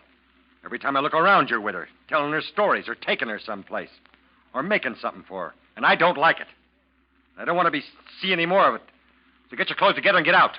Now, look, Mort, you're talking kind of rough. I'll talk any way I want to. It's my land, my farm, and my wife we're discussing. I'm sick and tired of having a dishonest, wife-stealing, backstabbing farmhand around here, so get out before I throw you out. Those are big words. You want some bigger ones? If you think you're big enough to say them. As a matter of fact, there's a few things I can say myself. I never worked for such a miserly, selfish old coot like you before. Won't even trust a bank with your money. That's enough out of you, Jim. There's one more thing I always wanted to give you before I left. A punch in the nose. Stay away from me, Jim. Put him up, Mort. I'll give you a chance to back up them big words of yours. All right. You asked for it. Mort, put down that wrench. Try and make me. I'll be taking it away from you. There. You got the wrench, all right. Jim. Jim, you'll be okay in a minute. Jim, wake up. He's dead.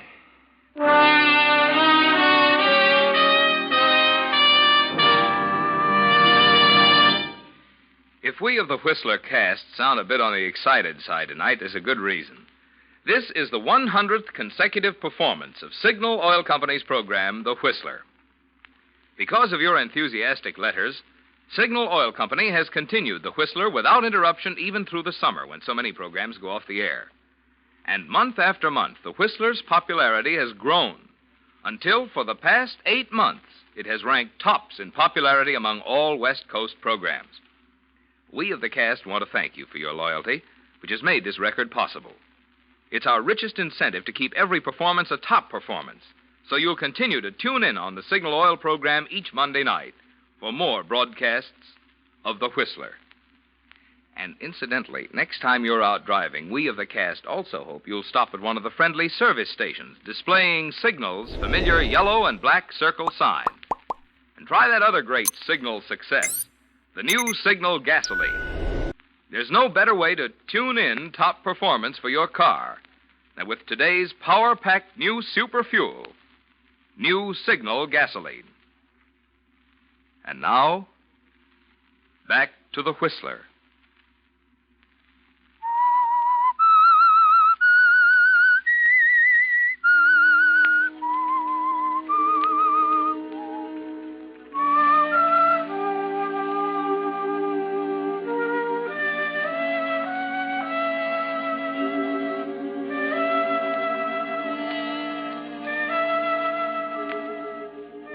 Well, Mort, it seems you've reaped a bigger harvest than you ever imagined from the little hatred you sowed.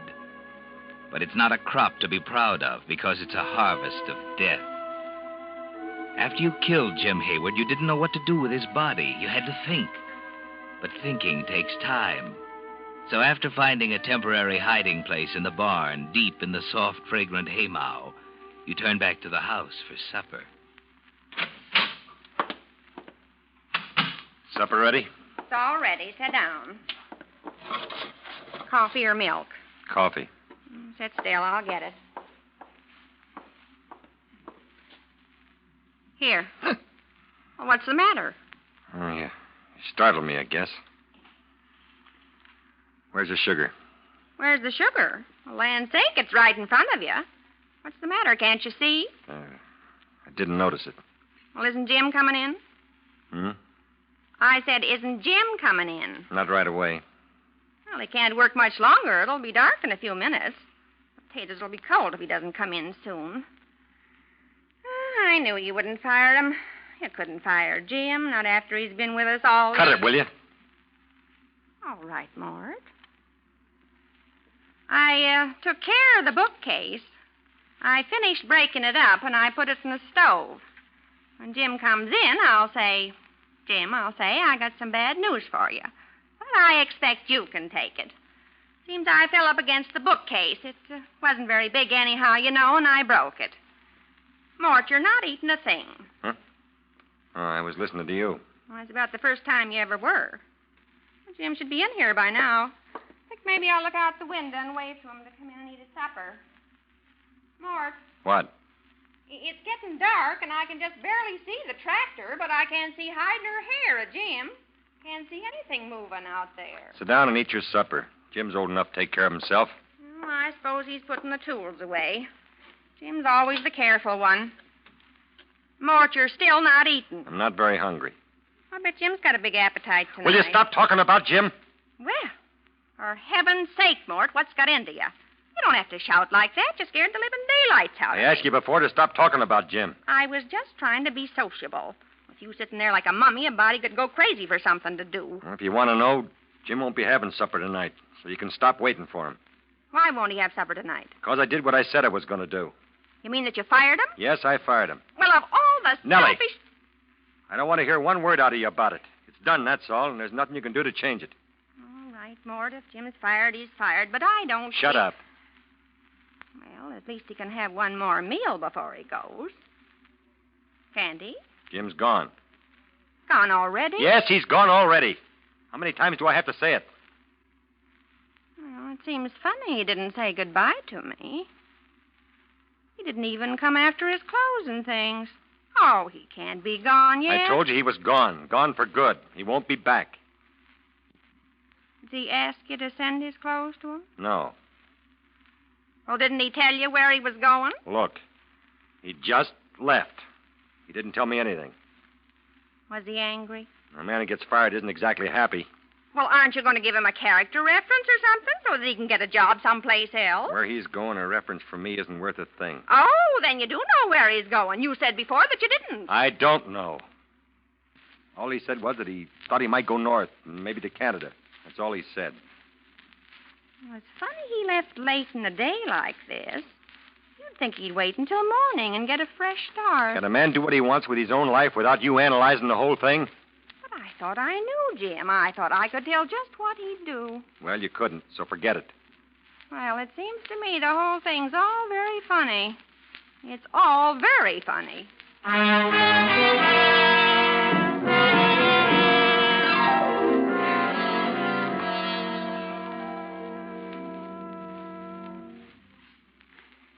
It's 11 o'clock, Mort. 2 hours past your bedtime. Mort. Hmm? What? Well, don't you feel well, Mort? That old kidney trouble isn't starting up on you again, is it? Because if it is, we still have some of the medicine left, the stuff that Dr. Kermit prescribed. I told you I'm not sick. So stop trying to give me medicine. All right, I was just trying to be helpful, that's all. After all, I am your wife. Sometimes I wonder. Well, that's a nice thing to say. Oh, forget it. I know what's bothering you, Mort. You do? Yes. You fired Jim over a petty little argument, and now you're sorry. Am I? But don't you worry. If I know Jim, he'll be back bright and early in the morning, just as if nothing had happened, and you'll both be plowing up land together just as happy as you please. Got it all figured out, haven't you? Oh, sure. Jim couldn't stay away any more than you could have him stay away. He's just like one of the family. He probably just went into town, had a few drinks to help him forget things for a while, but he'll be back as happy and friendly as ever. You wait and see. How many times do I have to tell you Jim won't be back? He's gone, for good. Oh, not Jim. I tell you he's not coming back. I wish you'd stop talking about it. All right, Mort. All I can say is wait and see for yourself. Why don't you go to bed? Oh, not until you do. I'm not going to let you sit here all alone making yourself unhappy over a little mistake. Why, good heavens, everyone makes a little mistake now and then. It's nothing to fret over. You know, just the same, I miss Jim already myself. Oh, it used to be comforting to watch him sit in the rocking chair, rocking back and forth, just as comfortable as you please, smoking away on his pipe. Nellie, look. The rocking chair. It's rocking back and forth. Just as if Jim were sitting there. How could it? How could it rock by itself? Oh, don't get all excited, Mort. Can't you see? It's only the cat. Huh. Here, I'll chase it away if it bothers you. Cat! There. Now, the chair won't rock anymore. Never liked that darn cat anyway. Now, don't go blaming anything on the poor little cat. She probably misses Jim, too. I don't miss Jim. Not one bit. What makes you think I do? Well, you're sitting there like you'd lost your last friend. What's that? Somebody's coming up the stairs. Somebody's at the front door. Oh, sit still. I'll look. Maybe it's Jim. Oh, it's only the screen door banging. There. Heavens, you're a nervous man tonight. It was only the screen door banging. I guess you forgot to hook it. Anyway, I fixed it. I'm going to bed. Well, at last. Now, maybe you can relax a little bit. You're so jumpy, you act as if you'd killed somebody.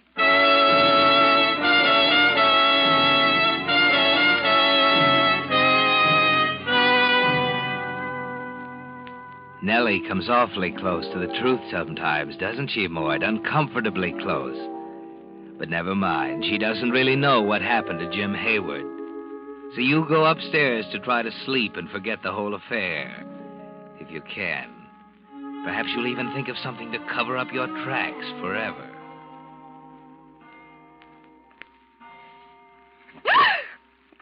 Oh, it's you, Mort.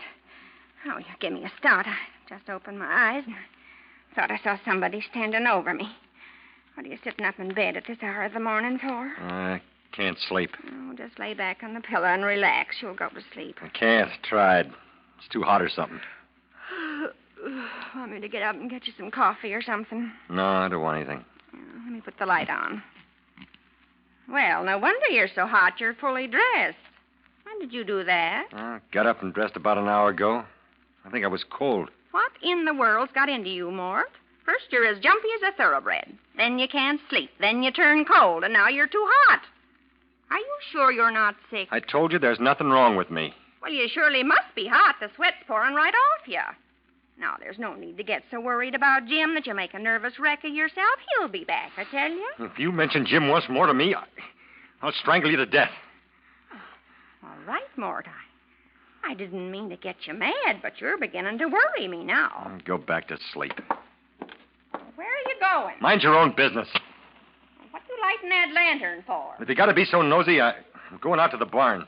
At this hour? Are you out of your mind? Look, you just go back to sleep and keep your nose out of my business. I won't mind my own business. Mort Sanders, tell me where you're going. All right. I'm going out to the barn. I'm worried about something. One of the horses. What's the matter with it? I don't know, but She's been kind of sick today. I want to take a look at her. You're up to something, Mort, and it isn't a horse. What is it? Wouldn't you like to know?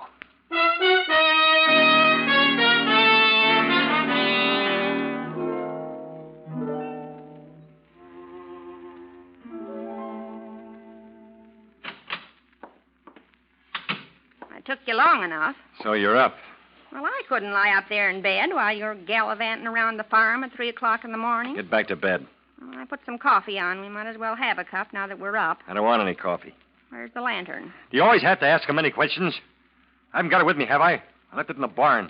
Mort, look out the window. That barn. The barn is on fire.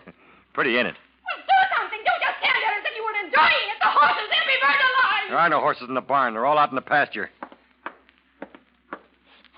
Mort Sanders, you're a murderer. Shut up. I won't shut up. Don't try to pull the wool over my eyes. I'm not so innocent as I look. I know why you couldn't eat and couldn't sleep. I know why you were cold one minute and then hot the next. You didn't know I knew, did you? I told you to shut up. I was looking out the window when you fired Jim. I saw you hit him with a wrench. Jim's dead, and you killed him. If you ever say that again, I'll kill you. You don't frighten me. You hid Jim's body in the barn, and now you're burning it to get rid of him. You're as much to blame as I am. Jim had no right to be fooling around with my wife, and you had no right to let him. At least he was human, not a grouchy old man who wouldn't talk half the time. Go on up to bed. I won't. Do you want to know something? I was in love with Jim, and he was in love with me. We were going to run away together. And here's something else. I don't want to hear it. You'll want to hear this. Yesterday, I took all the stocks and bonds that you'd bought with the money that you've saved in 15 years, the whole $20,000 worth. But you were too afraid to leave in a bank, and I gave them to Jim. Are you telling me the truth? If you're lying, I'll kill you. I'm not lying. Jim had the oilskin pouch with the bonds in his inside pocket when you murdered him, and now they're burning up. I don't believe you. If you don't believe me, look in the steel box on the desk. You did. You did, you thief. You gave him all my bonds. Told you I did. It won't do you any good slapping me. They're burning up right now. I'll get him. There's still time, and then I'll get you. Hurry, Mort! Hurry! You lose your power! I'll get him. I'll get him. Don't worry. Hurry, Mort! Hurry! Your bonds are burning up! The barn will only last long enough. I'll get him. There's so much smoke and fire. I can't see. He shouldn't have poured that gasoline around. But the roof will only hold up.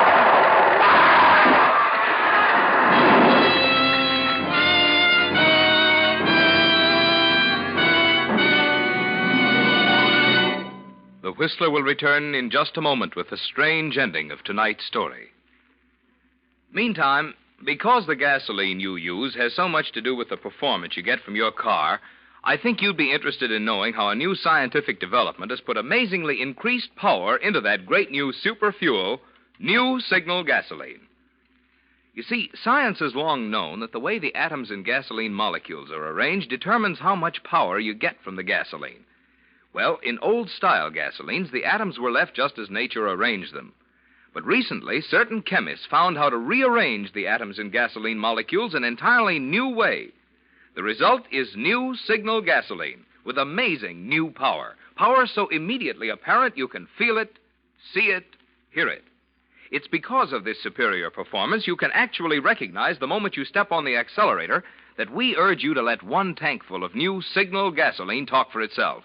Let its quicker starting, faster pickup, higher anti-knock, and longer mileage demonstrate in your own car why new signal gasoline actually is the new post-war gasoline you can prove is superior. And now, back to the Whistler.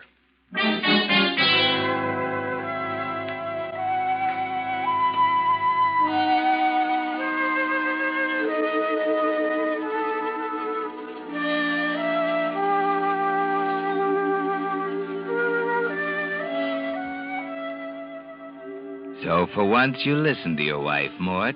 For once you took her advice and hurried into the burning barn. And to death. Of course, the flames lighted the night sky and brought a crowd of neighbors, but there wasn't much they could do.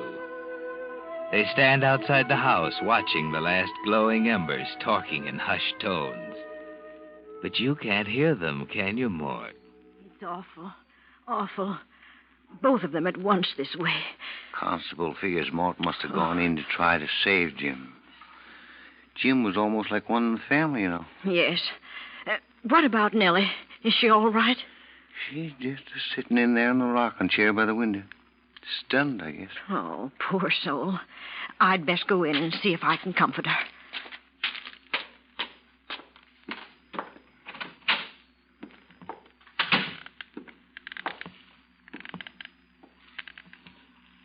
Nellie. Oh, Miss Thompson. I come to see if there's anything I can do, dear. No. It's all done now. Now try to be brave, dear. I know it's a shock, but we've got to be practical. The men folks will build you a new barn, and we'll all see that you're took care of. I'll manage somehow. Why, of course you will. Is there something I could get you? Some hot tea, maybe? No, thank you, Miss Thompson. I'd just like to sit here a while. Well, of course, I understand. We're all so sorry about Mort and Jim, too. But everything will be all right. You just keep telling yourself that. Everything will be all right. Yes, Mort. They're all so sorry about you, and Jim, too. And Nellie, poor Nellie, just sits there sniffling and rocking through the night in Jim's favorite rocking chair, through the night until dawn. Then, when the last neighbor is gone, she stands up, stares out the window for a moment toward the blackened ashes, walks to the pantry shelf, takes down the coffee can and lifts the lid. And what do you think, Mort? Inside, wrapped in an old piece of oilskin, are $20,000 in stocks and bonds. And here's a surprise for you, Nellie. Those securities were not worth the paper they're written on.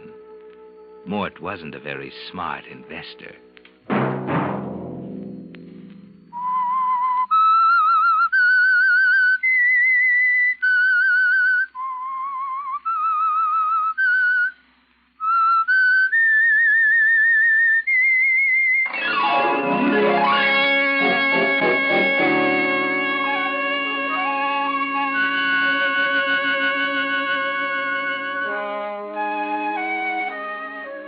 Next Monday at 9 o'clock, The Whistler will bring you another strange tale.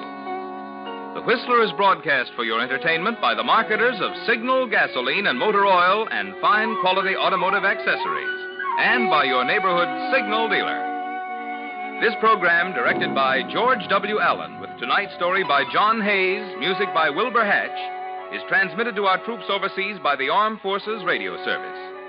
This is Marvin Miller speaking, and suggesting that you try new Signal, the new gasoline you can prove is superior.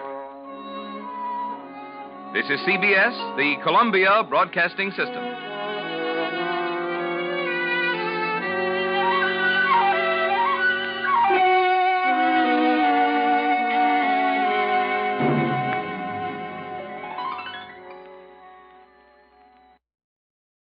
Lost in Brazil invites you on an unforgettable journey, where every moment is an adventure waiting to be discovered. Join us as we uncover the soul of Brazil, one incredible experience at a time. Click on the link in the description and embark on the ultimate Brazilian odyssey.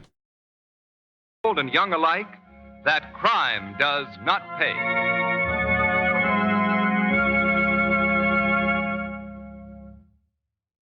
Have you ever used blue coal? Well, you've heard the saying, it's cheaper to buy the best.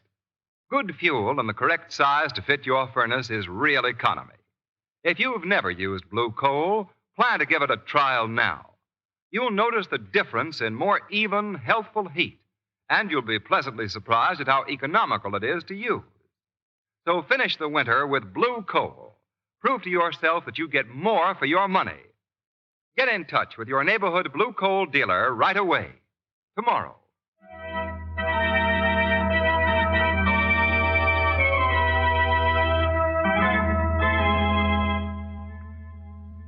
The shadow, mysterious character who aids the forces of law and order, is in reality Lamont Cranston, wealthy young man about town.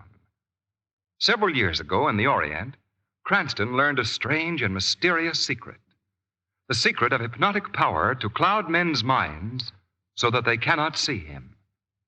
Cranston's friend and companion, the lovely Margot Lane, is the only person who knows to whom the voice of the invisible shadow belongs. Today's drama, Dead Men Tell.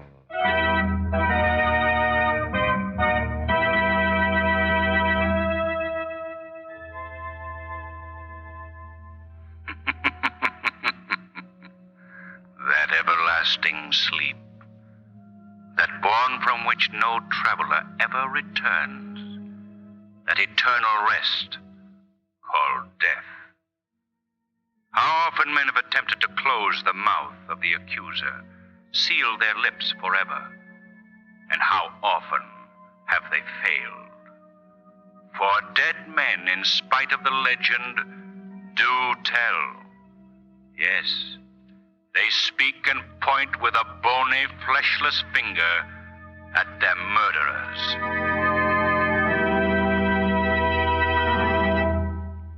Sign right here, Matley, right on the dotted line. No. No, I won't do it. You like living, Johnny. Kind of nice, ain't it? You wouldn't do anything to me, Max. No. Max Merkel likes to collect his money. You don't like Welch's. Either you pay up or it's bring some flowers for you. Okay. Okay, let go of me. I'll sign. That's better. But this notice of $50,000. Yeah. I only owe you $10,000. Just a little interest, Johnny boy. Just a little interest to keep me happy till your old man dies and leaves his dough to you. I gotta have something extra for waiting, don't I? Go ahead, sign. All right. Now remember, this is a little business between you and me.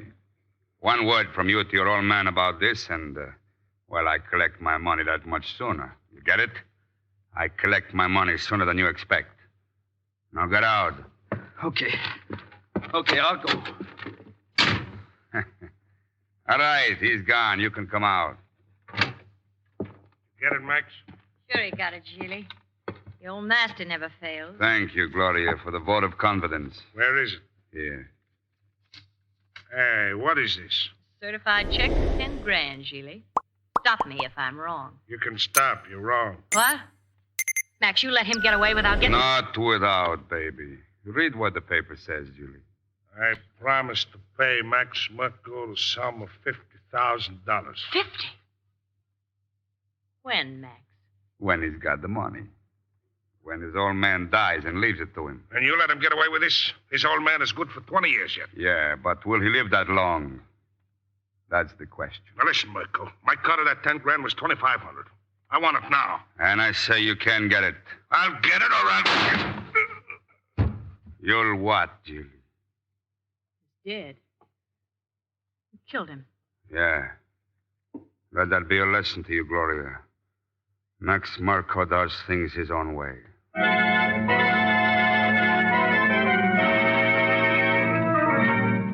You're a fool, John. A weak, blind fool. How much longer will I have to watch over you? How much longer will I have to fight your battles for you?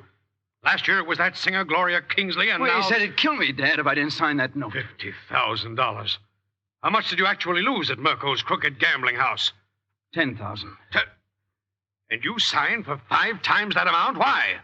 Well, I told him that you wouldn't give me that much money, and he said, well, you get your father's dough when he dies, don't you? And I said, yes. He said, well, I can wait, but I want interest. So you'd even gamble on your father's life? But, Dad... Get out, I'm through with you. Dad, I'm calling Arnold Flanders right now and cutting you out of my will. Look, Dad... Get out, I said. All right. All right, Dad, but you're not changing your will. There are ways to stop that.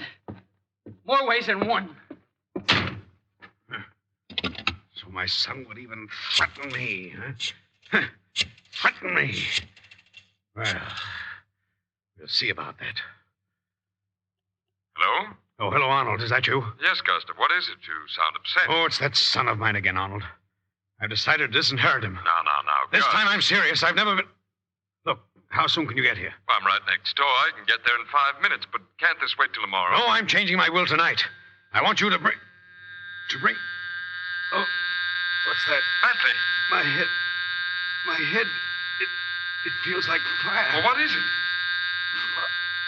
Oh, what's the matter? Gus!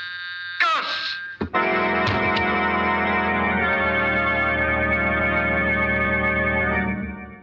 Well, you know how it is, Cranston. Here today, gone tomorrow is just one of those things. Who is he, Commissioner? Who is he? Well, Cranston, I told you. Why don't you listen? Commissioner Weston, you've been talking steadily for 16 minutes, and you haven't once mentioned the name of that man. 16 minutes. Miss Lane, I am known to my associates as Tight-Lips Weston. I never speak more than 2 or 3 words at a time. In fact, when Why? Who was the man? What man? Oh, the man. Oh, Gustav Matley. The broker? Yeah. Well, isn't he the man whose son got so mixed up in that scandal last year, breach of promise and all that? Yes, that's right, Lamont. Nightclub singer, wasn't she? Gloria... Gloria Kingsley. That's right, Gloria Kingsley. Oh. Yes.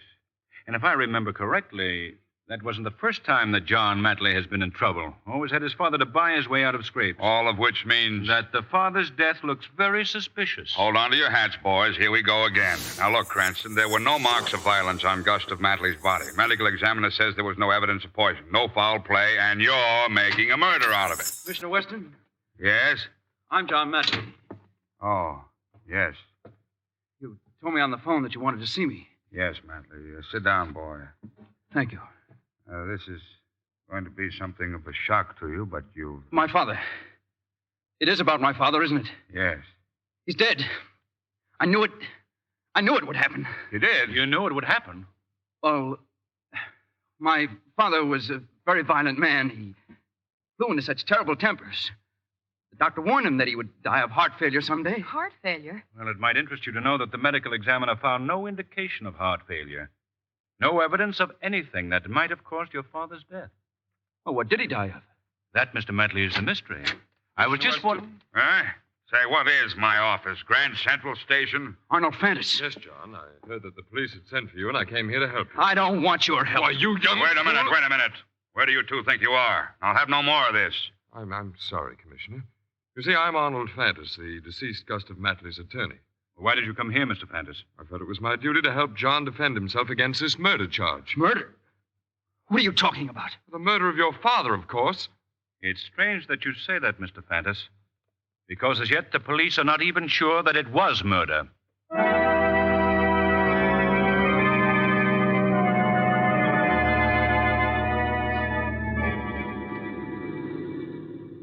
It's obvious that Matley killed his father, Lamont. Obvious, Margot. After all, the only evidence the police have is Fantis' statement that John and his father quarreled, and his father was about to cut him out of his will. Yes, well, that's certainly motive enough for a young good-for-nothing like John Matley. If I were Commissioner Weston, I wouldn't have let him go scot-free. Well, you're not the commissioner, Margot. Anyway, Weston's assigned a man to trail young Matley. He can't get away. Pardon me, Mr. Cranston, Miss Lane. Oh, what is it, Shrevey? Well, it seems my bosom friend and companion, Big Charlie, and me is discussing this now Matley case in full detail. We are discussing. And what conclusion did you reach? Well, we reached that if we had been the father of this now guy, John Matley, we would have been different. You mean you wouldn't have threatened to disinherit your son? No, that, Miss Lane, is bad. Psychology, Shrevey? My very words, Mr. Cranston. Well, what would you have done in Mr. Matley's place, Shrevey? Well, I in Mr. Matley's place would have taken the boy gently but firmly by the hand and kicked him the heck down the stairs. Oh, here it is, Mr. Matley's house. Well, I'll see you later, Margot. Oh, Lamont, can't I come along, too? No, Margot. Gustav Matley's will is to be read here today, and the shadow is going to be present.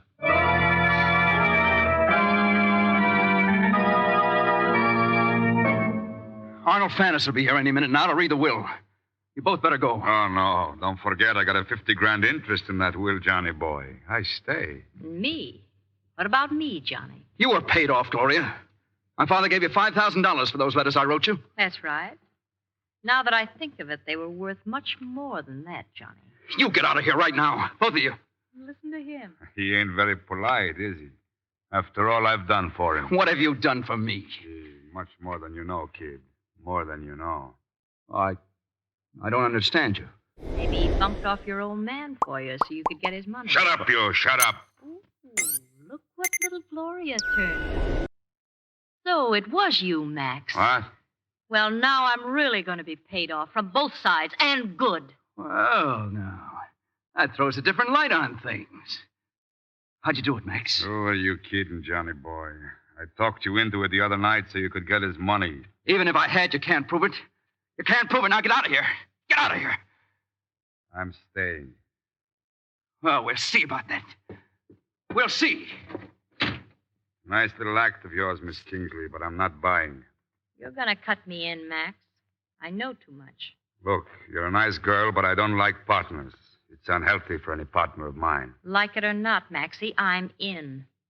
Whether you killed old Matley or not, I saw you get Gigli. Suit yourself, Miss Kingsley, but don't say I didn't warn you. So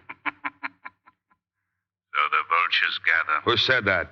I heard something, too. You heard the shadow, Miss Kingsley. Shadow? I can't see anyone. The shadow cannot be seen. Huh? No, don't look for me. What do you want?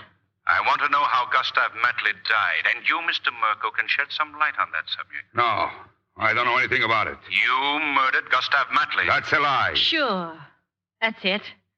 That's how it happened, Shadow. As for you, Miss Kingsley, the law concerning blackmail is very severe. You got nothing on me. Nor me, Shadow. We shall see, Mr. Max Merkel. We shall see.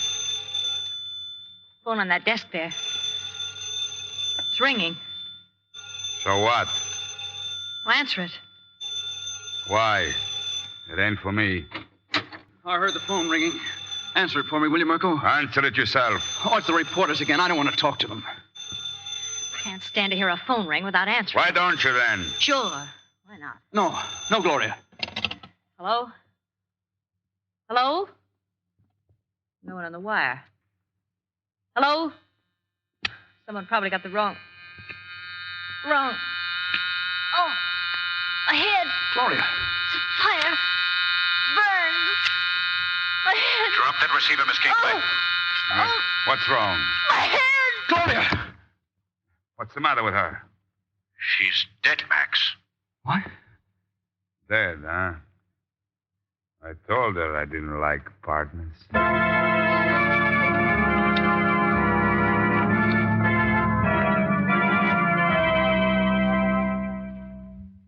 If you haven't tried blue coal, you're really missing something of vital importance in your home heating. Hundreds of thousands of families use blue coal exclusively. They know their heating comfort is secure when their bin is full of blue coal. Yes, your blue coal dealer is glad to serve you. He'll come to your home and recommend the proper size of coal to use. Yes, and size of coal is extremely important in economical, efficient home heating. And blue coal is properly graded and actually tailored for your individual heating plant. Remember also to plan this year to install a blue coal heat regulator. This modern device saves countless steps. It saves money and it saves fuel. The blue coal heat regulator is a must in every home that wants the luxury of continual, healthy, even, and balanced temperature, especially during these changeable winter days when it's such a problem to control heating. Furthermore, it's easy to install, and if you're renting a house, it's just a matter of minutes to disconnect and take with you when you move. So remember, for healthier, more economical heat, just call your neighborhood blue coal dealer tomorrow. He is listed in the classified section of your phone directory under the words blue coal. Now, back to the shadow.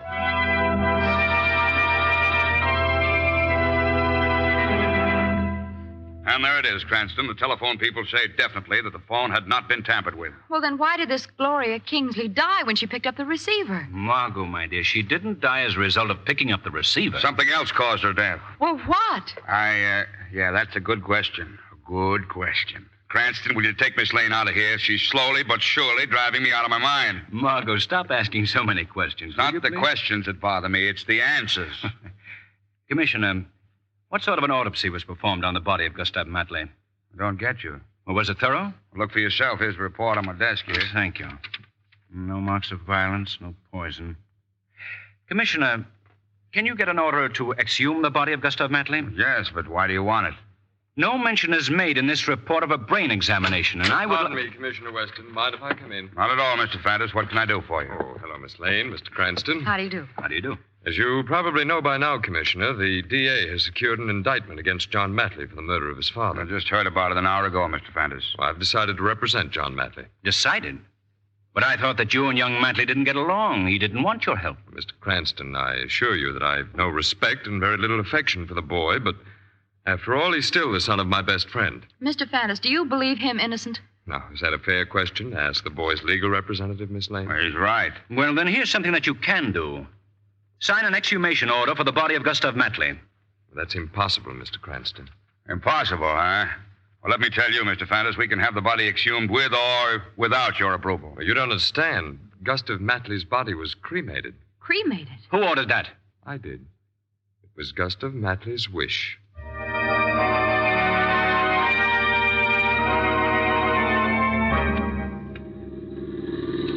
All right, Lamont, be mysterious if you want to. I'm not being mysterious, Margot.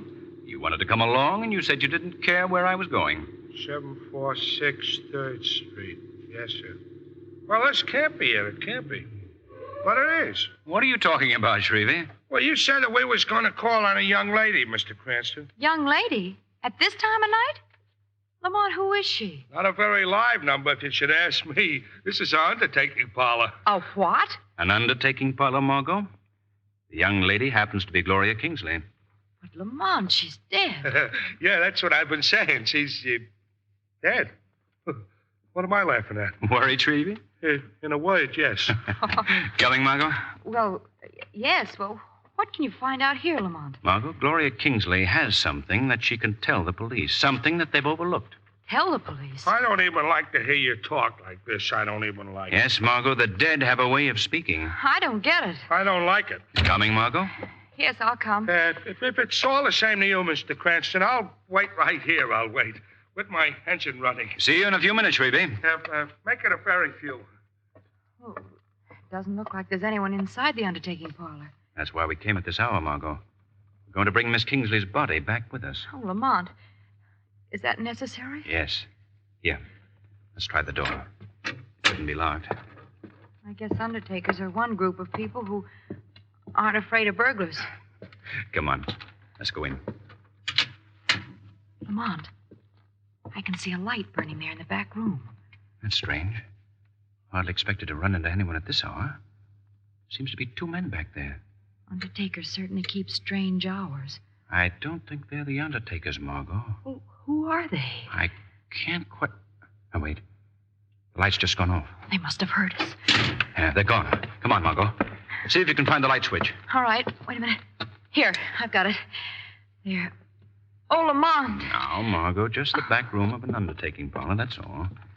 Yeah, only one coffin here. Gloria Kingsley? Western Sedor body was sent here. Now, let's open this coffin lid and see what's to be seen. Lamont! It's empty. Our friends are leaving. Come on, Margot. Back to the cab. We're following that car that just pulled away. Why, Lamont? Unless I miss my guess, Gloria Kingsley's body's in it.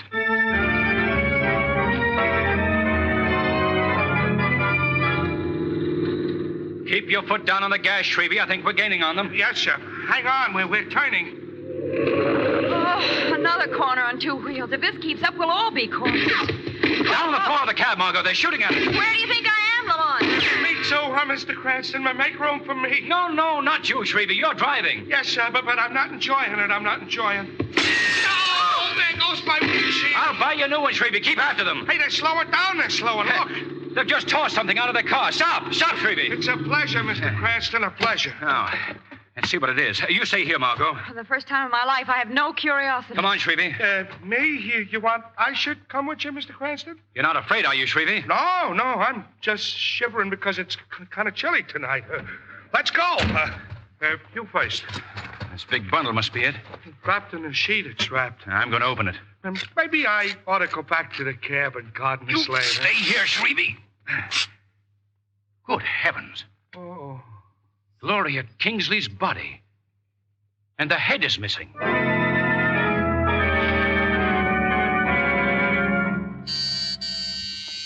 Coming. Oh, Lamont, come in. I've been trying to reach you all over town for the last half hour. You have, Margot? Yes. Arnold Fantas called and says that he has a full confession to the murders from Max Merkel, the gambler. What? Max Merkel confessed? Yes. Thaddeus has Merkel over to his home, and he wants us to come over there to witness the confession. It doesn't add up, Margot. Why? I'll tell you later. Look, you go to Arnold Panter's home. Tell him I'll be a little late. But, Lamont, why can't you go with me? Margot, it just occurred to me that Gustav Matley's will has never been read. And I have a hunch that the solution to this whole mystery can be found there.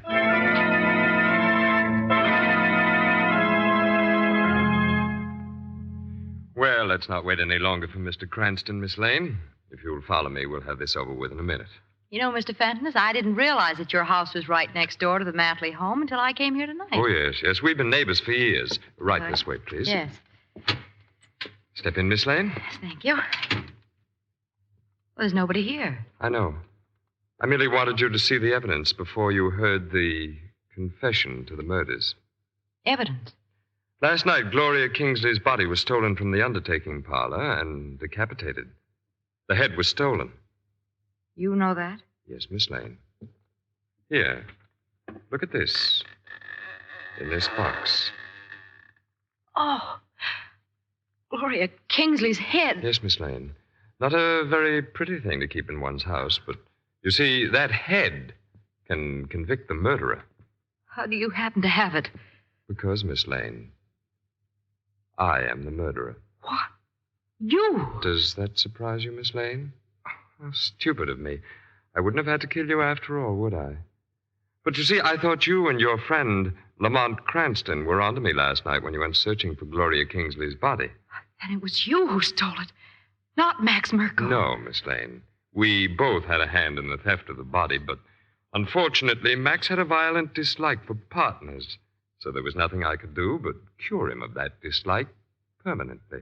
But why do you keep this head? Because locked in it is the solution to the mystery of the deaths of both Gustav Matley, my deceased client, and Gloria Kingsley.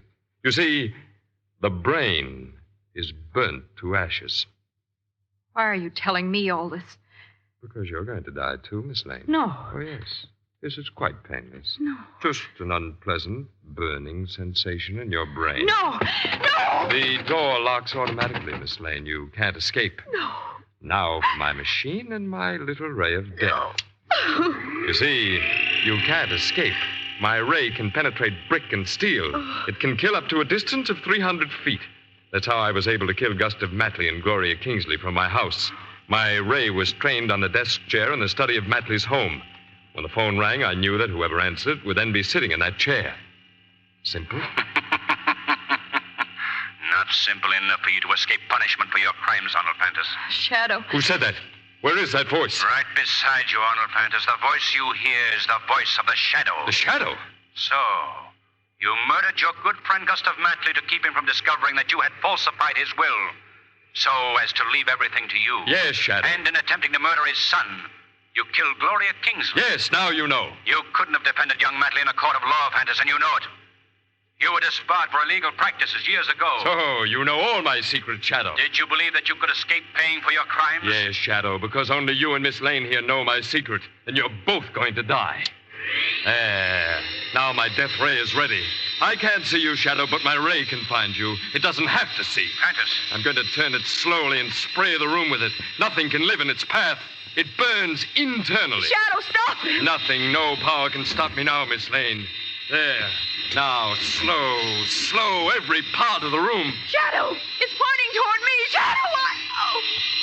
Fainted, Miss Lane. No matter, we will come back for you later. First, I must deal with the Shadow. Why don't you speak to me, Shadow? Is it possible that you're already dead? Ah, that's it. I've killed the Shadow. Now, to finish off my little job, Miss Lane must feel the deadly ray, and then I'm free. The machine, it's... Yes, Fantas, your diabolical machine is destroyed. You've reached the end of your road of crime.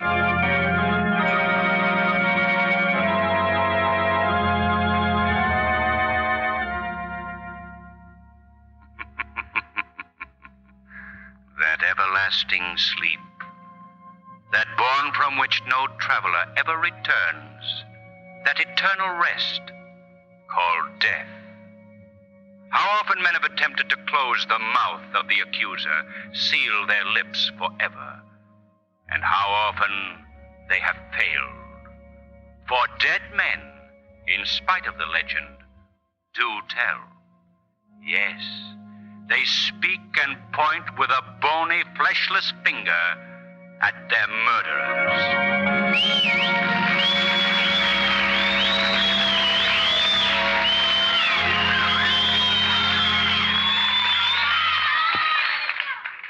In just a moment, we'll bring you a special feature of America at War. But first, we present John Barclay, Blue Coal's home heating expert. Mr. Barclay. Thank you, Ken Roberts, and good afternoon, ladies and gentlemen. You know, I get around quite a bit and talk over heating questions with a lot of homeowners and coal dealers, too. And strange to say, I find that many people have the mistaken idea that they can save money by skimping on coal when refueling the fire. They throw a few shovels of coal on and let it go at that. Well, folks, this is just plain waste. Besides that, a thin, shallow fire burns out faster, goes out easily, and causes many unnecessary trips to the cellar. Now, there's no great trick to refueling the fire, but for the greatest economy, there's a right way to do it.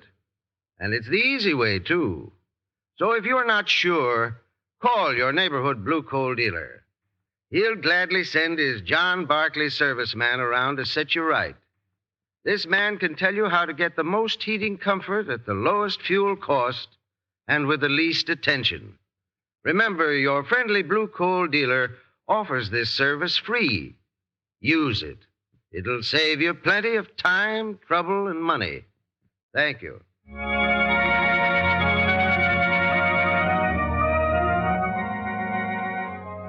The Shadow program is based on a story copyrighted by Street and Smith Publications. The characters' names, places, and plot are fictitious. Any similarity to persons living or dead is purely coincidental. In the South Pacific today, American soldiers are fighting desperately against overwhelming odds. They're making every shot count. Picture an American sniper at work. There's one of them. Watch this now. Easy does it. Perfect. Here comes another one. You can do your bit right here at home. You can help put bullets in that gun. You can help build warships and planes and tanks and all the material of war to help those soldiers who are out on the battle line right this minute. Buy United States bonds and stamps regularly, every week. Make a budget for bonds. That's how you can help show the Axis gangsters that for nations, just as for individuals, the weed of crime bears bitter fruit. Crime does not pay. The Shadow knows.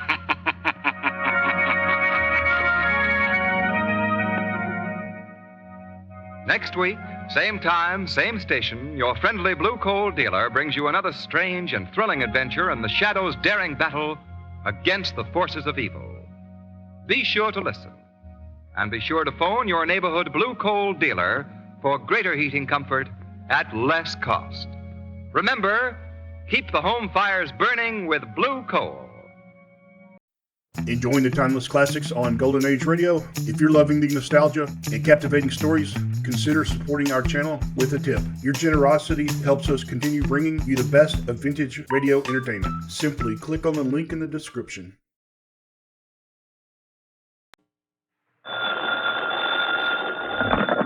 Hello? Yes, this is the Falcon speaking. Oh, Linda.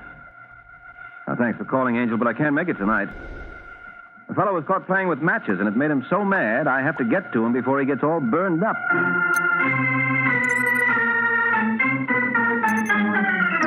This is Ed Hurley, friends, inviting you on behalf of the Kraft Foods Company to listen to The Adventures of the Falcon, transcribed today starring Les Damon. You met the Falcon first in his best-selling novels. Then you saw him in his thrilling motion picture series. Now join him on the air when the Falcon solves the case of the Flaming Club.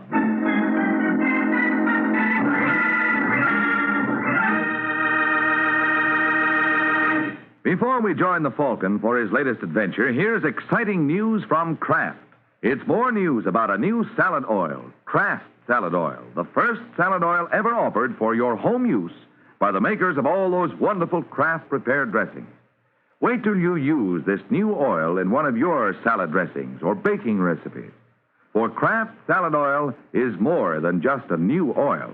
It's a lighter-bodied salad oil that blends perfectly with other ingredients, adds new magic to every recipe it's used in. That's because it's not just refined, it's superfined by Kraft. Tomorrow, when you shop, be sure to get a bottle of lighter-bodied, superfined Kraft salad oil. Look for the bottle with the beautiful label.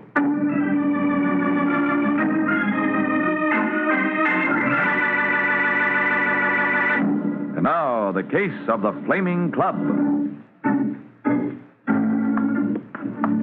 It's late Sunday night in New York when Eric Dean walks slowly to the door of his apartment.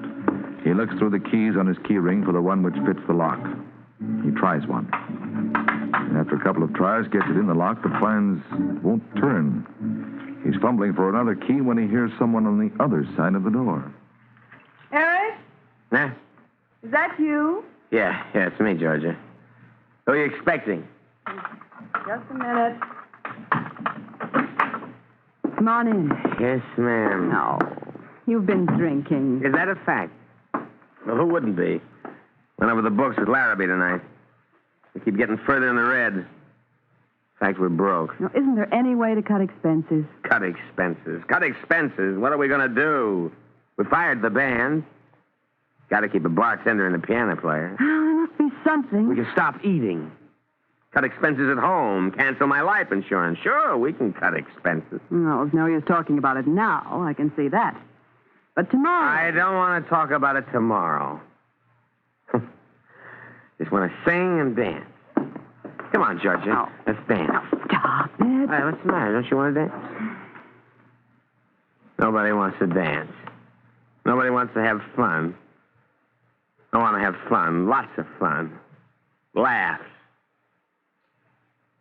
Want to blow my brains out.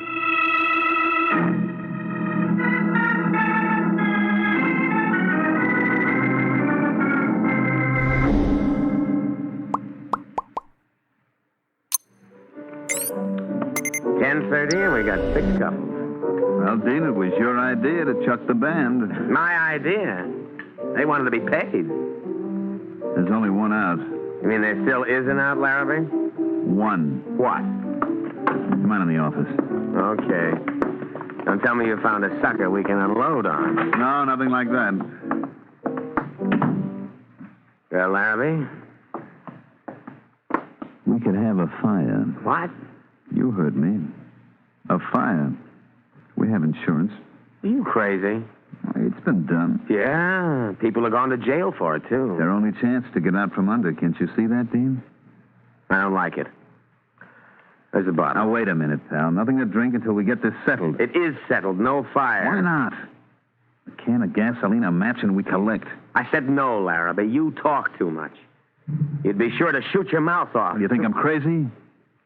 I think if we got away with it, which we probably wouldn't, but if we did, you'd have to start bragging about how sharp we were. Dean, I give you my word. I know you, Larrabee. I know you'd start... What's the matter? Just a minute.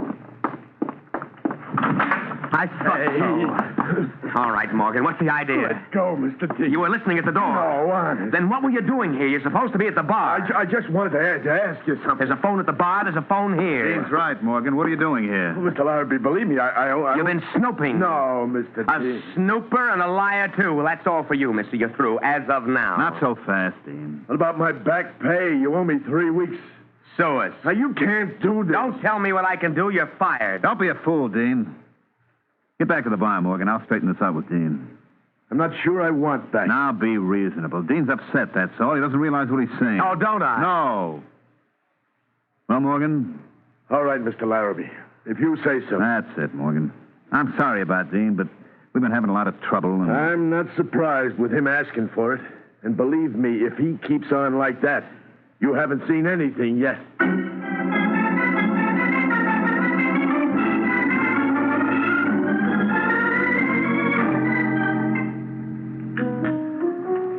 What'll it be, mister? I'd like to see Mr. Dean. No, you wouldn't. Well, why do you say that? Nobody likes to see him.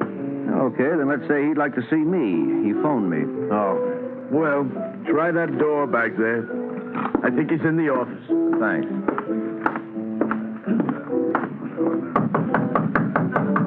Who is it?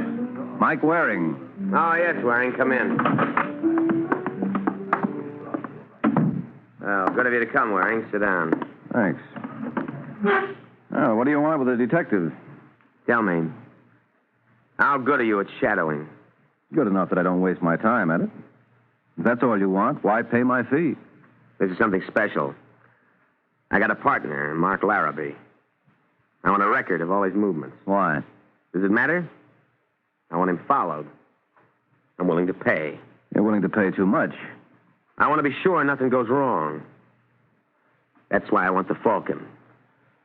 Funny thing about me, Dean, when I'm on a case, I like to know what I'm doing. You'll be following Larrabee. Yeah, that's what I call a lot of information. I didn't know you were going to be so curious. It's my business. Well, I'm going away for a few days. Perhaps I want to be sure Larrabee stays away from my wife. Yes, perhaps you do. Well, there are a lot of other detectives in town who'll keep tab for you. I'm not interested in that kind of business. Why not? I never cared for gossip. You wouldn't have to gossip, just report. See what I mean? Well, as a matter of fact, I'm not afraid of Larrabee calling on Georgia. Well, then we're right back where we started. All right, Waring, if you must know, here it is. Larrabee's been drawing a lot of money out of the business. I can't find out what he does with it. I think he's been gambling. I have to know so I can straighten him out if he is. Mm-hmm. Now, will you take the case? You know something, Dean? I still think you're lying. But if you're so anxious to dump cash in my lap, I don't see why I should deprive you of the pleasure. Yeah, all right. It's a deal.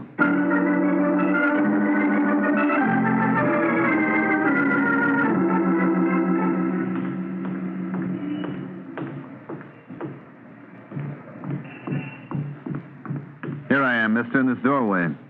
You looking for me? No. How come you've been following me ever since I left the club? Have I? Oh, that's brilliant conversation. Well, I'm not an old coward. I never would have known. Who are you? Does it matter? It matters that you're following me. What's the idea? Who told you I'd be following you? I got eyes. If I haven't been beating tom-toms, how come you spotted me? You just aren't as sharp as you think. Or somebody tipped you. Now, who? Look, just because you're clumsy. Not that clumsy. We won't discuss it. You've been following me, and you're going to stop. Well, what's stopping me? This, if it has to. Is it loaded? Hang around. You'll find out. No, I'll take your word. I don't like to set up anyway. Good night, Larrabee.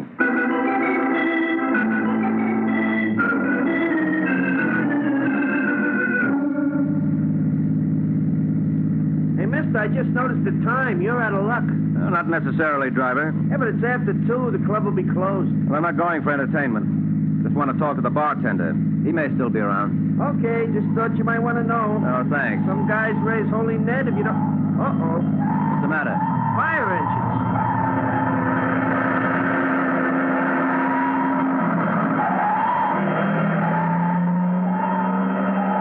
Hey, look, they're stopping in the next block. Mm-hmm. Oh, yeah, I see the smoke coming out of that building. Hey! Well, what? Look up there. Isn't that the club where you wanted me to take you? Is it? Yeah, you're right, it is. It's on fire. Yeah, so I see.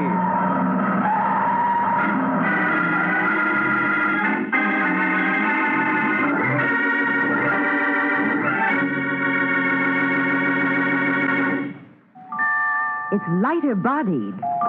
It's super fine. It's Kraft Salad Oil, the first salad oil ever offered for home use by the makers of all those wonderful Kraft prepared salad dressings. Yes, you women who pride yourselves on your own special homemade salad dressings, now you have something new and wonderful to work with. Now, you know in advance that any salad oil offered to you by Kraft is bound to be good. But Kraft Salad Oil is more than just a good oil. It's a new kind of oil, a lighter-bodied oil made to blend perfectly with other ingredients. That's because Kraft Salad Oil is not just refined, it's superfined by a special process created by Kraft. You'll find Kraft Salad Oil not only wonderful for your homemade salad dressings, but also for those grand chiffon cakes you bake. In fact, for every recipe you have that requires liquid shortening. So don't wait to try this new Kraft Salad Oil. Remember, It's lighter bodied. It's superfine. Get Kraft salad oil tomorrow at your grocer's. Look for the bottles with the beautiful label.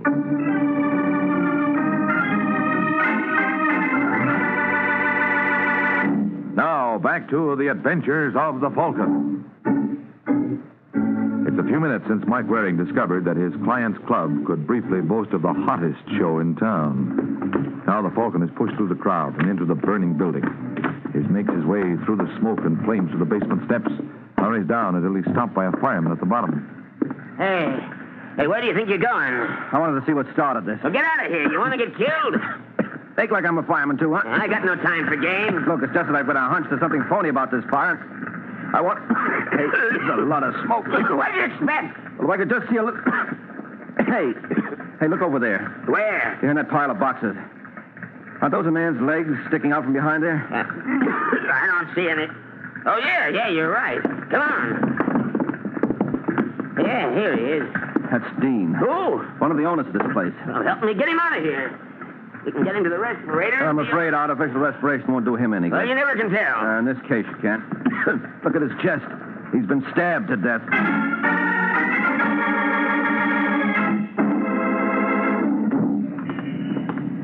Oh, Corbett, looks like we got the fire under control. Yeah, Waring. Now come on over to the car. I want to get a few things straight. All right. But isn't it a waste of time, Corbett? You know you'll never keep them straight. Yeah, that's right, Waring. Make with the gags. Us police don't know from nothing. Takes a bright private op like you to bungle a routine tale so bad your man pulls a gun on you. I didn't bungle. He must have been tipped. By who? Well, that's one thing I'm going to find out. Really hurts, don't it? And now, Waring, tell me something about this fellow Dean. I told you. He was going out of town. He wanted me to keep an eye on his partner, Mark Larrabee. I did, with the results that please you so much. What did Dean expect you to catch Larrabee doing? Well, he said he was afraid Larrabee was tossing his bankroll down a roulette rat hole. And he wanted me to check. Is Dean his partner's keeper? He claimed he was working at it.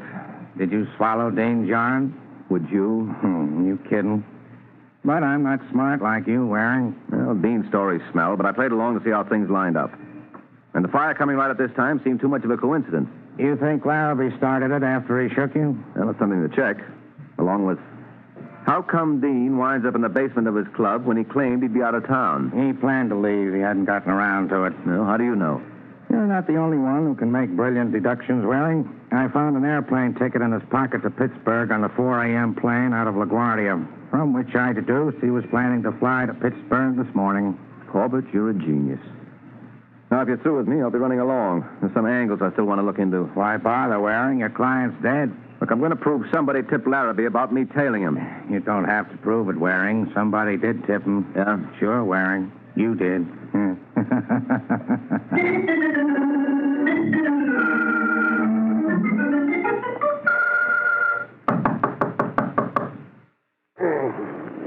Wait a minute, will you? I'm coming. It's you, Waring. Don't you know it's the middle of the night? No, I didn't. My watch stopped. I'm laughing. Well, I wanted to get to you before anyone else did. Why? Because you work for Dean and Larrabee. I thought you might be able to tell me something about them. Like what, for instance? Like why you tipped Larrabee that I was hired to tail him. What are you talking about? How would I know? You could have listened to my conversation with Dean. Listened in? Me? You know my name. You called me by it just now. Well, you told me at the club. Yeah, think again, chum. I just went into the club and stopped at the bar to ask for Dean. I never mentioned my name to you. Well, what's the difference if I do know your name? Because maybe that's not all you know. Maybe you know Dean hired me. And if I do? Then maybe you tipped Larrabee. And if I did? Now, that'll break Corbett's heart. Who's Corbett? Sergeant Corbett, Homicide Squad. What's he got to do with this? He likes to rib me. You wake me up in the middle of the night on any kind of a rib? No, not entirely. There's been a fire. Did you know anything about that? Fire? Yes, the club burned down. Why? Kind of a coincidence, wouldn't you say? Why? Coming right when one of the owners is suspicious enough of the other to hire a detective to tail him?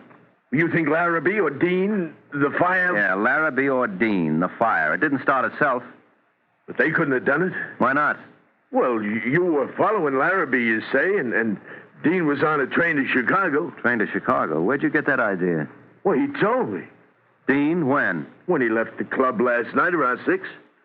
Dean said he was taking a train to Chicago? I told you. Yeah, I know, so you did. But that's not what the plane ticket says. What plane ticket? The one that's not for a train to Chicago. That don't make sense. No, pal, you're catching on. But why should it make sense? Nothing else in this case does.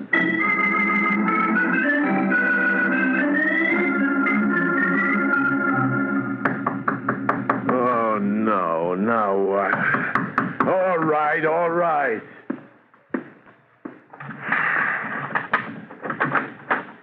Oh, Mr. Larrabee. Hello, Morgan. I'm coming in. Sure. After all, why should you be an exception? Has someone been here already this morning? Hey, let go. Answer me. Waring was here. Waring, did you talk? No. You didn't say anything about what you heard the other day, me and Dean talking about a fire. No, I didn't tell Are you sure? Yeah, I'm sure.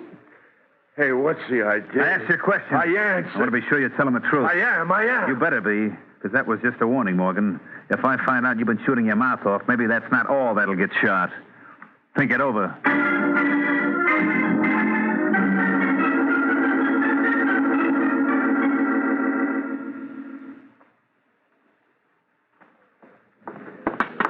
Hello, Mr. Waring.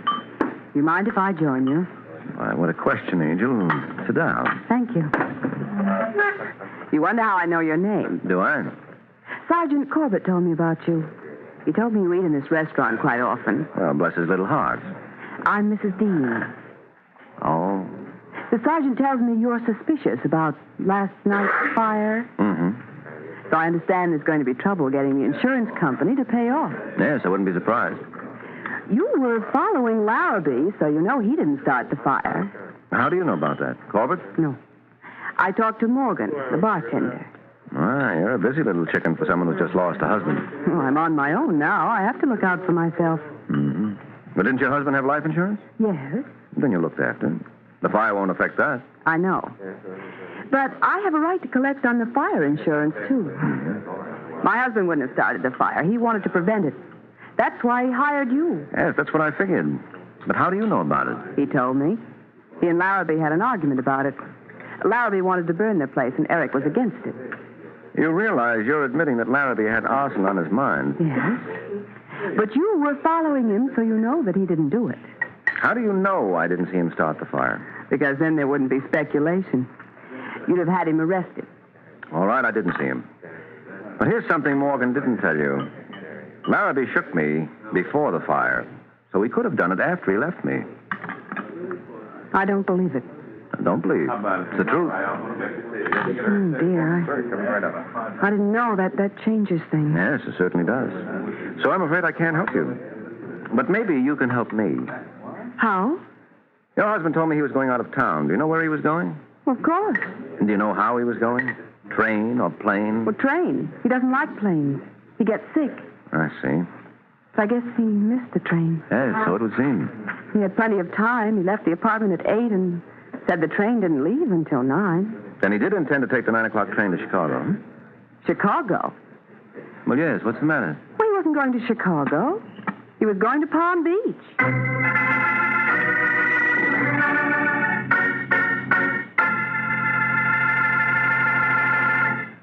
When you shop tomorrow, be sure to pick up a pint or quart bottle of Kraft salad oil. It's the wonderful new oil for your homemade salad dressings, your cooking, your baking. The first salad oil ever offered for your home use by Kraft. Remember, it's lighter bodied because it's super fine. Lighter bodied to blend perfectly with other ingredients. Don't wait to try Kraft salad oil. It's lighter bodied. It's super fine. Look for the bottles with the beautiful labels.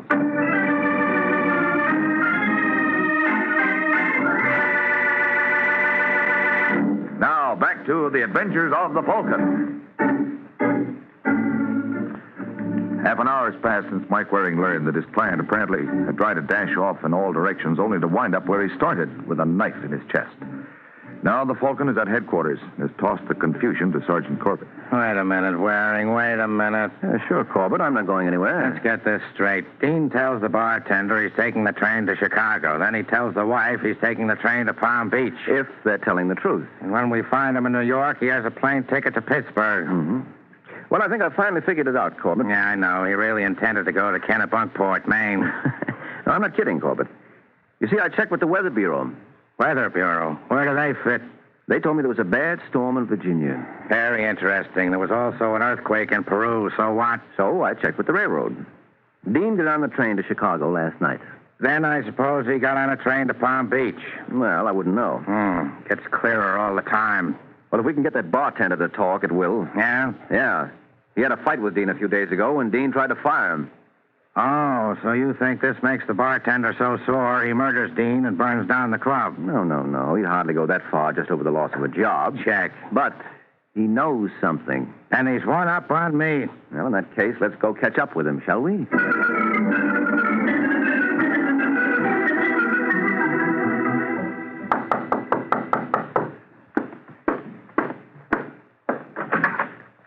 Now, what do you fellas want? Have you caught up on your sleep, Morgan? Don't make me laugh. Let's go in, Waring. Yeah. Hey. You can close the door, Morgan. What do you want? You said Dean left the club at 6 last night. Yeah. Did he go back? No. He was killed in the club. Well, I didn't see him. And he wasn't hanging around the club? No. What are you trying to prove, Waring? I'm just trying to account for Dean's time. He left his home around 8. Turns out to be killed in the club at 2:30. Now, what was he doing in the meantime? You got any ideas? Yes, Corbett, I have. I think he went to Philadelphia. Oh, great. Now he goes to Philly. Why? People keep coming here. I'm going to Philly or someplace. Oh, Larrabee. Hello, Morgan. I wanted to... Oh, company. I'll come back. No, don't mind us, Larrabee. Come in. I can come back later. Why are you so anxious to get away? Is it because you're afraid we found out about you? What about me? You and Dean had a row about the fire? You wanted a fire. He was against it. Morgan, I warned you. Cut it out. Cut it out. Larrabee, stop it. You're a smart boy, Larrabee. That outburst proves Morgan knows about you. What do you mean? Morgan didn't tell us. Mrs. Dean did. But now that you've shown that Morgan knows, too, he's going to have to talk. What else do you want to know if you know about the fire? Just this, Morgan. Why did Dean object to Larrabee's idea? Now, come on, don't look at Larrabee. He can't hurt you. Well? Waring asked you a question, Morgan. Answer him. Now, look, Morgan, we know Larrabee wanted to start a fire. We know Dean objected. Now, why did he object? Would mean money in his pocket, too. He was afraid Larrabee might talk. He said Larrabee can never keep his mouth shut. I see. Well, that does it. Does what? What are we trying to prove? Dean's motive. Motive for what? For starting the fire. What? You mean Dean started the fire? Yes. You see, Dean was afraid to let Larrabee know that's what he intended to do. Yeah, so he nixed Larrabee's plan. Mm-hmm. But then he hired me to tail Larrabee so that I'd be a witness when the fire started that Larrabee had nothing to do with it. Yeah. And Dean hops a Chicago train, stays on it just long enough to establish his presence, then slips off the train, probably somewhere around Philly, and flies back to New York. Ah, I get it. He figures to start the fire, then hop a plane to Pittsburgh and slip back on the train there. That's right. That way both partners have an alibi for the fire. But Larrabee catches Dean at the fire and kills him. That's a lie. Why would I kill him if he's doing what I wanted? Well, he's got a point, Corbett. Maybe he wanted all the insurance for himself. I don't know. Well, if you really want to know, don't ask Larrabee. Ask Morgan. Me? Why me? Because, Morgan, you're the one who killed Dean, aren't you?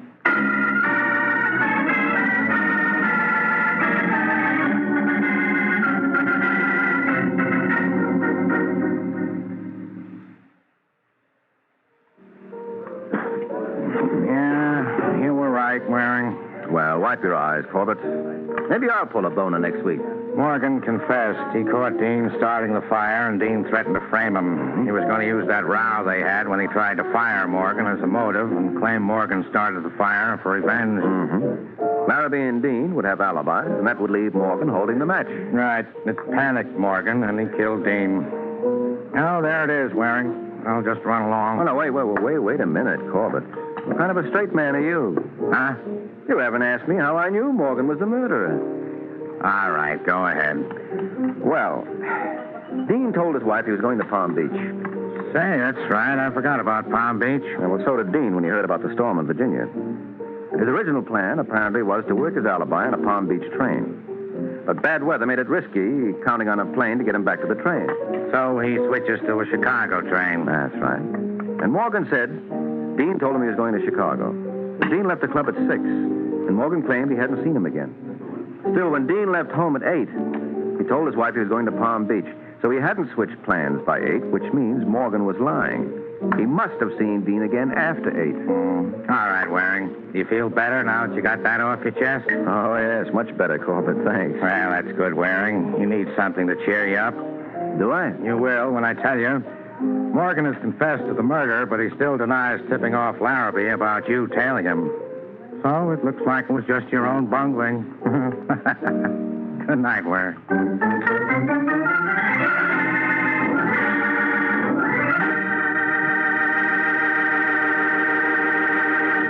Spring is in the air, folks. There's fair weather, sunny skies, trees and flowers in bloom. Everything, it seems, to make living enjoyable.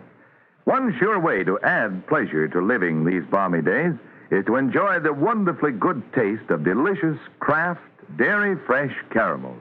They're smooth and chewy, soft candy goodness through and through with a caramel flavor developed by Kraft from a special process. The result of years of fine candy making. Yes, Kraft caramels are good, and they're good for you, too. Dairy Fresh, they're called, and that means plenty of wholesome, nourishing milk is in Kraft caramels. Get the big thrifty pound bag at the grocery store, or ask for the nickel bar of 6 delicious pieces of Kraft caramels at the candy store.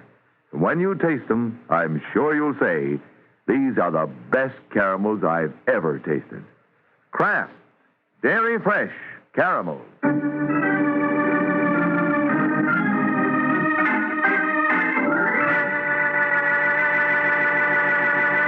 The Case of the Dutch Doll.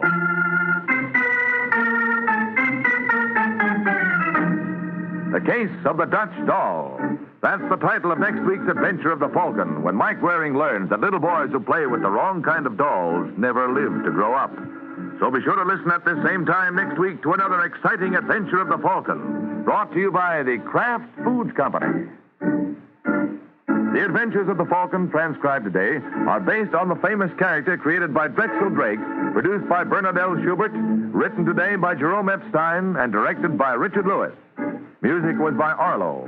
Les Damon was starred as the Falcon with Ken Lynch as Sergeant Corbett. Be sure to hear the great Gildersleeve next Wednesday evening over most of these stations. And next Wednesday's broadcast, Gildy comes face to face with an hilarious problem and solves it in a way that will keep you laughing for days.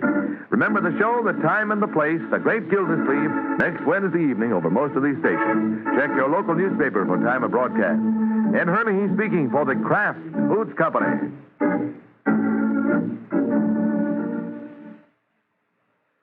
1 hour from now, Cary Grant and Betsy Drake star in another adventure as Mr. and Mrs. Blandings, the owners of the famous troublesome Dream House. It's Top Sunday Listening, Mr. and Mrs. Blandings.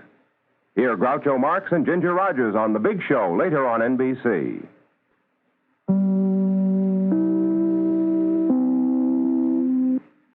Lost in Brazil invites you on an unforgettable journey, where every moment is an adventure waiting to be discovered. Join us as we uncover the soul of Brazil, one incredible experience at a time. Click on the link in the description and embark on the ultimate Brazilian odyssey. The Adventures of Sam Spade, Detective, brought to you by Wild Root Cream Oil Hair Tonic, the non-alcoholic hair tonic that contains lanolin. Wild Root Cream Oil, again and again, the choice of men who put good grooming first.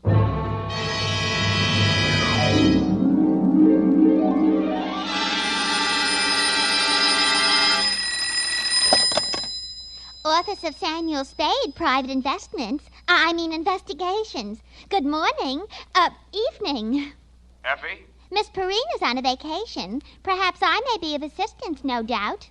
I don't know. To whom am I speaking to? I am sorry. I cannot divulge that information to an entire stranger. May I take a message? Look, Miss Whoever you are, I don't want to discommode you, but I am sorry, but I will have to ask you in no certain terms to resist from this line you are handing me. I am not the type secretary. Forget it. I'll just call Miss Perrine long distance and dictate my report over the phone. Oh, my stars and garter. How utterly gouch of me, Mr. Spade. Oh, I'm Bernadine, Effie's relief. I mean yours. I could use some. Oh, shall I send out for some medicine? Yeah. The phone number's on the wall behind the water cooler. Tell them the 100 proof bonded and hang the expense. I'll be right down to dictate my report on the bail bond caper.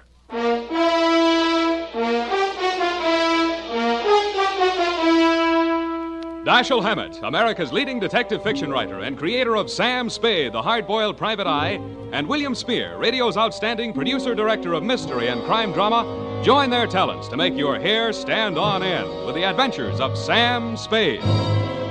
Presented by the makers of Wild Root Cream Oil for the hair. Only 3 days left, gals, and June, the month of weddings, will be over. But don't worry, there are still 187 days left in leap year. Still time to snag the man of your dreams. You know, the one who uses Wild Root Cream Oil on his hair. He and millions of other men use Wild Root Cream Oil daily because Wild Root Cream Oil grooms the hair so neatly and naturally, relieves dryness, and removes loose dandruff. Any smart man who wants to look smart always insists on Wild Root Cream Oil Hair Tonic. Again and again, the choice of men who put good grooming first. And now, with Howard Duff starring as Spade, Wild Root brings to the air the greatest private detective of them all in the adventures of Sam Spade.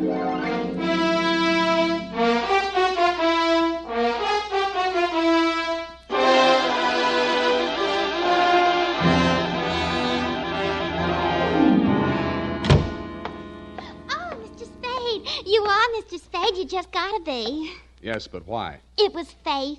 I knew it was going to be like this. I had my qualms, too, Bernadine. Oh, that's good. I sent the other back. The other what? I called that number, but it was euphonious. They sent whiskey. Is something the matter? No, nothing at all. I'm perfectly calm. Well, I'm glad. My previous employer was very nervous, which is why I just happened to be tentatively at large when Effie reproached me about being a relief to her. Figures. Bernadine, now I'm not being fresh. Honestly, I'm not. But do you take shorthand? Yeah, but I don't speak it. What is that you speak? Don't answer. Ready? Rodney. I mean Roger. Date.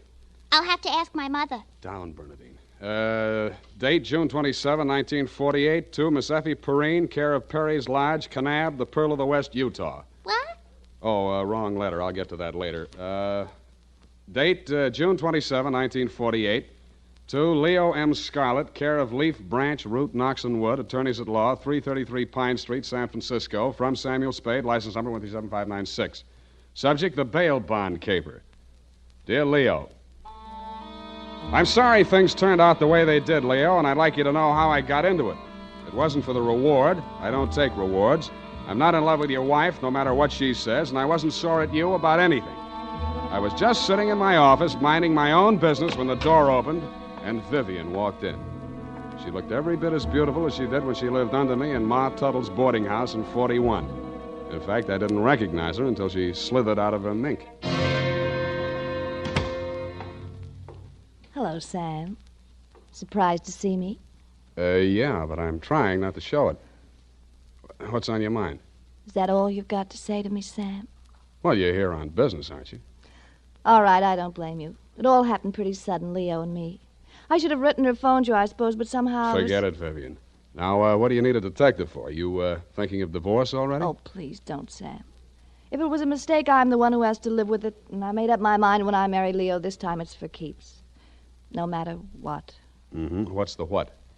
He's in trouble, Sam. Well, that's nothing new. Well, this time I don't think it's his fault. When Leo went legit, he meant it. What's he say he's doing now? He's a bail bond broker.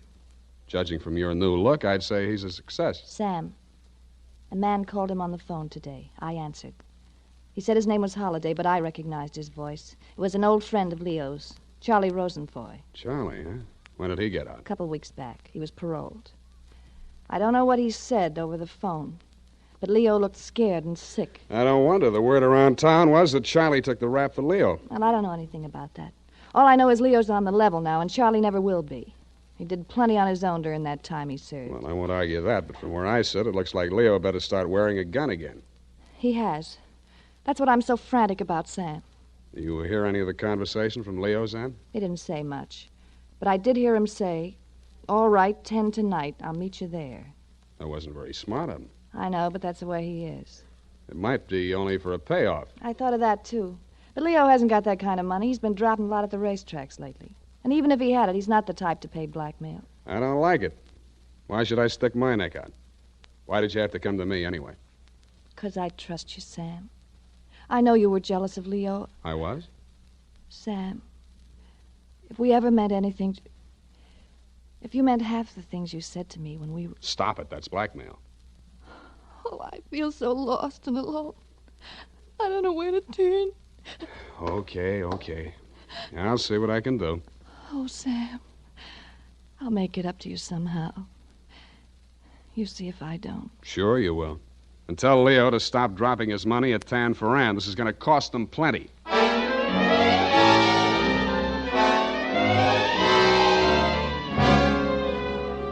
Vivian had said that your rendezvous with Charlie was scheduled for 10 in the p.m. and that you were too upset to go to work that day, so you'd be at home, 1246 Dunbar.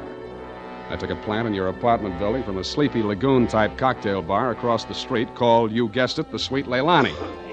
Your wife joined me, and after a while, we got around to talking. At least she did. I bet you can't guess what I'm thinking about. Huh? Listen, Sam. You remember that night we drove to the Half Moon? Bay. Oh, you do remember. Oh, we used to do the craziest things. I should have married you, Sam. Please, not while I'm drinking. You know what? The trouble with crooks, they have to work day and night. Yeah. Hey, you're not listening. No, but everybody else in the place is. Let's talk about you, Sam. Did I ever tell you how I met Leo? No, and please don't. And then he opened a bucket shop. You know what a bucket shop is? Yeah. It's stockbrokerage. Yeah, that's right. Only it's crooked. That was the first business Leo started when he went legit. Mm-hmm. He had to shut it down on account of those securities somebody was always stealing out of the safe. Were they insured? Yeah, but they wouldn't renew his policy. So after the second nightclub burned down, and he couldn't get any insurance at all, even on his own life. That's why I'm so frantic, Sam. Hey, give me a nickel. I want to play Sweet Leilani.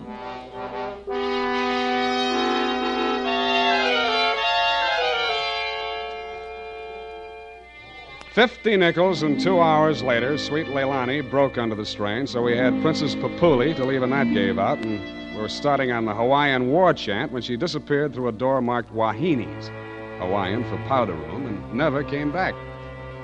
Around 9:45, I mumbled something to the bartender about the lady will pay, put on my smoked glasses, and strolled out and across the street. You came out of the building a couple of minutes later. You led me a zigzag course up Merchant Street to Salon, across Salon to Commercial, down Commercial to Drum, and made a lateral pass over Drum back to Dunbar. Your destination, I'd never have guessed it, was the Sweet Leilani. Happily, they were not playing Sweet Leilani. It was very, very quiet. The regular customers had taken a powder, and I didn't blame them. In the new crop at the bar, I counted 10 broken noses, at least 5 broken paroles, assorted knife scars, and 4 pairs of cauliflower ears, and 1 maverick. You slid into a booth at the end of the bar, took the gun out of your shoulder holster, and laid it down on the table in front of you. I walked over, turned it around so it was pointing at the jukebox instead of me, and sat down. Some other time, Spade. Some other time I drink with you. I'm waiting for a friend. Why the gun? You selling it to him? Maybe I give it to him. Go on, you drink at the bar. It's kind of crowded. Looks like Charlie Rosenfoy's old mob. Who are they gunning for? You or Charlie? Why don't you ask them? What are you drinking, Leo? I was with that bottle all day. Got a bad taste. Do me a favor, Spade. There's a bar 2 doors down the street. Go drink there. There's my friend coming in the door. Any friend of yours is a friend of mine, Leo. Look, Spade. Hello, Leo. What's the matter? You bring a bodyguard to meet your old friend Charlie? This shamus threw his weight in here. I didn't ask him. I don't need him. Huh.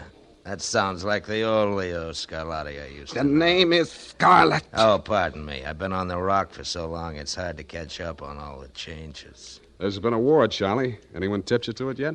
You got a smart bodyguard, Leo. Let's talk. Let's go somewhere else and talk. I like it here. Okay, we start. How come you tipped the mob we were coming here? You promised you wouldn't. Like the shamus, they got a drink somewhere. All right, say what's in your mind and I'll go. Yeah, and if you don't mind, I think I'll do my drinking at the bar.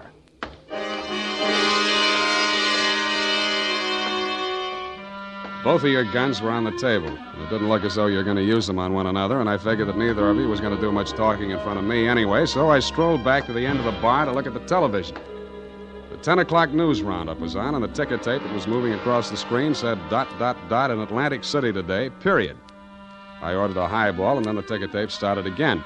This time it said San Francisco, $1 million bail bond robbery. $1 million in negotiable bonds is tonight in the hands of a group of daring hold-up men who commandeered an armored truck at the very portals of the police department and the Hall of Justice. Then it said, this concludes the 10 o'clock edition of the television news roundup. I had a slight hunch that if the television boys had had their cameras on the big bail bond robbery, that at least some of the characters would have been played by at least some of the bad actors that were foregathered in the Sweet Leilani. In fact, what you and Charlie were saying and doing when I walked back to your booth was almost too much to the point. You let me see the bulky portfolio Charlie shoved across the table at you. It looked like a carrying case for bonds, bank messenger type. But it was sealed with wax blobs bearing the imprint of the Great Seal of the state of California. I was impressed. Where'd you get this? You can read about it in the papers, and if I was you, I'd get this out of sight before them papers hit the street. One thing more. Don't try to clip none of them coupons. And one thing more in addition. Don't open it at all. Sure. Spade? Yeah, Leon? I think I hire you after all.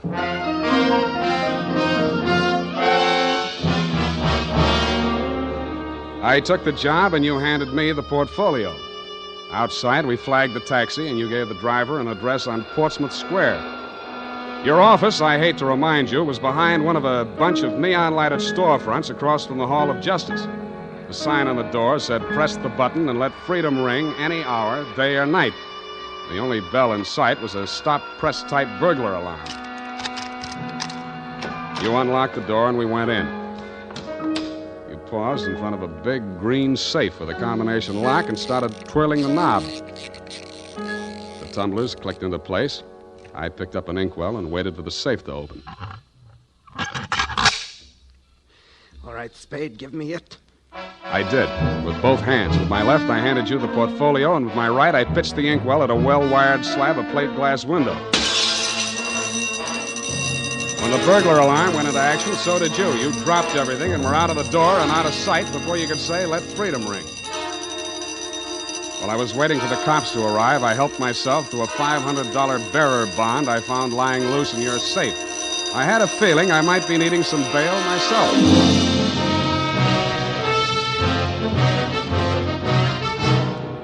The makers of Wild Root Cream Oil are presenting the weekly Sunday adventure of Dashiell Hammett's famous private detective, Sam Spade.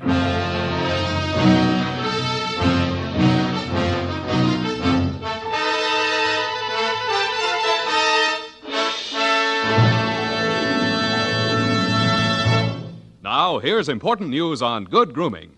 If you want the well-groomed look that helps you get ahead, socially and on the job, listen. Recently, thousands of people from coast to coast who bought Wild Root Cream Oil for the first time were asked, how does Wild Root Cream Oil compare with the hair tonic you previously used? The results were amazing. Better than 4 out of 5 who replied said they preferred Wild Root Cream Oil. And no wonder. It gives you the advantages that men consider most important. Wild Root Cream Oil grooms your hair neatly and naturally, relieves annoying dryness, and removes loose dandruff. What's more, non-alcoholic Wild Root Cream Oil is the only leading hair tonic that contains soothing lanolin. That's like the oil of your skin. So ask for Wild Root Cream Oil Hair Tonic. Again and again, the choice of men who put good grooming first. By the way, smart girls use Wild Root Cream Oil too, and mothers say it's grand for training children's hair.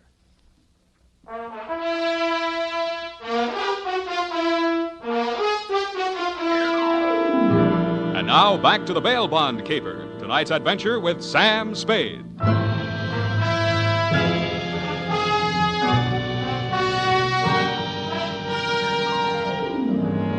I had hoped, Leo, when when I made my spectacular move in your bail bond office and set the bells to ringing, then I'd get the caper off my neck and onto the capable shoulders of the police, where it now belonged. Then I told myself I could go home and get some sleep. I had never been that fond of Vivian anyway. I was holding the $1 million portfolio, complete with its big official seals still unbroken, ready to hand it over with a flourish to the first boy in blue that rushed in. But then I saw something that dashed my hopes. There was a strip of Scotch tape across the bottom of it. It wasn't up to me to tamper with important evidence, but I didn't have to. It was only a question of what magazine had been cut up to replace the $1 million in bearer bonds. That question was answered at headquarters 20 minutes later. It turned out to be the last 52 issues of Radio Life, which even Captain Walsh of the robbery detail admitted was no help. Neither was Captain Walsh. Now, Spade, in your statement here, you state, so-and-so, Sweet Leilani, and that Rosenfoy did hand portfolio exhibit in question to Leo M. Scarlett, alias Scarlatti, at approximately 10:20 p.m. this date. That's it, Captain. Now, you sure you want to stick with this? You don't want to change any part of the statement? No, I just want to go home and go to bed. I'm afraid you're going to stay with us for a while. Who, me? Statement of Jordan Joyce, M.D., statements of Hilda Sackwriter, R.N., and Mildred DeVille Biss, R.N., day and night nurses, respectfully. Who's sick? Rosenfoy. He's been quarantined in his home in Daly City since his release from Alcatraz 4 days ago. Chicken pox. Sorry, Sam, I'll have to book you. You sure you don't want to add anything to that statement? Only this. Kelsey Walsh, if you continue to do such brilliant police work, you will be waving a stop sign at a school crossing in time for the fall semester. You are a hangnail on the finger of justice.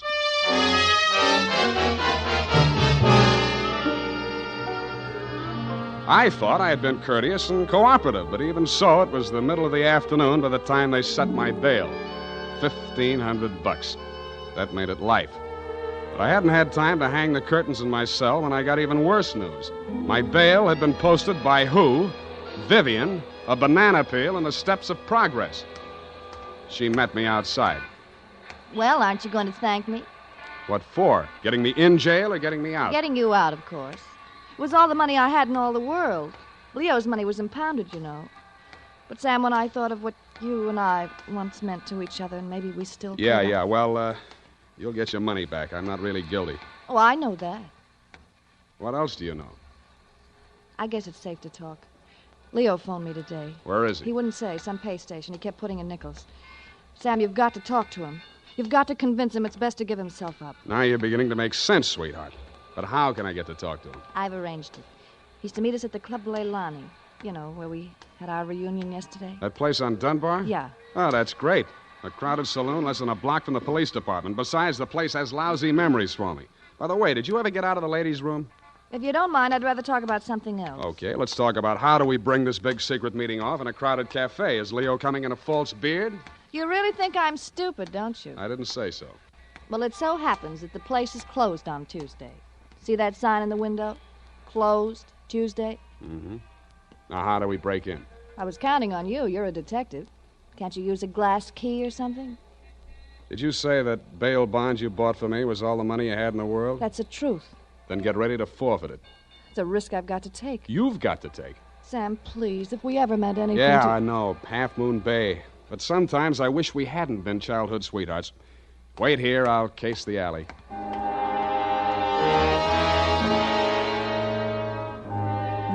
The alley wasn't much better. There were 2 windows, washroom type, all glass brick, except for 2 small ventilators big enough to put your hand through.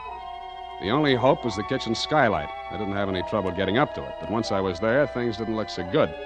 The view from the roof was a garage door with 2 green lights flanking it. Then it struck me where I was and why I was there. The Club Leilani backed directly on the Hall of Justice where the big bail bond robbery had taken place at 5 p.m. the night before. Without further ado, I put my foot through a pane of the skylight, reached in, unlatched it, and dropped.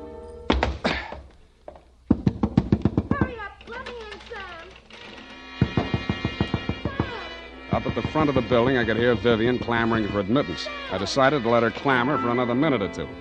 It isn't a thing I often do, but I walked resolutely into the ladies' powder room. It was very well equipped. It had furniture, a telephone, and more clues than I needed. The magazines were there, the razor blades were there, the Scotch tape was there. There was even a scraping of red sealing wax on the steel frame of the window slot. But best of all was what I found in the paper towel dispenser. I lifted it out and moved it next door to the men's washroom. Then I let her in. What kept you so long? You'll spoil everything. I was afraid you'd... Here comes your husband. Come on, let me in. What happened, Leo? You're early. Any objections? I just got itchy, that's all. How are you, baby? Don't, Leo. I'm so nervous. Strained. What are we going to do, baby? What's Spade going to do for us? Tell him, Sam. I'll leave you two alone to talk it out. I'll freshen up a little. Haven't had my face on all day. Poor kid. Well, Spade, let's have it. Yeah, she's right, Leo. I can do a lot for you. But you've got to do something for me. Spade, this is level. I never saw those bonds. I know that. Then what are you after? The truth. It's the only thing that can save you, and if you take this rap, I take it too. I'm in clear up to my neck. Okay. Charlie Rosenfoy came around to Vivian and made her this proposition.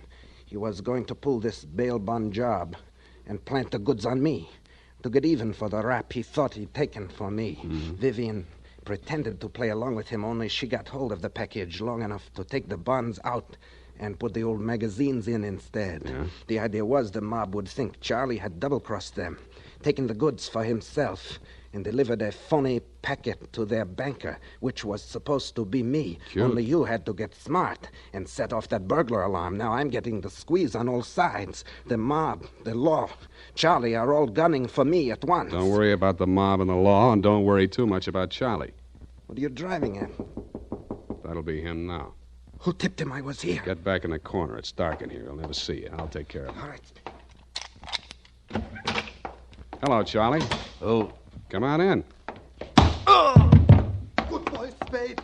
Get his gun. You're my friend. Sure, I'm your friend. Come here. Yeah, sure, Spade.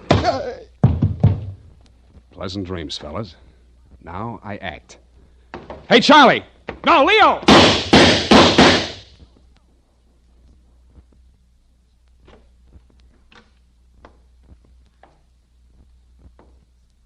Vivian? Sam? That you? Yeah. The last of your boyfriends. You mean Leo? Charlie? Yeah. They just knocked each other off. Oh, Sam, I can't see. It's dark. Where are you? Right here in front of the jukebox. You sure? Hope to die.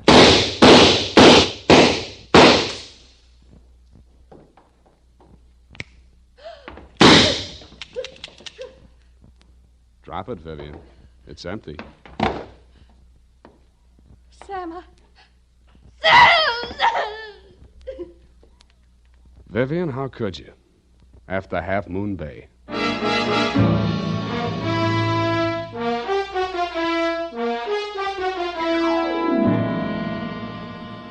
I'm sorry I had to knock you boys out, Leo, but better lumps than bullet holes, eh? After she started wrapping up the caper, it wasn't too hard to figure what she was up to, providing you could keep her smoke out of your eyes. She told Charlie how to operate on you and told you how to operate on Charlie. $1 million for her and 2 dead gangsters lying on the floor of an empty joint where they'd shot it out.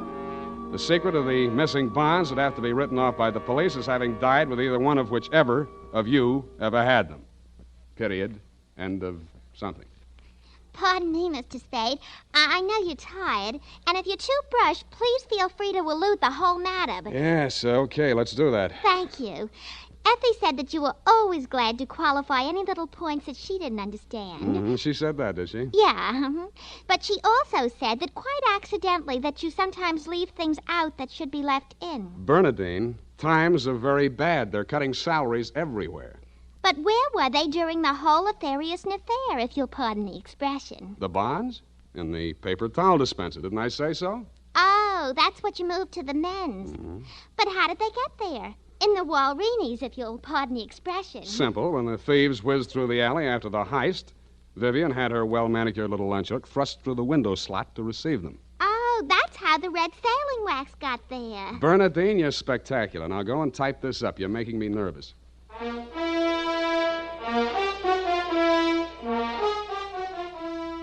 You know what they say about people who like mysteries? Once a mystery fan, always a mystery fan. And that goes for hair tonics, too. Once a Wild Root Cream Oil fan, always a Wild Root Cream Oil fan. Just try it and you'll see what I mean.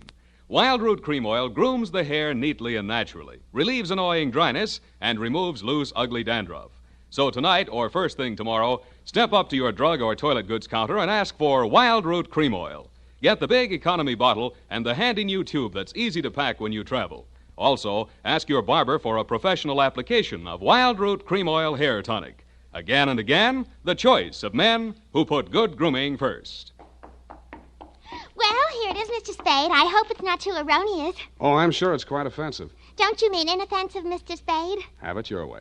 I don't want to sound imprudent, Mr. Spade, but I must say that your conduct through the whole thing was very brave and outrageous. Don't you mean courageous? Now I've got you doing it. You're going to be just like Mr. Cummel. Your previous employer, no doubt. Yeah, poor man. You know, he finally became completely erasable. They had to take him away. Mm-hmm. What were his symptoms? Well, when he ordered the puppy biscuits, I thought he was just being concentric. But after a while, he wouldn't answer to anything but Rover. I had to sprinkle his flea powder in the morning, you know?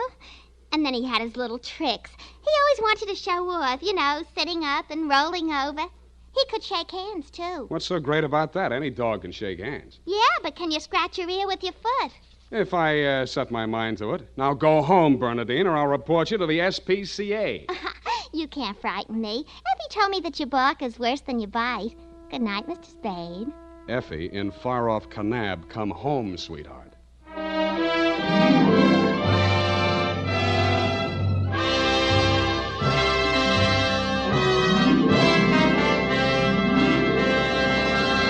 The Adventures of Sam Spade, Dashiell Hammett's famous private detective, are produced and directed by William Spear. Sam Spade is played by Howard Duff. The Adventures of Sam Spade are written for radio by Bob Tallman and Gil Dowd, with musical direction by Lud Gluskin. Gil Dowd directed tonight's broadcast in William Spear's absence. Join us again next Sunday for another adventure with Sam Spade, brought to you by Wild Root Cream Oil. Again and again, the choice of men who put good grooming first. This is Dick Joy reminding you to get Wild Root Cream Oil, Charlie. It keeps your hair in trim. You see, it's non-alcoholic, Charlie. It's made with soothing lanolin. You better get Wild Root Cream Oil, Charlie. Start using it today. You'll find that you will have a tough time, Charlie, keeping all the gals away. Hiya, Baldy. Get Wild Root right away. This is CBS, the Columbia Broadcasting System.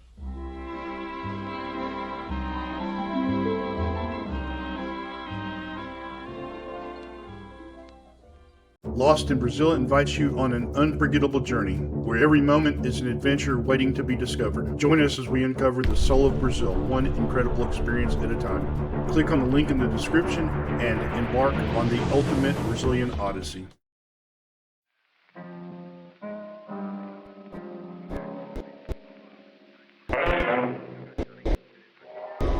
The Columbia Broadcasting System presents yours truly, Johnny Dollar.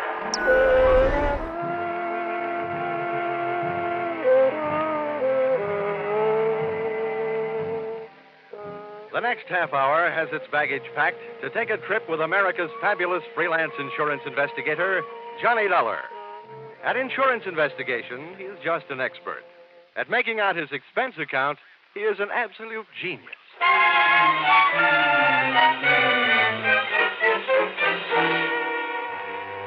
Expense account submitted by Special Investigator Johnny Dollar to Home Office, Oriental West, Cargo Bonding Company, San Francisco.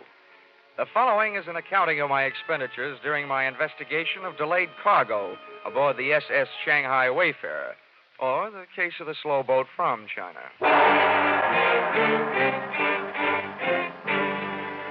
Expense account, item 1, $181.52. Plane fare from Hartford to San Francisco in answer to your urgent call. Expense account, item 2, $3. Lunch on Fisherman's Wharf in answer to my stomach's urgent call. Item 3, $1.20. Cab fare to your office. Dollar, my name is Fundy. I haven't had the pleasure of meeting you before. And may I say it's a pleasure meeting you. It's a rough trip. I'm glad it's over. Over? It's just begun. Here, Dollar. This is your plane ticket to Singapore. Singapore? Hmm? You know, Fundy, I had a choice. Really? To come to San Francisco to see you, or to take a case in Boston. A nice old lady on Beacon Hill clubbed her husband with an early American bed warmer.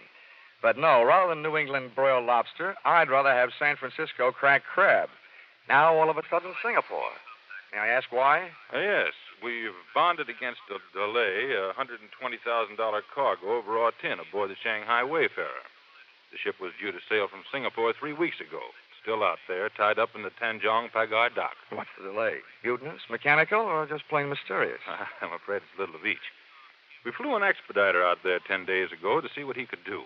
All the satisfaction we've had from this man, Harrison, is a report that since his arrival, the Wayfarer's main shaft is burned out, her freshwater pumps have fouled up, and her steering machinery has gone on the fritz. You don't need an insurance investigator. You need a good plumber.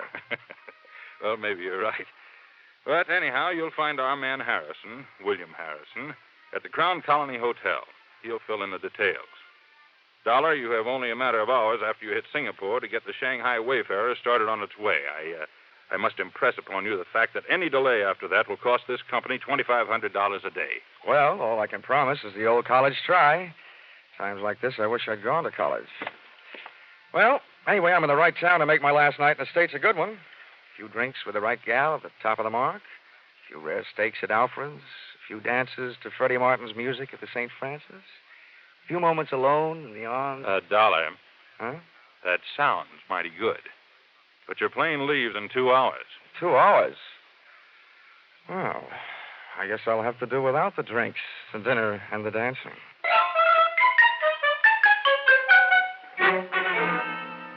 Expense account item 4, $120.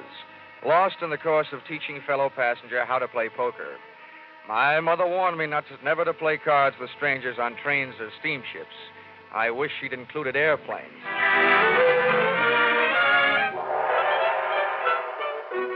You'd implied, Fundy, that the situation smelled. Well, you should have caught a whiff of the city, especially the native sections, through which I had to pass on my way to the Crown Colony Hotel. I found it on Anson Road. I found myself a room. I also found William Harrison's room.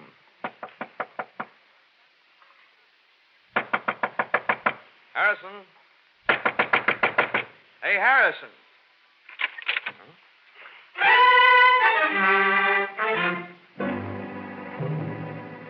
But I didn't find Harrison. All I found was a calling card from my old friend Trouble.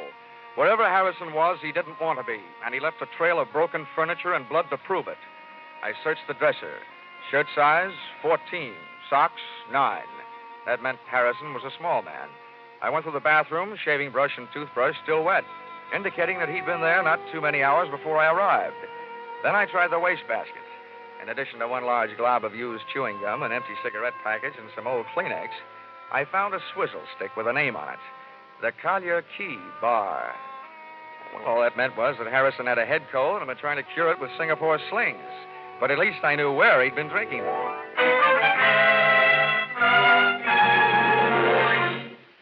The Collier Key Bar looked out on the harbor. It was dark enough inside to give a man a good excuse for drinking nightcaps at noon. Your pleasure, sir. Say, how are you on mixed drinks? Mixed drinks. Governor, if I don't know how to make 'em, I look 'em up in the book. If they ain't in the book, I fake 'em. Now, what'll it be? Straight bourbon. Right, yours, sir. Oh, hey, bartender. Yes, sir. Are you by any chance acquainted with an American named Harrison? Harrison, sir? Yeah. He arrived in Singapore about 10 days ago. Small man with a cold in his head. Oh, Harrison. Sure, I know him right enough. He's been coming in every night with a chief engineer from one of the ships in port. Oh, yeah? What ship is that? Well, the Shanghai Wayfarer, I think. Oh, the Shanghai Wayfarer. What's this engineer's name? Yeah, now, hold on. I ain't getting him into any trouble, am I? He's a nice chap, he is. A handsome tipper. This handsome? My governor, $20 American. Why, compared to you, sir, Mr. Frank Moore is downright tight-fisted. Well, how about that? I done it. I let Mr. Frank Moore's name slip right out. My missus is right. For a little man, I've got a ruddy large mouth.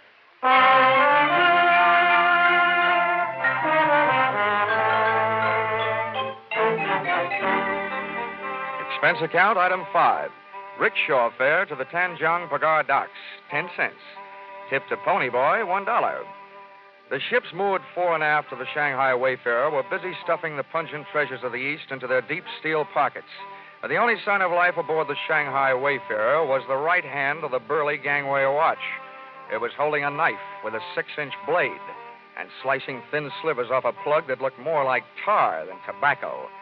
As a gangway watch, he might have been fine. But as a reception committee, he was no Elsa Maxwell. That's far enough, mate. There's nobody aboard and there's nobody coming aboard. It's all right with me. All I want's a little information. Where can I find your chief engineer, Frank Moore? You come to the wrong place. Try the icebox over at the Singapore police. They fished him out of the harbor this morning, stabbed to death. Oh? Any idea who did it? They're holding some dame he's been playing around with. No, I don't know her name. Have they got anything else? Listen, mate, my job is to guard the ship, not answer questions. Okay. Have it your way. Well, watch out for pirates.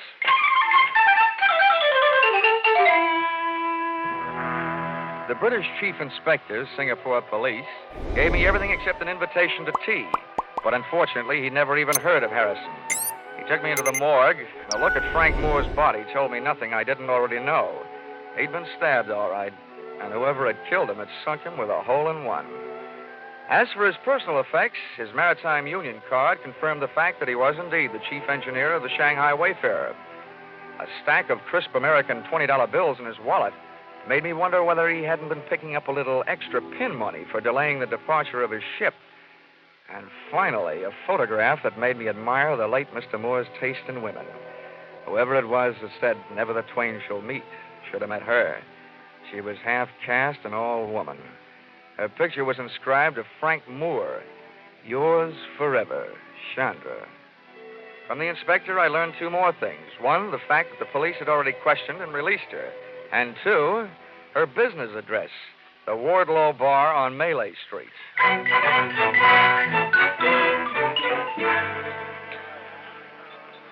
Hello, Mr. Young. You like a midnight sing-song girl? No, the only girl I want to hear sing songs is Dinah Shore. Go on, beat it, will you? Oh, hey, wait a minute.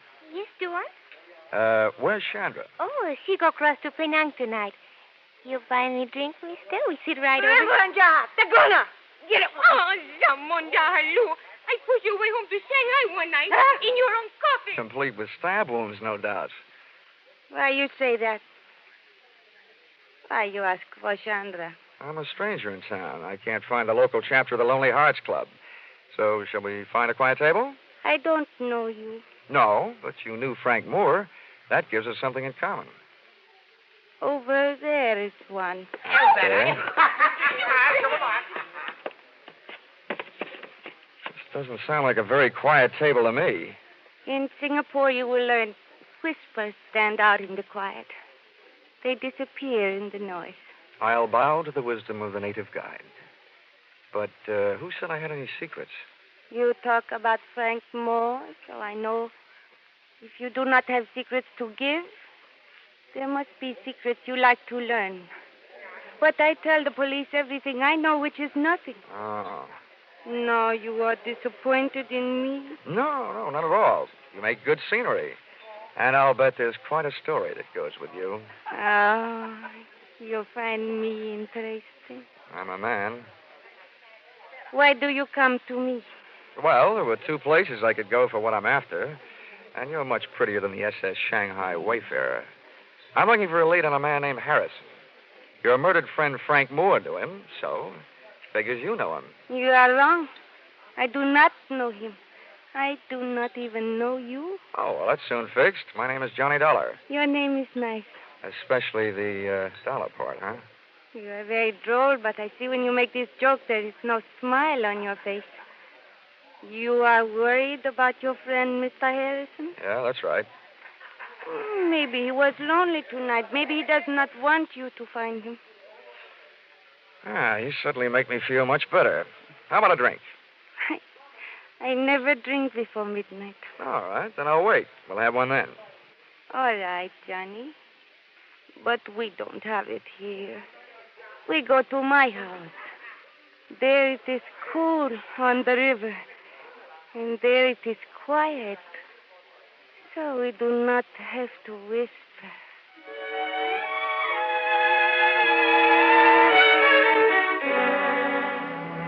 Midnight must have been invented for Singapore, and her house must have been invented for midnight.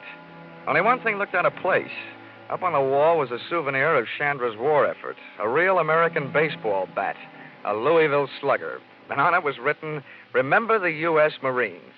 Everything else in the place was soft. The lights, cushions, and Chandra. It is nicer to drink here, no? May I say, it's a mite intoxicating without a drink. I wish the boys back in my high school senior class could see me now. What do you mean? In the graduation annual, they predicted I'd be a bookkeeper. Oh, I do not understand you. And neither did the boys in my senior class. Johnny, please say things I can understand. I want to know you better. Maybe if I stop talking altogether, you'll get to know me better. Johnny.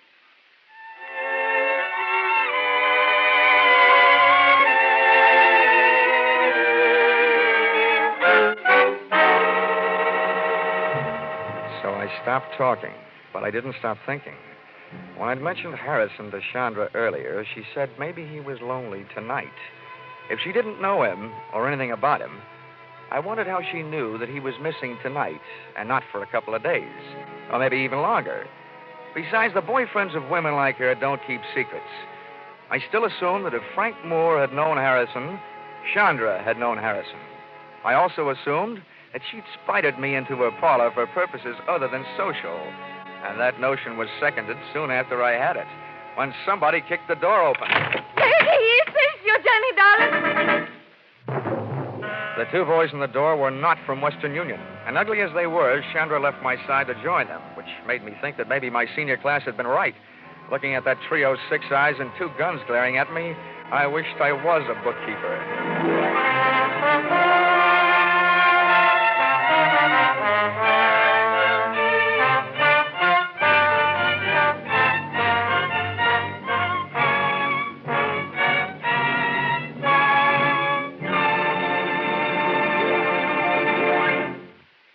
In just a moment, we'll return to the second act of Yours Truly, Johnny Dollar. But first, here it is almost the end of February. All over the country, people are thinking about their new cars. All but one man. And he remains quite content with his old automobile and wearing apparel, an ancient Maxwell and a well-worn toupee. For these reasons, and for several others, named Mary, Dennis, Don, Phil, and Rochester, he now has the #1 comedy show in America. All over the country, people think about him, too, every Sunday night. Hear the Jack Benny Show with Claude Rains as Jack's special guest next Sunday on all these same CBS network stations. And now, back to Yours Truly, Johnny Dollar.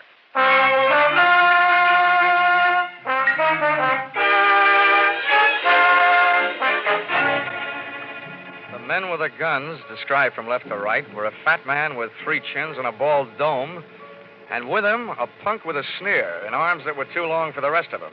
They gun muzzled me into a chair and started making anything but sense. Well, well, Chandra, my dear. We are at last face to face with the mysterious stranger, Johnny Dollar. Oh, don't kill the suspense and tell me why. He knows why. He came to the Wardlow bar. He knew about Frank Moore, and he was looking for the other one, Harrison. That is why I phoned you. Well, it would seem then that this unfortunate chain of events is nearing the final link. Yeah, this guy uses his head better than Harrison did. Well, Dollar? I'm using my head right now. Splendid, splendid. So doing, you may well prevent Harrison's death as well as your own.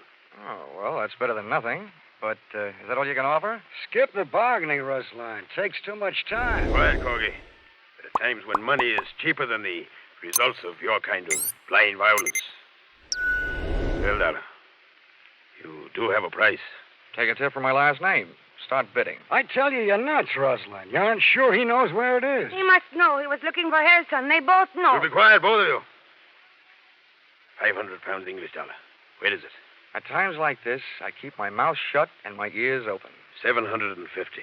Surely, Dollar, since you've entered the situation at such a late date, that is profit enough. Oh, well, I'm a man of expensive tastes. I've always aspired to such things as $200 cigarette lighters. Go ahead. Keep spitting out that wise talk, and you'll be spitting out teeth. How'd you like to go swimming with your hands and feet tied? I could bite my tongue. Not just yet, Corgi, my boy. This man is worthless, dead. Perhaps, Dolly, we can induce you to talk in much the same way as we could prepare to pat it by slitting the tongue. You know, Rosalind, your mother must have been scared by Sidney Greenstreet. Either this guy is nuts or he doesn't know anything. What I know would fill a police blotter. Corgi, you know nothing of psychology, my boy. What this man is attempting to pass off as a show of bravery is based purely on the knowledge that he is, momentarily at least, of some considerable value to us alive. Now, Dollar, be careful. Before you make your final decision, bear in mind you've heard our final offer. Now, sir, what shall it be? Oh, the squirrel said to the little girl when she asked him what he wanted for Christmas, nuts. Very well, Dollar. Corgi. Thanks.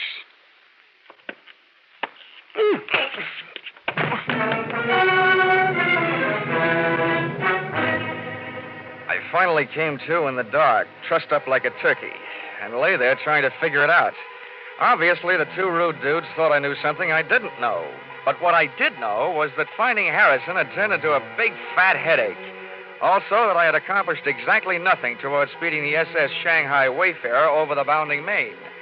While I was comforting myself by repeating over and over that old insurance company soother, never say die, I discovered I wasn't alone. Hello. Huh?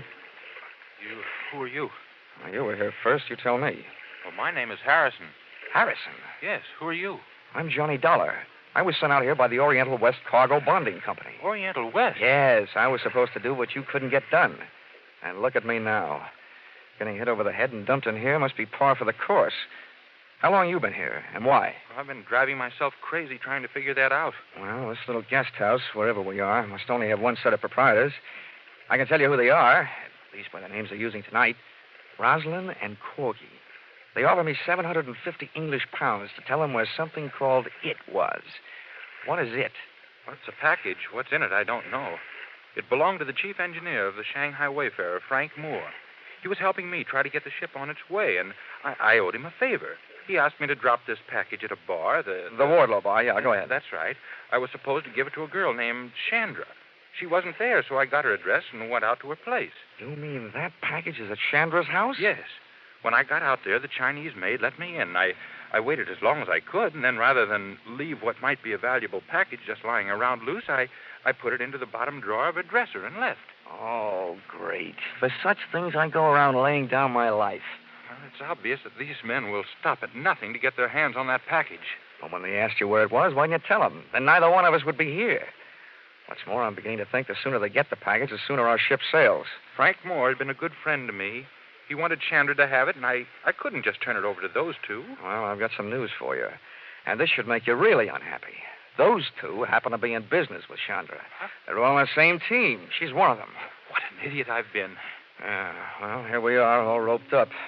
You know, for a pair of guys who came out here to speed a shipload of raw tin on its way, we're doing just dandy. We're lucky if we get out of this thing alive.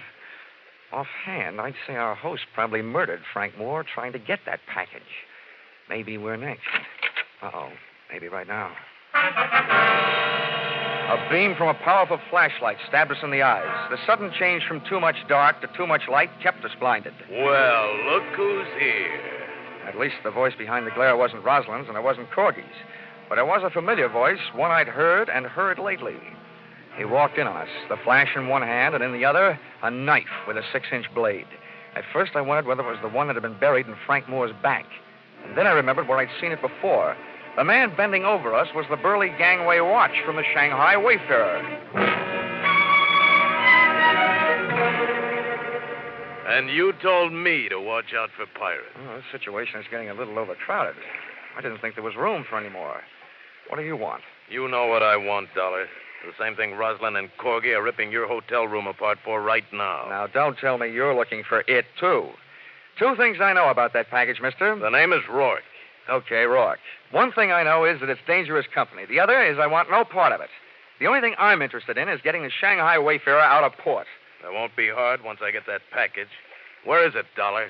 I'll trade the answer to that question for a little freedom. Okay. Hold still. There. Thanks. Harrison's next. I want him with us in case he's lying. All right. Okay, Harrison, roll over. Hey, you! When Rourke bent over Harrison, I drop-kicked the flashlight out of his hand, ran across the darkened room, through the open door, and kept on running. Sometimes the long way around is the shortest way home, so I headed for Chandra's house. I not only had some getting even to do, but I had some curiosity to satisfy. Somehow the Shanghai Wayfarer's failure to sail on schedule was tied up with a mysterious package. But how? Why? I decided I'd earned the right to see what was in that package.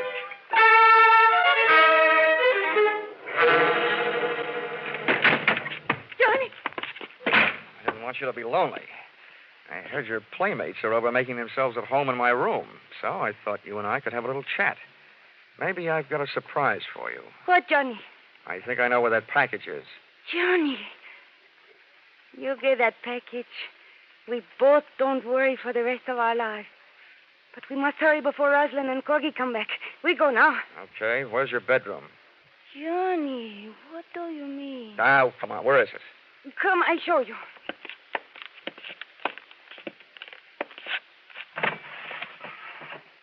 No, it cannot be. It is not the one, no. It's been here all the time. And now while I open this thing, you can go and have yourself a nervous breakdown. Say, this is more fun than unwrapping Christmas presents. And now to take off the cover. Wow. Now I know how the winner feels on Hit the Jackpot. The package was paper all the way through, brown wrapping on the outside and green spending on the inside. Big bundles of fresh, clean American 20s. Thousands of the same kind of bills that the Singapore police had found in the late Frank Moore's wallet. It would have taken half a day to count it, and I'd wasted too much time already. They'll be no good to you without me, Johnny. You have to know how to get rid of them. Oh, counterfeit, huh? Yes. They are made in China. Frank Moore brought them from Shanghai to Rosalind to take to the States, but Rosalind was not here in Singapore. He was late, so Frank had to make some accident happen to his ship to keep it from sailing. But then he changed his mind. He decided he would give the money himself, but Rosalind caught up with him. Oh, I see. He was sending them to you by way of Harrison, just before he was knifed by Rosalind, huh? Who talked him into that? You, by any chance? You and I could be very rich, Johnny. You never give up, do you? There's $500,000 there. Mm-hmm. Yeah, it should buy about 50 years in jail. I'm taking this down to customs and you with it. No, I do not think you do. Uh-huh. Time to play another visiting team. Come on, beautiful. I don't want you in the way. Let go of me. I grabbed her, lashed her wrist with a cord from the package, and since she liked money so much, I stuffed her mouth with a fistful of those troublesome $20 bills. I locked her and the rest of the loot into a closet and dashed into the other room looking for a weapon. And then I remembered that Louisville slugger from the U.S. Marines. I was glad they'd landed. I grabbed it off the wall, got a toehold in the carpet on the left side of that door, wrapped my fingers around the bat, swung on the back of my shoulder, and waited.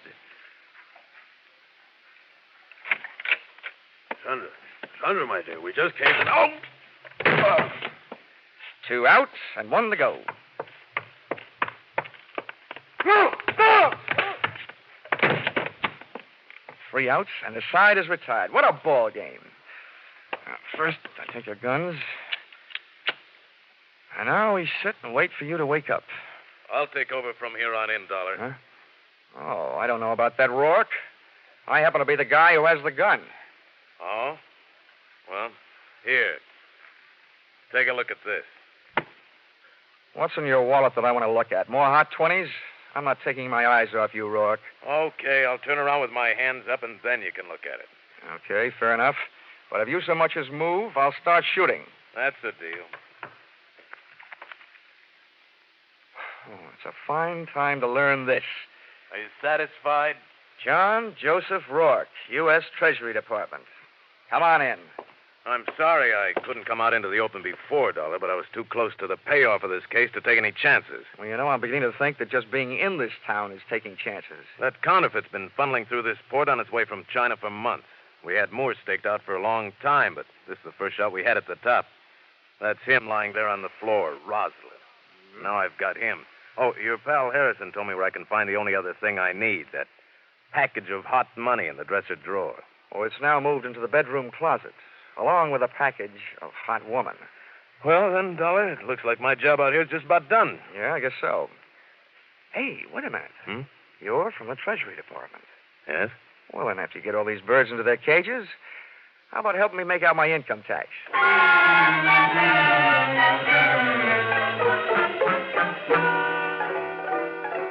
Expense account, item 6. Hotel bill, 1 night in Singapore, $5. Item 7, 1 new outfit, replacing mine, which was ruined in course of taking midnight dip in Singapore River, $200. Item 8, $20. Bar checks for cheering up one William Harrison, your expediter, whose innocence had him running errands for the man who was holding up the departure of your ship. Item 9, $375. Spent while killing time until the departure of my plane back to the States, after the Shanghai Wayfarer finally sailed. You see, this time, I had 4 hours on my hands instead of the 2 you allowed me in San Francisco. Expense account total, $1,407. Signed, yours, truly, Johnny Dollar.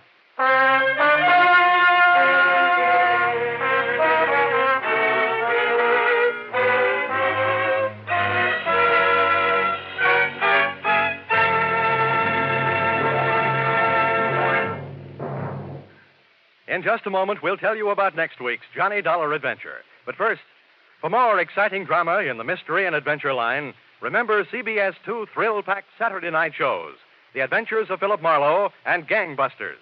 Be sure to hear Philip Marlowe and Gangbusters tomorrow night on most of these same CBS network stations.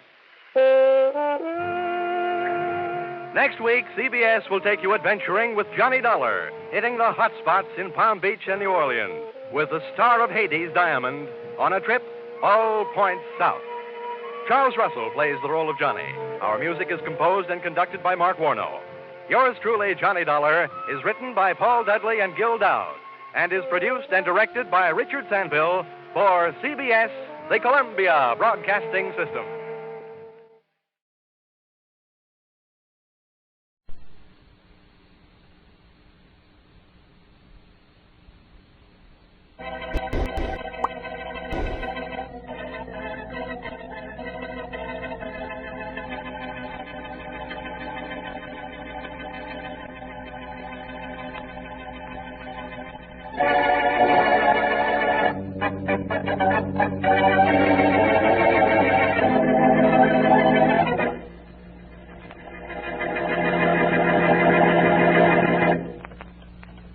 Better not make so much noise fiddling with that lock, Sergeant. Don't worry.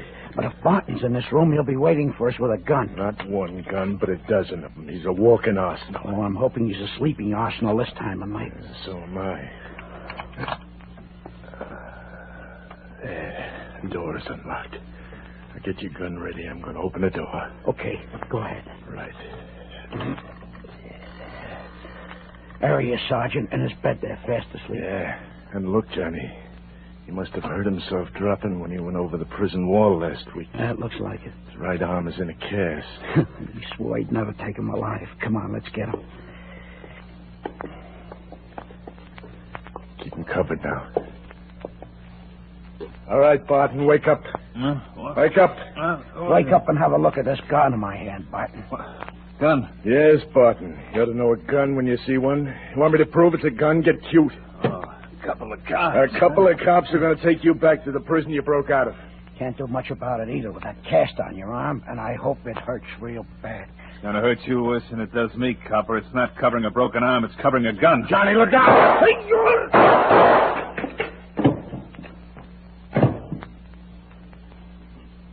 That's 2 less of you guys I have to worry about.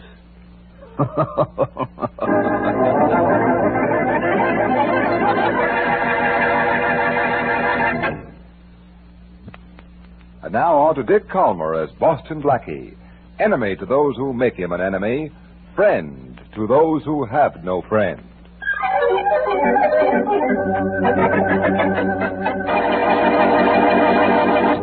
What are you trying to do with that pistol, Barton? Flatten down the firing pin? Just testing the action on the trigger. It's got a nice light touch, Putsy. A real hair trigger. Faster than the gun you used on those two cops who came to get you. Yeah. You know, I think you got more guns than brains, Barton. When I got a gun, I don't need no brains. You find out. Guns do my thinking for me. Well, they do your talking for you anyhow. Look, you swore you was going to get Ross and Davis when you got out of jail. Yeah, that's right. You going to do it? I didn't bust jail just for the fresh air. Good. I found out where they live, just like you told me. Good. Davis lives not far from here. Ross has a house uptown. Davis lives closer, huh? That's right, just across town. Okay, we'll let Ross live a little while. It's up to you. In fact, maybe we'll let Ross live till Lamara so he can worry a while. He might take a powder if you give him too much time. Let him run. I swore I'd get Ross and Davis for sending me up, and I'm going to do it. Come on. We'll get Davis right now.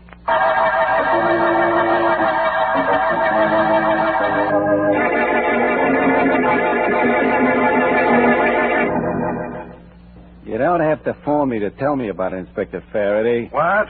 I heard about Barton on the radio. Well, look, Davis, when Barton broke jail, it was to do two things. Get even with you and Joe Ross. I know. He screamed that at me during his trial when I testified against him. I know he hates Ross, but he's more bark than bite. He killed two policemen last night. And what barked was his gun. I heard about that on the radio, too. So what? So Barton's still on the loose. He'll be after you next. I want to give you police protection. All right. I'll come down to headquarters right away. Now you're talking sense. Goodbye. Goodbye. Come in. You. Oh, put that thing down. No. Don't. Oh,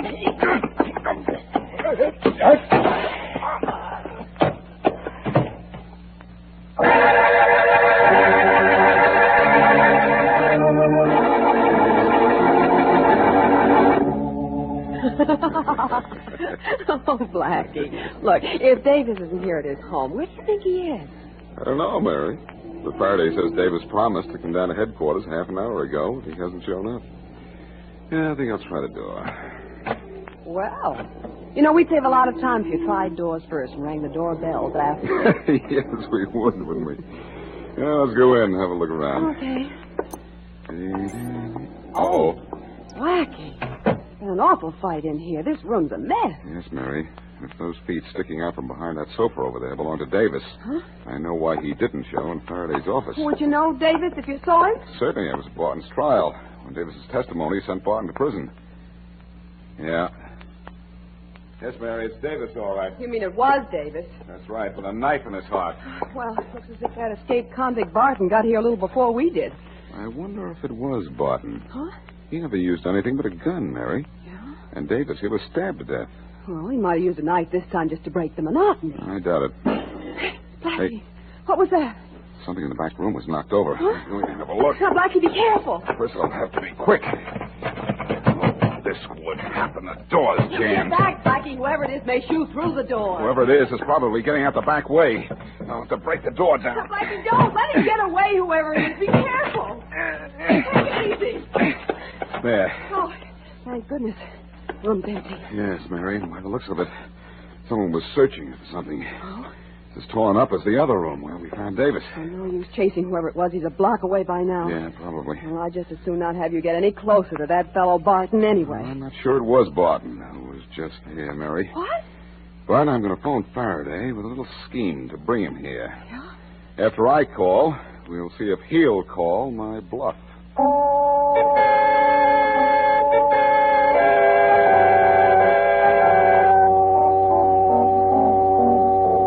Well, Ross, I'll say one thing for you. Yeah? I phoned both you and Davis to come down here to my office, but you had the brains to show up. Well, you gave me such an argument over the phone, Inspector Faraday, I had to come down. Yeah.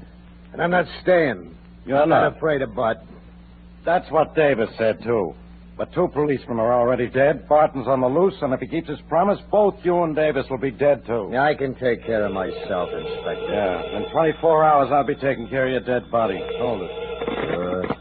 Faraday, homicide. Hello, Inspector. This is Blackie. Oh, you're all I need. Wonder if thought you'd admit it, pal. I admit nothing. Which is just about what you know, too. Look, Brilliant. Faraday, my friend, when you told me Davis hadn't shown up at your office, I thought I'd drop in on him and just see why not. Yeah? Well, I know why not. He's dead. Dead, huh? Barton got to him, huh? I don't know who got to him, but I have a hunch it wasn't Barton.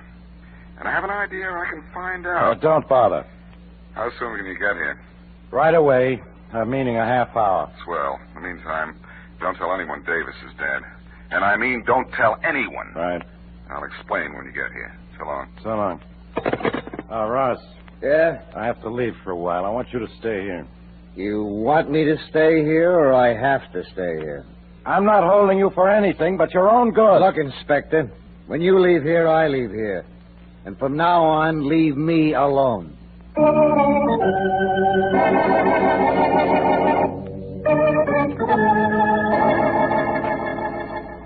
Blackie. Yes, Mary. It's amazing how alive Davis looks sitting in his chair. Stay back in the shadows, Mary. I may be propping you up, too. Well, the only light in the room is shining on Davis. No one can see me, Blackie. And I'm beginning to think no one's going to come looking. It's only been 10 minutes since we set Davis up in that chair. And it may be hours before the trick works. You still think it wasn't Barton who stabbed Davis? Yes, Mary, but I think it was Barton we heard in the next room. Oh? And if he comes back and tries to kill Davis, I know I'm right. Oh, yeah, that would prove that Barton doesn't know that Davis is already dead. But it might mean... Blackie, look! At the window. Yes, it's Barton. And another man, too. Stay back, Mary. Okay. Barton may be looking in just to make sure that Davis is dead. On the other hand, he may shoot at him through the window. Oh, why didn't Faraday hurry? Blackie, he shot at Davis. Duck, Mary. Okay. I'm going to shoot at him. Blackie, you hit him. But I didn't stop him. He's getting away. Oh, Blackie, he may be waiting outside that door. I'm ready for him if he is. Oh, God, he got away, Mary. Oh. Maybe I did hit him, but he and his pal aren't in sight. Oh, Faraday's going to be awful unhappy when he hears about this. I'm not exactly overjoyed myself. Yeah, I can see that. But anyway, I did find out one thing I wanted to know. That Barton didn't kill Davis. Right. Oh, Blackie, as long as we know who didn't kill him, I know what our problem is now. You do? Well, sure. Who done it?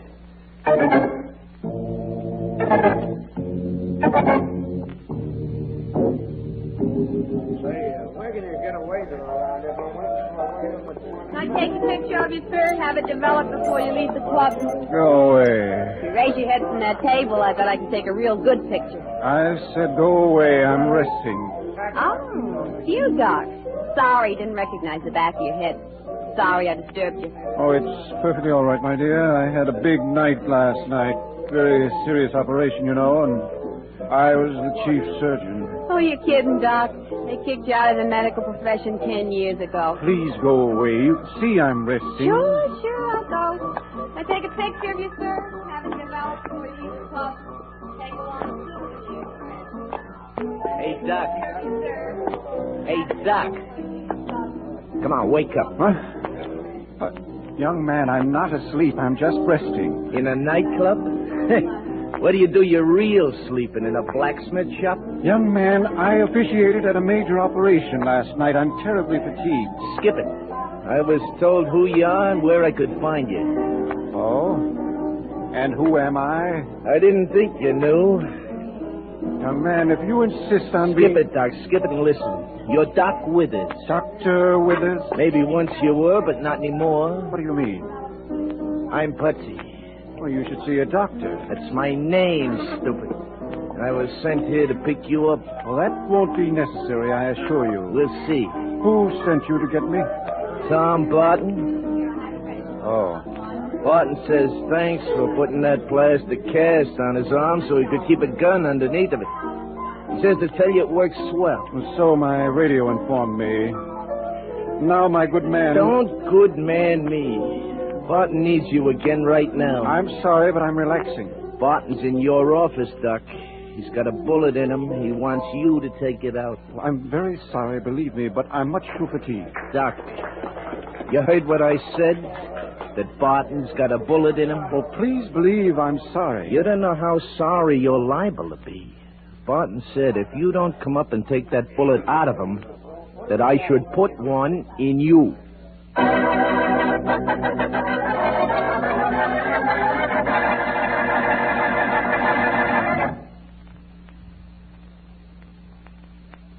And now, back to Boston Blackie.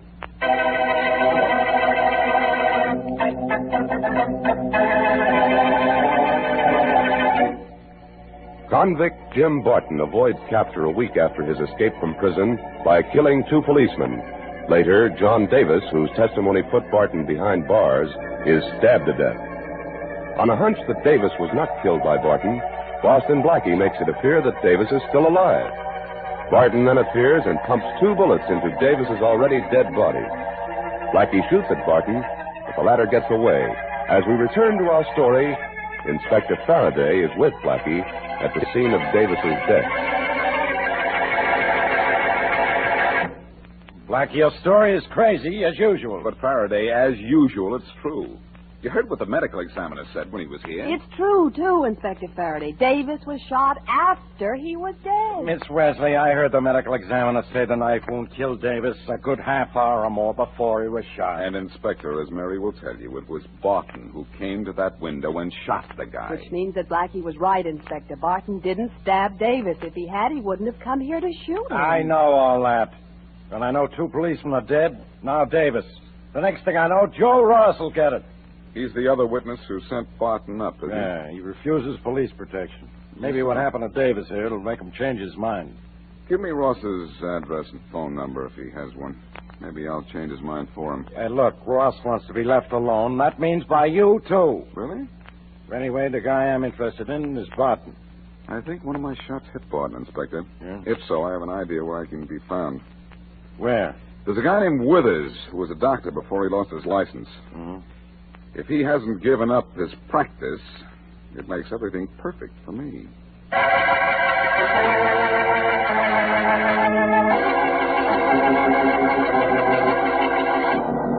Easy now, there. Look, Withers, get this bullet out of me and hurry up about it, will you? I just got here, Barton. You can't expect me to do this without getting prepared for it. It isn't as easy as putting that cast on your arm was. Who wants it to be easy? I want it to be good. Now make it quick. I'm working as fast as I can. Now, you just lie here quietly. I have to go into my other office and get some chloroform. I left it on my desk, I think. Well, hurry, will you? Maybe you got lots of time, but I haven't. I'll be right back. You better be.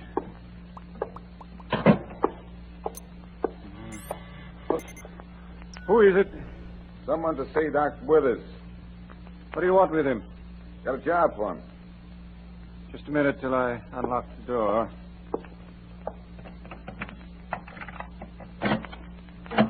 Come right in. Thanks, Doc. I'm sure I... Oh, it's you, Blackie. Get out. Get out. Oh, no, thank you. Out of my office. You sound just like Inspector Faraday. Sorry, now that I'm in, I'm going to stay in. What do you want? A man named Tom Barton. Where is he? I don't know. You're lying with us. I have reason to believe he has a bullet in him. And if he isn't here to have it taken out, he was here or he will be. I've never seen the man. Then he hasn't shown up yet, so I'll wait till he does. I don't like to keep people waiting, Blackie. Don't move. Well, if it isn't Tom Barton, gun and all. Barton, lie down. You're a sick man. Don't you worry about me, then, Doc. Worry about Blackie. He's going to be a lot worse than sick in a minute. My, I'm so worried. Barton, don't kill him here. Please don't. Take him out in the country somewhere. Nothing doing, Doc. Blackie's too tricky. Please, Barton, not here. Okay, Doc. You'll get my pal Putsy and tell him I want a car and quick. But... Beat it, Doc. Do like I say. You'll get the same thing Blackie does. All right.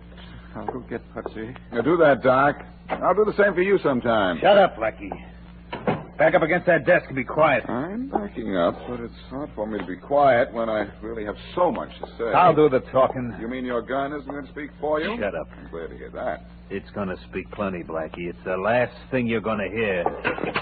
Oh, I guess you've got me so nervous, Barton. I'm knocking things over. Well, stand still and you won't. So you're the great Boston Blackie, huh? Well, The famous Boston Blackie. The guy so smart he can get out of any kind of a jam. Hey, what'd you knock over? That stuff smells. Too much competition for you? Cute kid.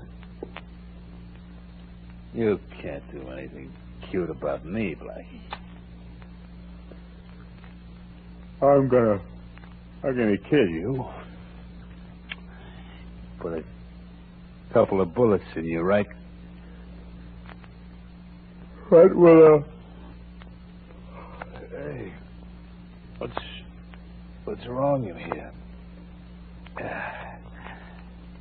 I'm getting sleepy. I better shoot you before That bottle I knocked over was full of chloroform, Barton. I knocked over a bottle, and now you...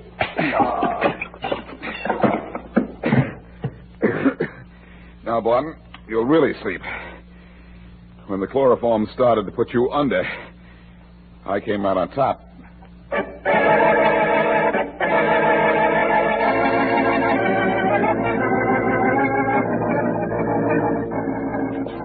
So Barton's up in your office with a gun on Boston Blackie, huh, Doc? I guess Barton wants you to help carry Blackie out, Patsy, to bump him off. It'll be a pleasure. It's about time somebody got that guy Blackie out of the way. Well, dead or alive, I want him out of my office in a hurry. Leave it to me. And I don't want you to be seen carrying him out. I won't be.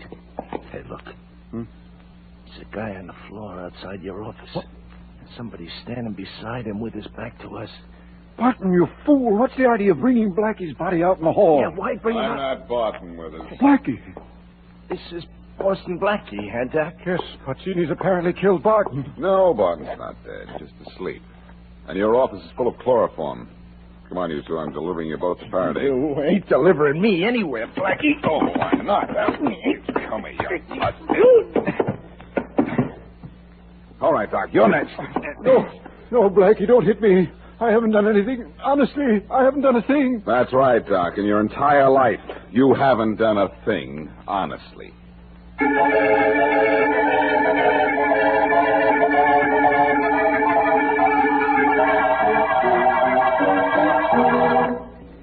Well, Blackie, this is one time we're welcome in Inspector Faraday's office.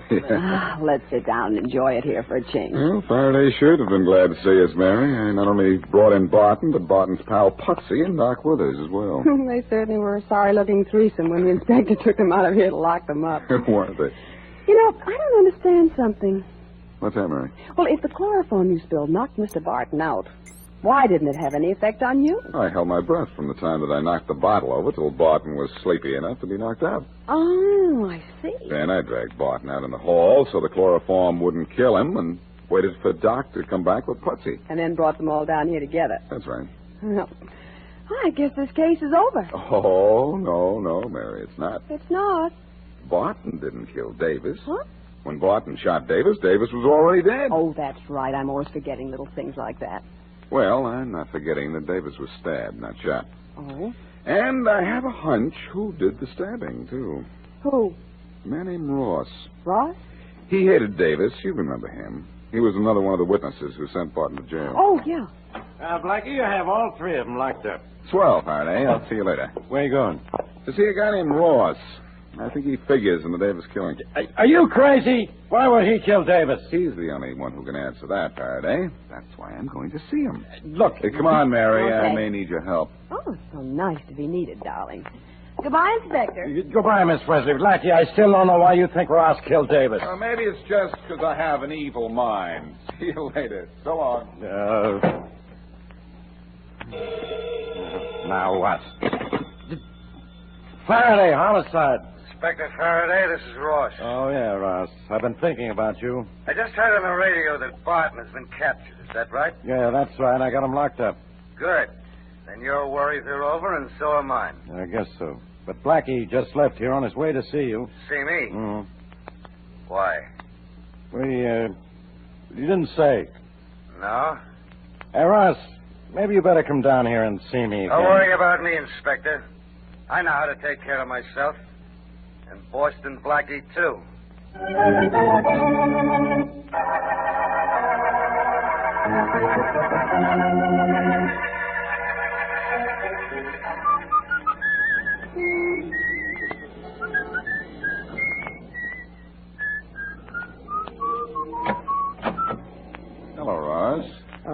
Blackie. Yeah. Come in. I was expecting you long before this. Oh, you knew I was coming, did you? Yeah, your friend Inspector Faraday told me about it. I see. What took you so long? Almost have a change of heart on the way? No, not exactly. No? Nice place you have here, Ross. Yeah. Yeah, I like it. Well, take a good look around, because you may soon be moving to other quarters. Headquarters, to be exact. Really? Mm-hmm. What for? For killing Davis. What makes you think I killed him? Well, in the first place, I know Barton didn't kill him. First, because Davis was stabbed to death, and Barton always uses a gun. Yeah? And second, because Barton shot Davis after Davis was dead. That still has nothing to do with me. It has everything to do with you, Ross. You had a grudge against Davis. It came out when you and Davis both testified at Barton's trial. When Barton escaped from prison, you saw a chance to kill Davis and get away with it, because it would look as if Barton had killed him. You're a pretty smart guy. Aren't you, Blackie? Smart enough to know you killed Davis and why. And also smart enough to find the knife that killed Davis and trace it to you. Yeah? Well, you won't have to look far. Glad to hear that. Here's the knife. Oh, good. I'll give it to you. Right through the heart. No, thanks, Ross. That's your arm. Now have a sample of mine. All right, Ross, get up. Now, let's take you and your knife to Faraday. Yeah, you're just lucky, Blackie. Lucky you're not dead. Yeah, I certainly am. You know those stars you just saw when I clipped you? Well, I live under one of them.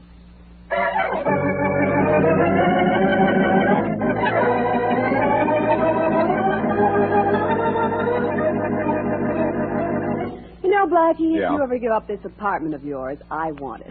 I love the view from this window. Well, it is a little better than the view from where Barton, Putsy Palmer, Doc Withers, and Ross are sitting, Mary. You certainly made a haul this time, didn't you? And Ross made quite a confession when police proved the knife Ross tried to stab me with was the knife that killed Davis. Mr. Ross wouldn't have tried to stab you if Inspector Faraday hadn't warned him you were on your way to see it. Oh, yes, he would. He was. Faraday told him I was coming in hopes that Ross would make a break, and he did. And we got him to talk. Smart, aren't you? Sure, after I got his knife, it was a cinch to make him fork over that confession.